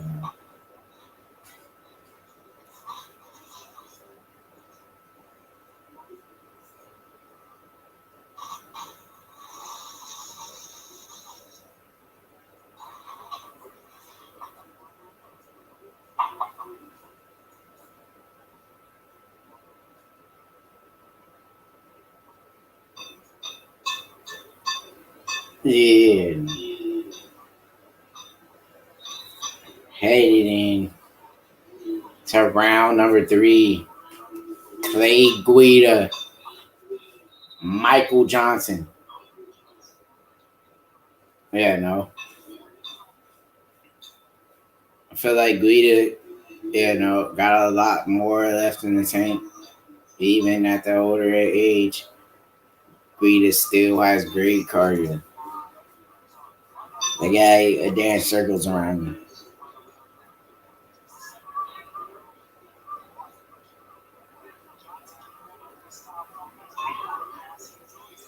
Michael Johnson,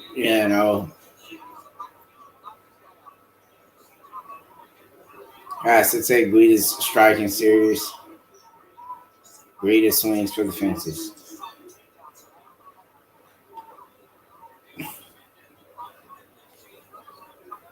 I would like to see Guida throw a little uppercut, could knock him out. Yeah.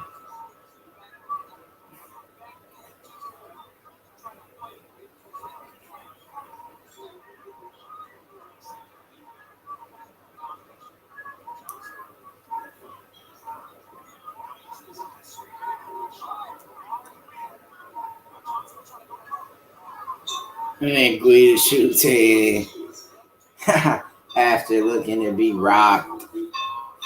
Johnson, shitty takedown defense. Yeah, no.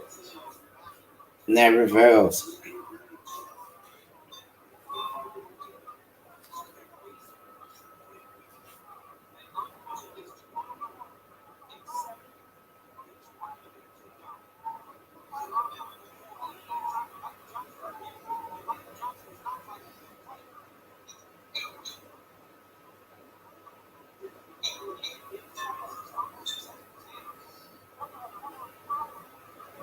And it's been a very close fight. Yeah, no.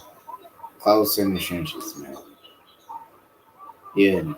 I think Guida is getting the better of Michael Johnson.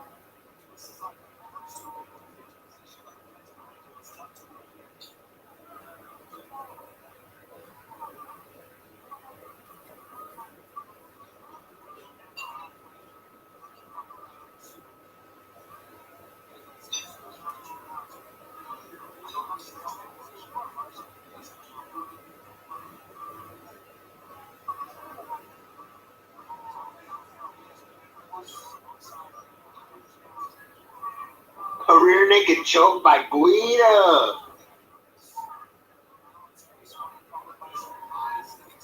And a rear naked choke from Guida. And that's all you wrote. He's got the body triangle. You know that it. Michael Johnson just never had a good submission defense. Oh, he's out. Poor Michael Johnson. He just can't catch a win.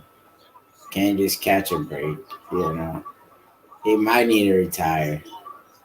Michael Johnson wants the guy who took everything away from Melvin Gillard at one point. Oh, shit. To send Melvin Gillard down the wrong way route. And now Michael Johnson is Melvin Gillard. That's crazy. You remember that when Michael Johnson and Melvin Gillard fought? Michael Johnson was a young prospect. Melvin was a seasoned vet, had a lot. Clay Guida won this and fight. then lost, took everything from Even him. though he's And an now old man he's the going same bald, guy as fucking Melvin Clay Guida won Gillard. this fight. That's crazy. Michael Johnson's the new Melvin Gillard, dude.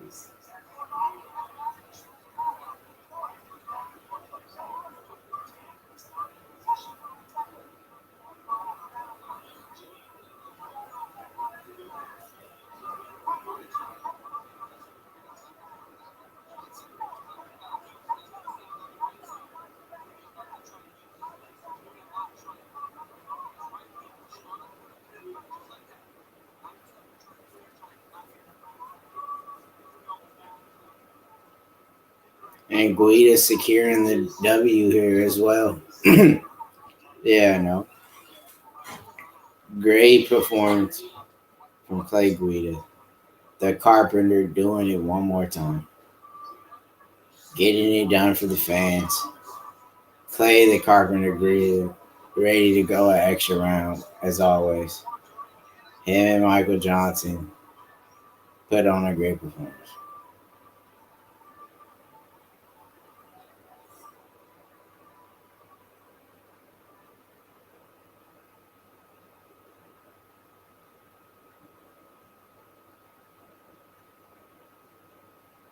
Why is Clay Guida going bald? He's getting up there in age. He's like in his 40s. Yeah, but he's always had long hair. He's 40. Long hair. Yeah, no. People who have long hair, they don't go bald when they have long hair. When you're 40, you're 40. Dude. Oh, wait a minute. Hulk Hogan went bald with long hair. Never mind.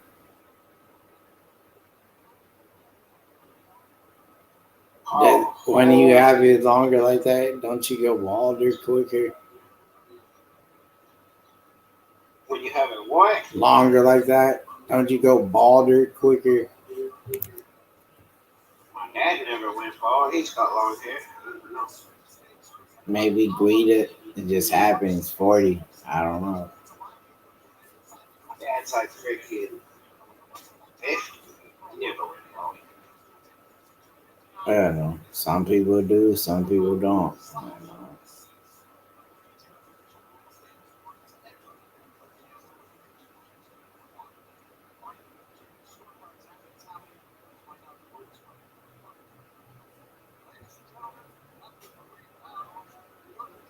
Bruce Buffer's like 60. Look at his hair. Yeah, no. Some people do, some people don't. Guida. Clay Guida gets it done once again. Yeah, no. Do we move on to the co-main event? Yeah, no. Frankie Edgar, Curry Sandhagen. The big fight. One of the moments we all been waiting for, This is gonna be a tough fight, man. Yeah, no. Sandhagen, Edgar. Here we are. You know.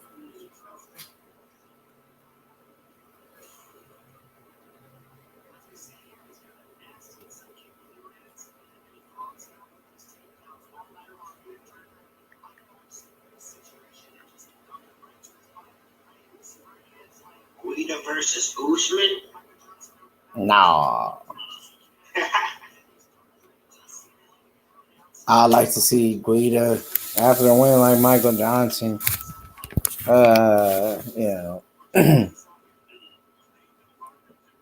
Who's another lightweight that's around? He's damn near faced them all,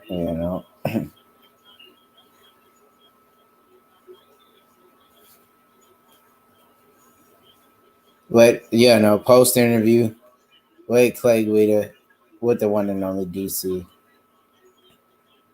Yeah. Corey Sandhagen, Frankie Edgar. Great bantamweight fight coming up. Number 3, Corey Sandhagen, taking on number 10, Frankie Edgar in the bantamweight division.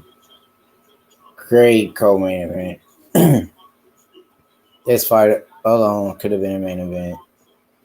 You got the prospect, Corey Sandhagen, 28 years old, taking on Frankie, 39. Frankie off of a big win against Pedro Munoz. Sandhagen picking up the biggest win of his career against Marlon Moraes. He's 5'11". Frankie's only 5'6". Sandhagen is gonna have the nice reach advantage as well. And this is a very close fight and a very tough fight to call. Frankie has way more experience. He's been in a lot of fights. A former lightweight champ, who also went down to featherweight and dominated, but never came a champ. But he's trying to capture this bantamweight belt, and Sandhagen is one step closer in the right direction for Frankie Edgar if he can win this fight. I would like to see Frankie wrestle. Feel like Corey Sandhagen take down the fence is good, but I've seen Frankie score takedowns on better, wrestlers than Corey Sandhagen. If Corey, could stick to his game plan, stuff the takedowns, keep it on his feet, he will win the fight. Corey's a better striker. I feel like, he'll be able to use his reach very well against Frankie Edgar. But I feel like Frankie, if he sticks to his game plan and he wrestles and, stick to what got him to the title in the first place, Frankie wins. Wrestling, his strong point. Stick to his wrestling. Stick to his roots. Get back to the basics. Hit on that uniform. Get in there. Put on the wrestling shoes. Hit the pads. Work on the wrestling. Shooting consistently. And get the takedowns. Frankie wins. But we're going to see what kind of game plan goes. You just don't know which route these fighters go sometimes. So we'll get to see, And about, a few minutes into the fight, you can kind of tell, which route the fight is going to go and who's going to win and who's not, But we'll be heading to this co-main event very shortly.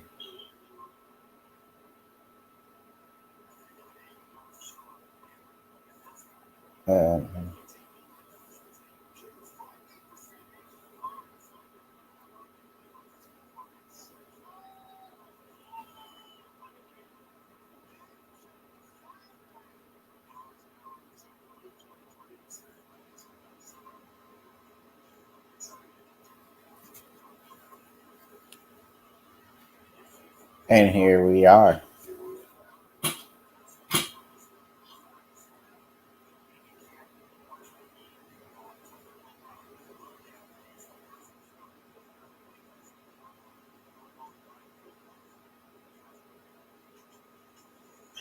Frankie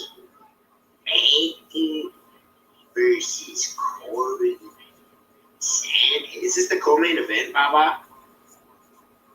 Is this the co-main event? I don't know. What is it? Yeah. Who's after Frankie? Yeah, the main event. This isn't the co-main. This is the co-main.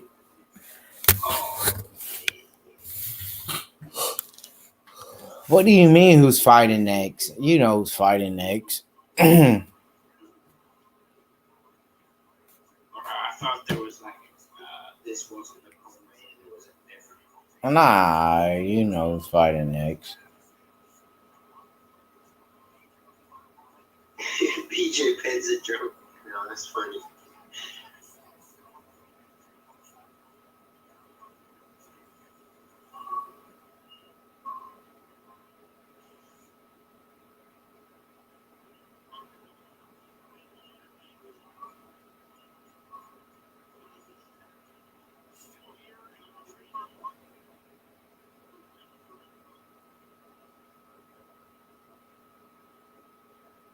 Yeah, no.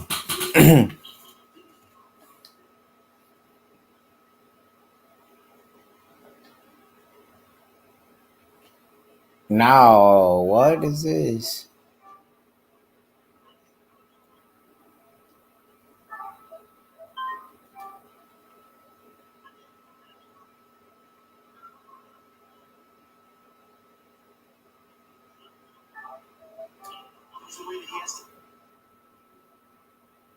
Too laggy.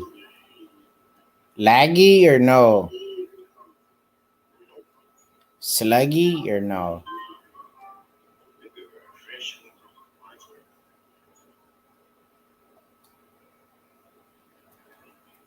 Oh, there it is.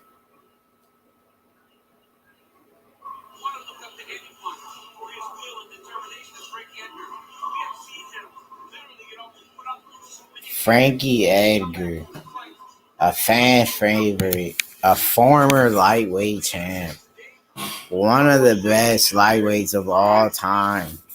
Frankie Edgar, the man who took the belt away from BJ Penn. 39. 39. He's 39. What the hell? No, Clay Guida's 39. Frankie Edgar's. Yeah, he is. I thought Frankie Edgar was like 35. No, are you serious? Yeah, George St. Peter's only like 36 or 37. Clay Guida's a little bit older. I thought that was. Guida's 30. Let me look up Frankie.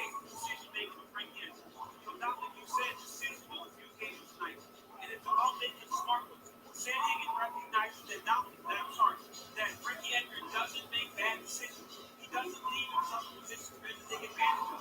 So you understand. He is 30. He's older than GSP. That's not going to give fights. And he says, just like you said, positions and space being kept. GSP's got gray hair now. No, he's the same age as GSP. GSP's 39. He said, I got some tricks up my sleeve for anti-wrestling. It's like, I don't think I can necessarily stop all his takedowns. Guida's 39, GSP's 39, Frankie Edgar's 39, Yeah, no, just an amazing fight. Yeah, no, great matchmaking from the UFC. A true kill main event. Yeah, no, Frankie Edgar, fan favorite, UFC legend, UFC icon, true champ. Yeah, no, 39 years old, still out here grinding, fighting, trying to get gold at bantamweight this time. Feel like he should have been at bantamweight a long time ago. I've always thought he was undersized for 155, but he was just so talented, at that weight class. Look how much more ripped and more shredded Frankie has been at 135. He's in great shape. I think he's at home now. I feel like if he would have made that transition a little bit younger, he would have been, instead of chasing gold at feather, he could have just went down to 135 and got the belt, But, I feel like he's better here, better in shape, better, healthier, 135 is where he's at, Like Corey Sandhagen is a big guy for the weight class. Very tall, could pick up the knockout, And Frankie's 39 again, but in great shape, great fight. Yeah.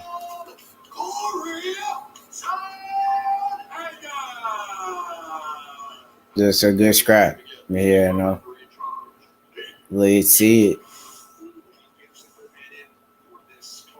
Shit, Corey Sandhagen is actually older than me by like 4 months. On the other side, Corey Sandhagen minus 360 as the favorite in the black. Tonight's fight clock is brought to you by Modelo. Sandhagen the outside, Frankie Edgar, trademark pressure moving forward. Constantly moving. That's what one thing about Frankie Edgar. He was in stuff. Always moving with his legs and his feet. Yeah. Oh no, Frankie! Wowzers. All over. Corey Sandhagen with an impressive knockout here in round number 1. Flying knee. Frankie Edgar.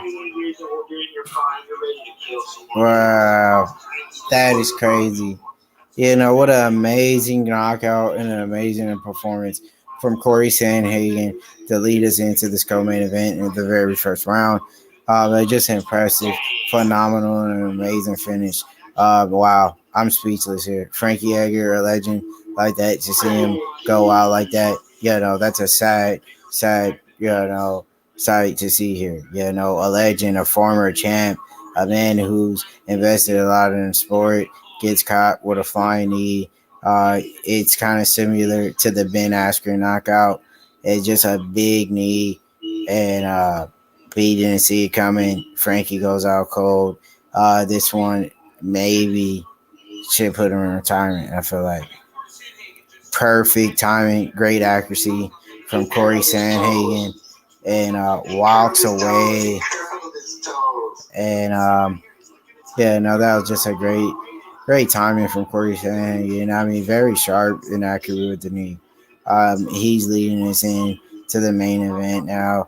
I'm so grateful for Corey Sandhagen to end this fight so quick. Wow, thank you, Corey Sandhagen. Great fight. Wow, man. Amazing. Speechless. He will get the official decision. He will get the post-fight interview with the one and only DC Daniel Cormier. And let's hear what Corey Sandhagen has to say. Maybe he deserves the title fight after that. I think so. 2 great finishes. Marlon Moraes, and now he knocks out a legend, Frankie Edgar, a former champ, a hero, an icon, whatever you want to call him. But we might have to see the farewell of Frankie Edgar. He was born in 420. That's a good day. A good day to roll up. Just like that fucking Sublime. Amazing. Speechless. The knockout. He gets it done. He's 3 months older than I am. It's such a short time, man. You gotta love it. You gotta love Corey Sandhagen. You gotta love Corey Sandhagen. This guy deserves a title shot. You don't get any better finishing than that, dude. Wow. That would be like me if I was in there right now by 28, just taking out anyone. Yeah. It's true. If you saw me in the UFC right now, I'll beat any of their guys. Who do they got that could beat you? Tanner Boser versus you. Tanner Boser. Wow. We want to see that fight. Make the Boser Toronto fight. If you beat Boser, I would make Toronto proud, and I would make Alberta sad. You beat Boser, then we give you the next fight, and you might get the title shot. With your first test will be Tanner Boser. Nah, we give you Greg Hardy first. Nah. We'll build you up first. we give you what's that big dude name? That fight Greg Cardi. Shit, if I do a weight cut, maybe I'll drop down to 205 for one day and then bring back up to like 238 the next day.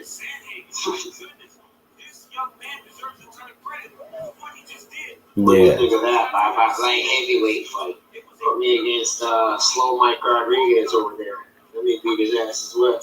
They probably would. I wouldn't be surprised. You could definitely do that.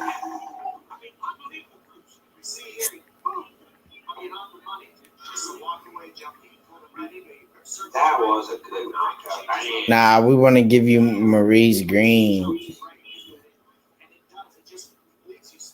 You remember that guy?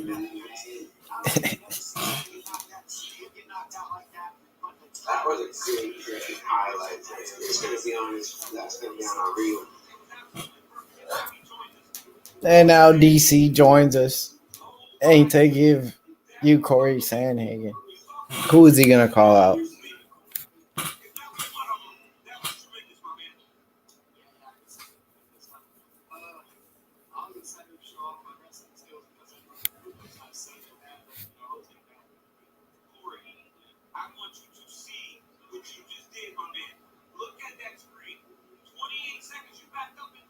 He said, yeah, you know. Okay. He said, you know twice. Yeah, no. And 3 times, he gave you 3 you knows. I think, Corey, a lot of people felt like that, but tonight is your night. When you do something like that to an all-time legend, title shot doesn't seem like we have to worry and question anymore. 2 in a row after that disappointment in the Aljo fight. To go and do what you did tomorrow on the rise and not Frankie Edgar. You have to feel like you're putting Most wins since 2018 UFC Bantamweight division. Corey Sandhagen, numbers 2 with 6. Tied with Marlon Vera.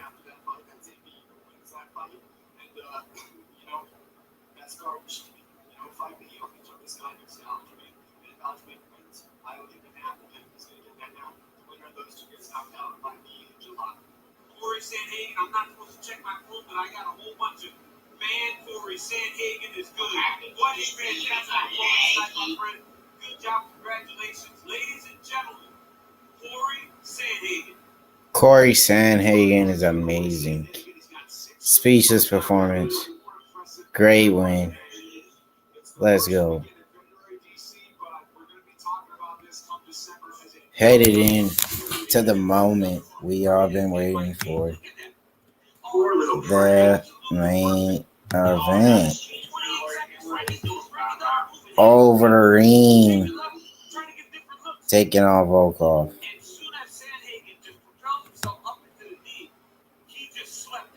Great main event. Great legends. Look at the record. A lot of experience in there. Volkov have a total of 40 fights. I mean, Overeem 47-19.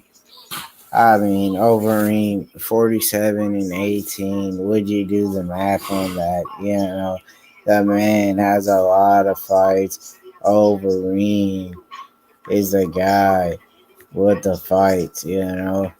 A total of 65 fights. That's amazing. That is speechless. To have 65 fights. That's only professional. That's only what he got on his record.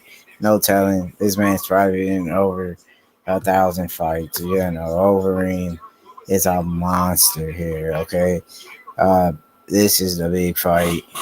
The heavyweight division. You got Curtis Blades coming up, you know, against Derek Lewis. You got Usman and Burns. You got Israel taking on Lockwood. You got Rosenstrike, Cyril Gain. You got these big fights coming up in February. February is a good month for a lot of great fights, you know. And now we'll be headed, you know, to the main event. Laggy.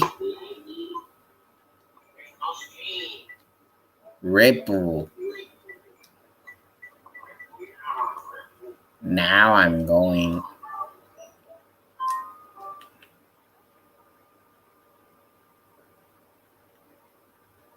A-S.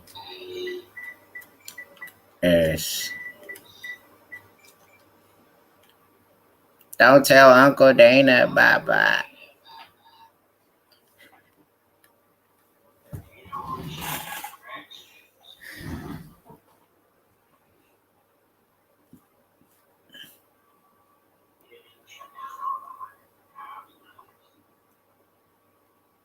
Wow, they shut it down on Ripple. What?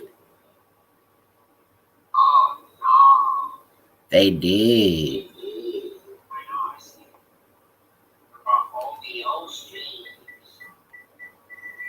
Yeah, OVO. There's so many streams. Like, you could Yeah. go to MMA streams 100, and they got like a whole list on MMA streams. Let's try OVO now. Let's see.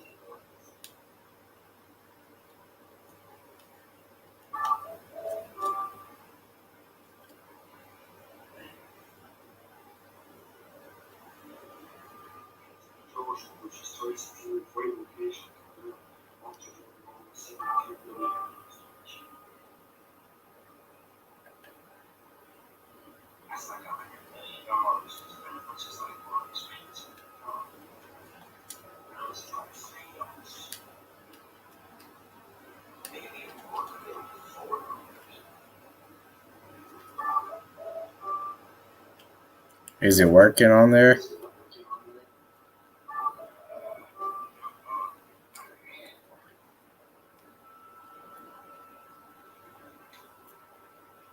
No, huh?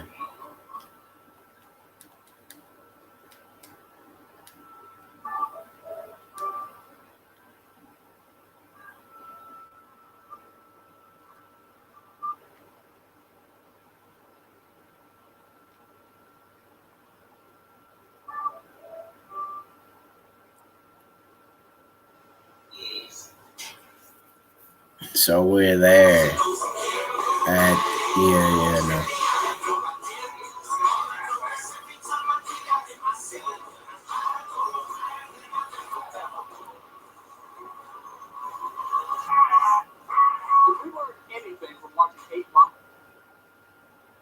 What is this? ESPN?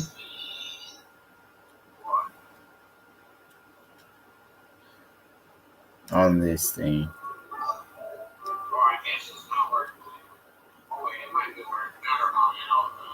My prediction is disappointment for fans all over the world. I want to say, first of all, thank you for having me on. People like you give people like me the fuel that they need to succeed in the first place. So I think that the best part about your opinion is that it doesn't matter. And if every fighter that you had listened to your opinion when you doubted him, you wouldn't have a lead. So you're in that, and I'm out. What the fuck, Baba? Where's your face? What the hell is this, Baba? I don't know.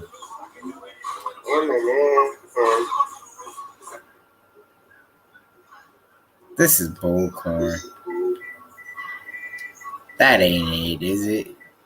I don't know. They keep showing the same thing, huh?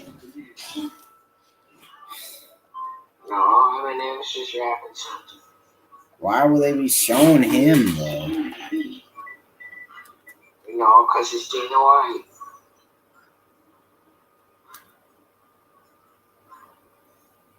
I don't know, I guess they were on the wrong shit, Baba,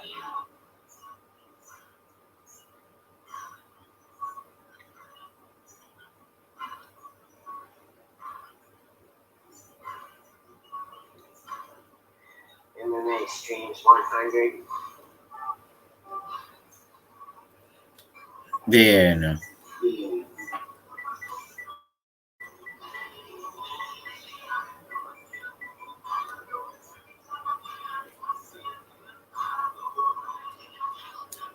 Yeah, no.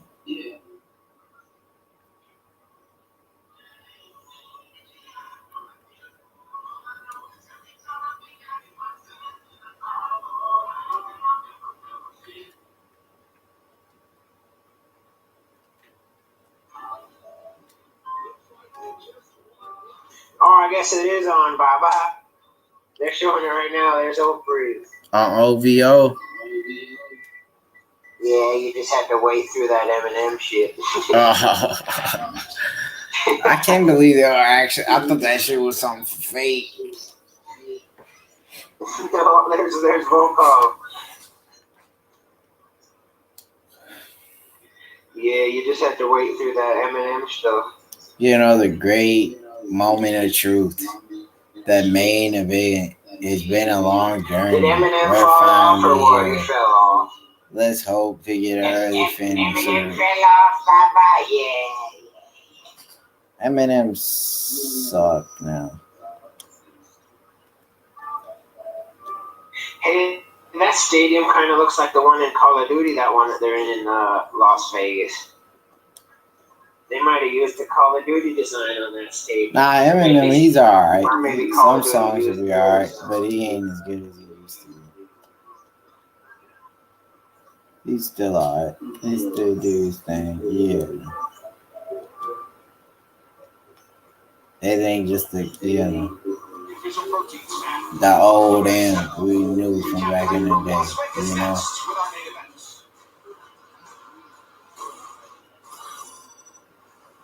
Sponsored by Bet365.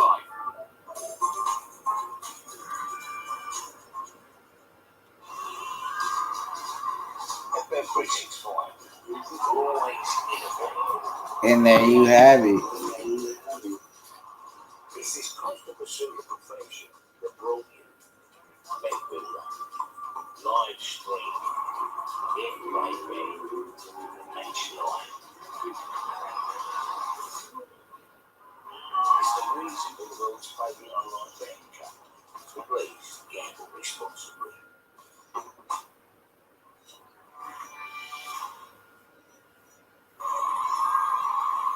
Sponsored by.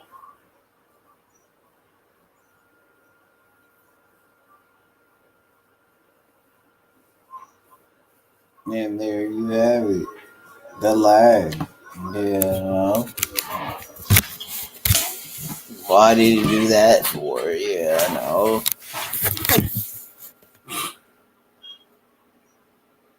And there you go. Back at it. The main event. Overeem. Volkov. These guys were scheduled to meet once before. They're finally here to settle the difference. They finally can settle the score.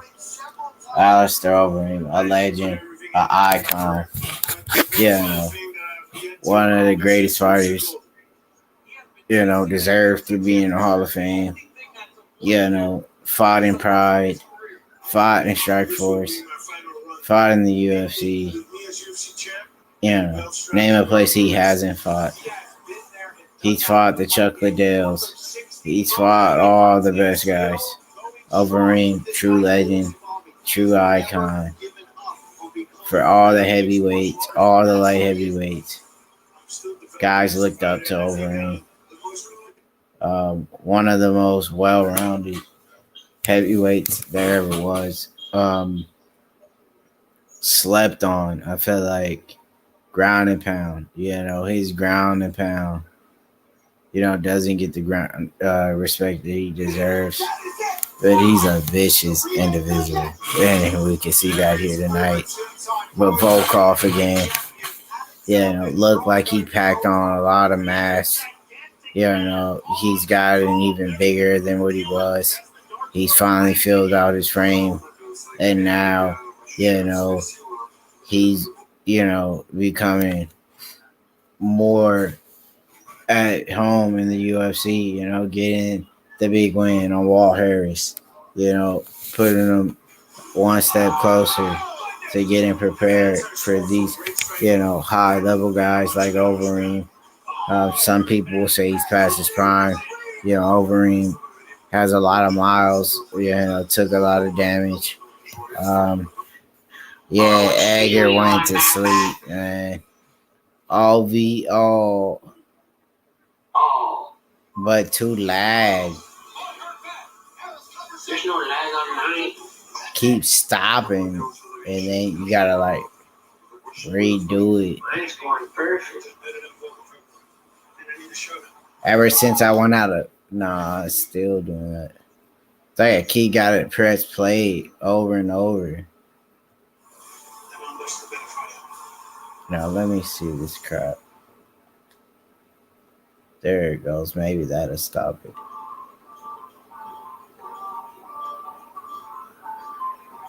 Yeah, that did. Do you see the ring right now? Perfect, yeah. No. Not perfect. Here comes Volkov. Main event of the evening. Where's your brother? Doing his thing, He doesn't want to watch the freaking main event. He does what he does. Volkov is a big guy, man. He got bigger. He packed on some muscle. He used to be kind of skinny. Packed on some size. And now this is a very close fight, very tough fight to call. Overeem, of course, will have the advantage if the fight hits the ground. Great ground and pound. Great takedown as well. But Volkov has very good takedown defense.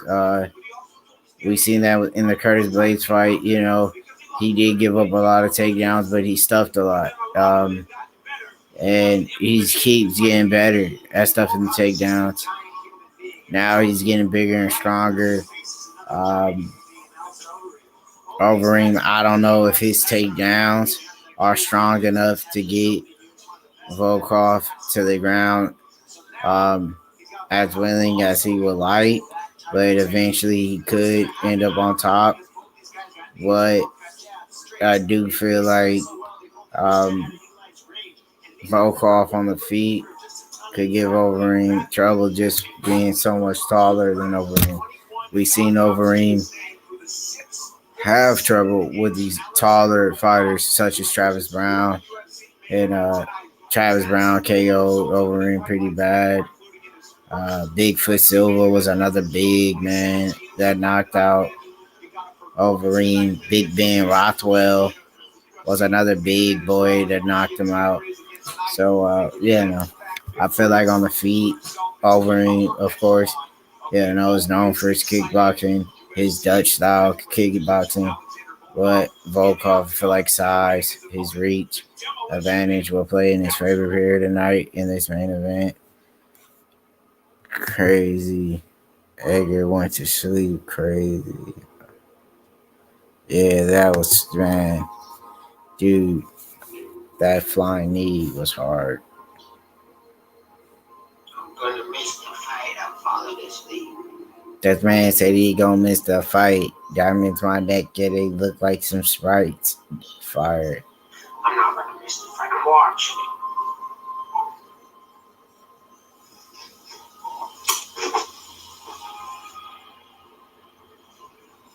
it. As they head in to the octagon, Alistair Overeem, one of the gods of the UFC heavyweight division, never became a champ in the UFC, but has been a prize fighter for sure. I mean,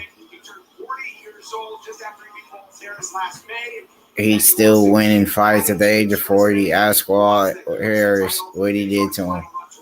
Overeem was in trouble. He was hurt, but recovered, came back, and got the finish. I feel like Volkov could give him trouble here, but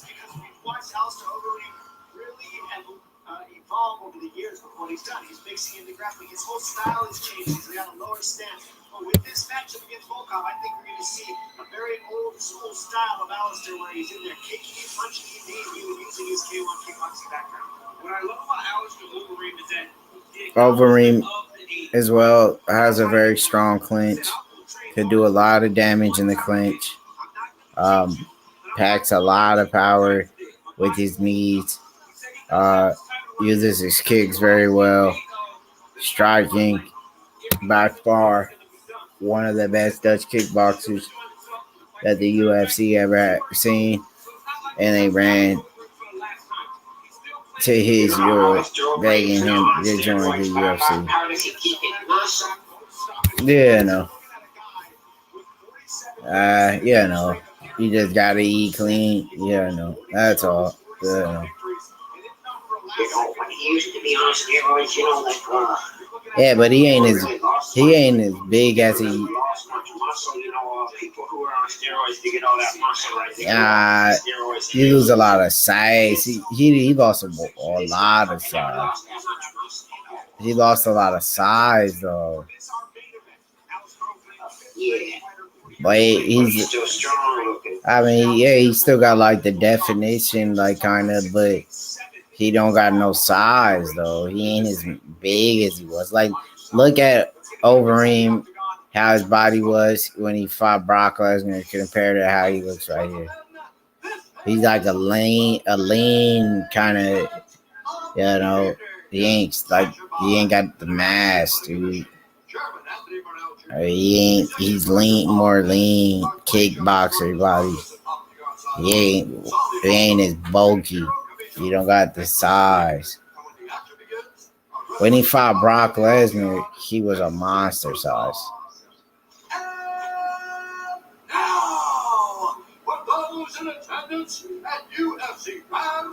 He almost has like Overeem is like a smaller Ngannou almost. It looks like. It's time! Live round in the UFC heavyweight division. Introducing first, fighting out of the blue corner, a mixed martial artist holding professional record, 32 wins, 8 losses. He stands 6 feet 7 inches tall, weighing in at 260. Fighting out of Russia, the favorite, Alexander Volkov. Yeah. Heavyweight contender in the world, Alexander Volkov. And we're going live here on the main event. This is amazing. Here. 47 wins, 18 losses, 1 no contest. He stands 6 feet 4 inches tall, weighing in at 205 and 1/2 pounds. Fighting out of Amsterdam, Netherlands, presenting the former Strikeforce heavyweight champion and the number 5 ranked heavyweight contender in the world, Alistair, the Demolition Man, Overeem. This is a good fight here. First, going over the rules of the back. We're going to find questions from you, Luke. We're going to find questions from you, Red. We've already took close. Am I ready to fight? Jason Herzog giving the final instructions for Alistair Overeem and Alexander Volkov. Volkov minus 190. He's the favorite tonight as the Maybe Alistair Overeem never did steroids. against the 5th-ranked legend that is Alistair. Maybe he didn't. Nah, he was way bigger when he fought though. He's just a lot leaner. Oh wow.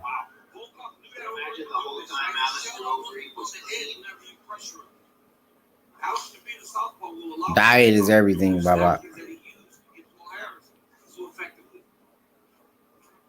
You got the right stuff to get lean. You stay lean. For 40 years old, great shape for Overeem. or whatever he is. Yeah. He damn near been fighting so long you think he's 60. I don't know. Volkov admitted he was a fan. His fellow European, Overeem on his way up. Now it's just an opponent. Volkov. But now trains in Colorado, high elevation, deep elevation to get ready for his fights. You've seen Volkov improve. See, when did he get that huge back tattoo? Came as a guy that was world champion before, and he's gotten better. That's his better competition here in the UFC. And I'm compared to the big, right? It's 3-4 steps back, and they're going to decide the outcome. It doesn't take much. Big left hook over him. Another one lands. Good strikes from Overeem landing. A lot of power. Volkov showing off a great chin.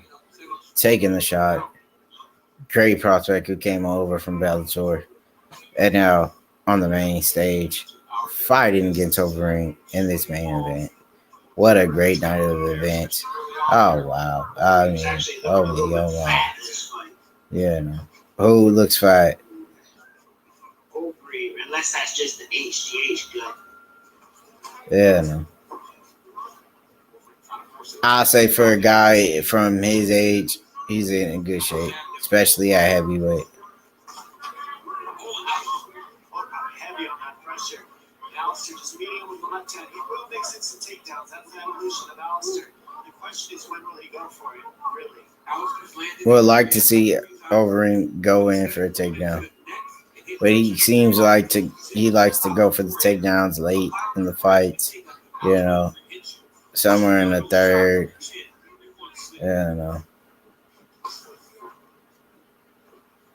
Overeem packs a lot of power in his legs, in his hands, elbows, clinch, well-rounded fighter. Also has a good submission game. Overeem throwing heavy body kicks. And a nice oblique kick to the lower leg of Volkov. Volkov looking to answer back and to make another comeback here. But Overeem looks to get pushed down. And I don't think he's hurt. Looked like he got tripped a little bit. But now it looked like Overeem got a little lumped up a little bit. But Volkov, swarmed on him if he was hurt. Landed a few good shots, but nothing major. As we continue to 1 minute left in round one of this main event of these heavyweights. Volkov is stopping Overeem from really landing any big shots. Volkov turns it up, late in the first round and has success here. Maybe winning this round from Volkov. Nice leg kick. Very close round, but Volkov maybe was a little bit a little bit active here. Doing a little bit more than Overeem. And as Overeem was looking to cover up and then explode and load up with a big shot, but Volkov is seeming to sense that, and he's taking, Overeem to deep waters with the great cardio, picking apart Overeem, landing good shots, and a good round for Volkov. Oh, wow. Overeem looked to give up, by covering up, man. That doesn't look good in the eye of the judges, man. Covering up, eating these shots that you don't need to take, And I feel like Volkov was a tad bit more active. So we will be headed to the second round here. You have,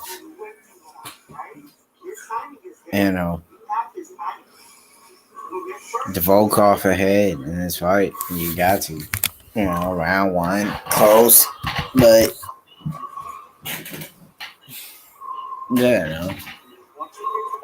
gotta score it.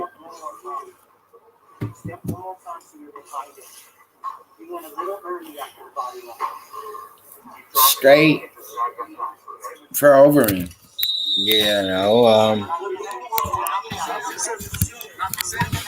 Overeem. Yes, not doing enough. How could you score for the Reem?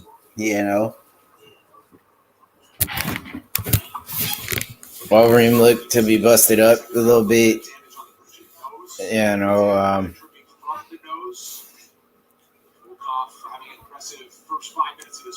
And they continue here in round two. See if Volkov can get the finish here. Overeem look a little busted up. Big head kick attempt from Reem. Reem looking to be a little squirmy here.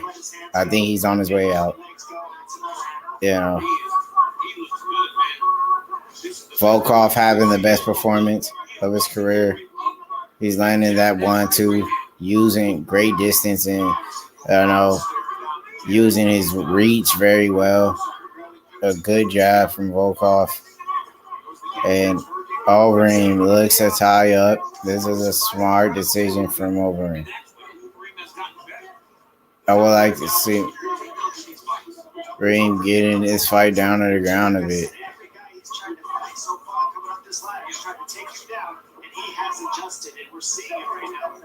And another nice kick by Overeem. Should retire, Baba. Maybe so. He thinks he's going for a title. That's nonsense. He should retire. Nice 1-2 by Volkov. The left jab, the right hand. That was nice. Now this is looking to be all over. Volkov has Overeem hurt, and now Volkov is searching for the kill. Overeem's face is a mess, and referee could step in and stop this. Overeem, can he get the big takedown? That's his best bet. But Volkov has great takedown defense, and he's just so much bigger and physically stronger. How's he gonna get this man to the ground? Oh, that's it. That's all over. Walk-off knockout. Alexander Volkov gets the finish in the heavyweight division, and he's a new contender for that title. Great win. Alistair Overeem faces a mess. He greets Overeem with respect. Humbled in victory. Great W for the one and only Alexander Volkov, showing great sportsmanship. And, he'll celebrate. Worth win for the one and only Volkov. Overeem's been around the game a long time. Sometimes, you got to know when to sit it up and retire. You hate to see legends like Overeem and Edgar go down the way they did. But, they need to sit it down, I think. Bad night for the legends. Volkov, just swarmed them, went for the finish, dominated. It was a great night of fights.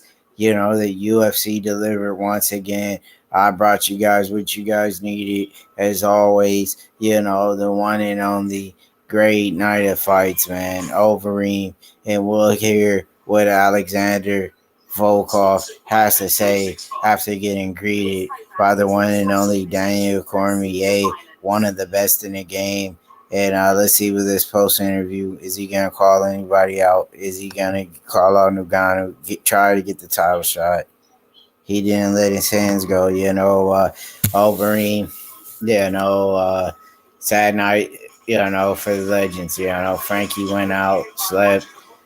Overeem gets, pummeled. It is just horrible, but they delivered, Sometimes these things happen. It's a great night, the UFC delivered.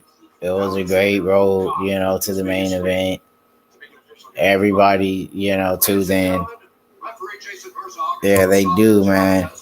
When you start losing like that, you gotta hang it up. And there you have it.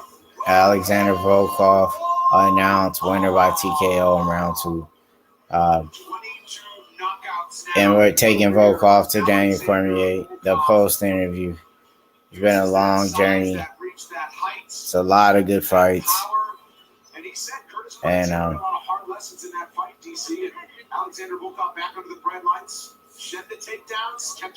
there you have it. I mean, if you are forced to stand at range with this young man, you are in a lot of trouble because the jab was fast. You know, another Russian picking up another win in the UFC tonight.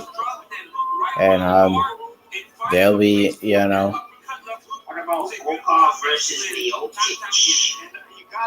could happen. You know, feel like Curtis Blades deserves the title fight next. Between Ngannou, I think deserves it next, and then after that, Blades, and then maybe Volkov. You know, that's how I see it. You know, but that was a great fight. Overeem, just didn't have enough to get it done. And there you have it. Alexander Volkov, victorious here tonight. Getting that post-fight interview, meeting the man, greeted by the great Daniel Cormier, the former heavyweight champ. Just imagine if these men would have had a fight. Wow.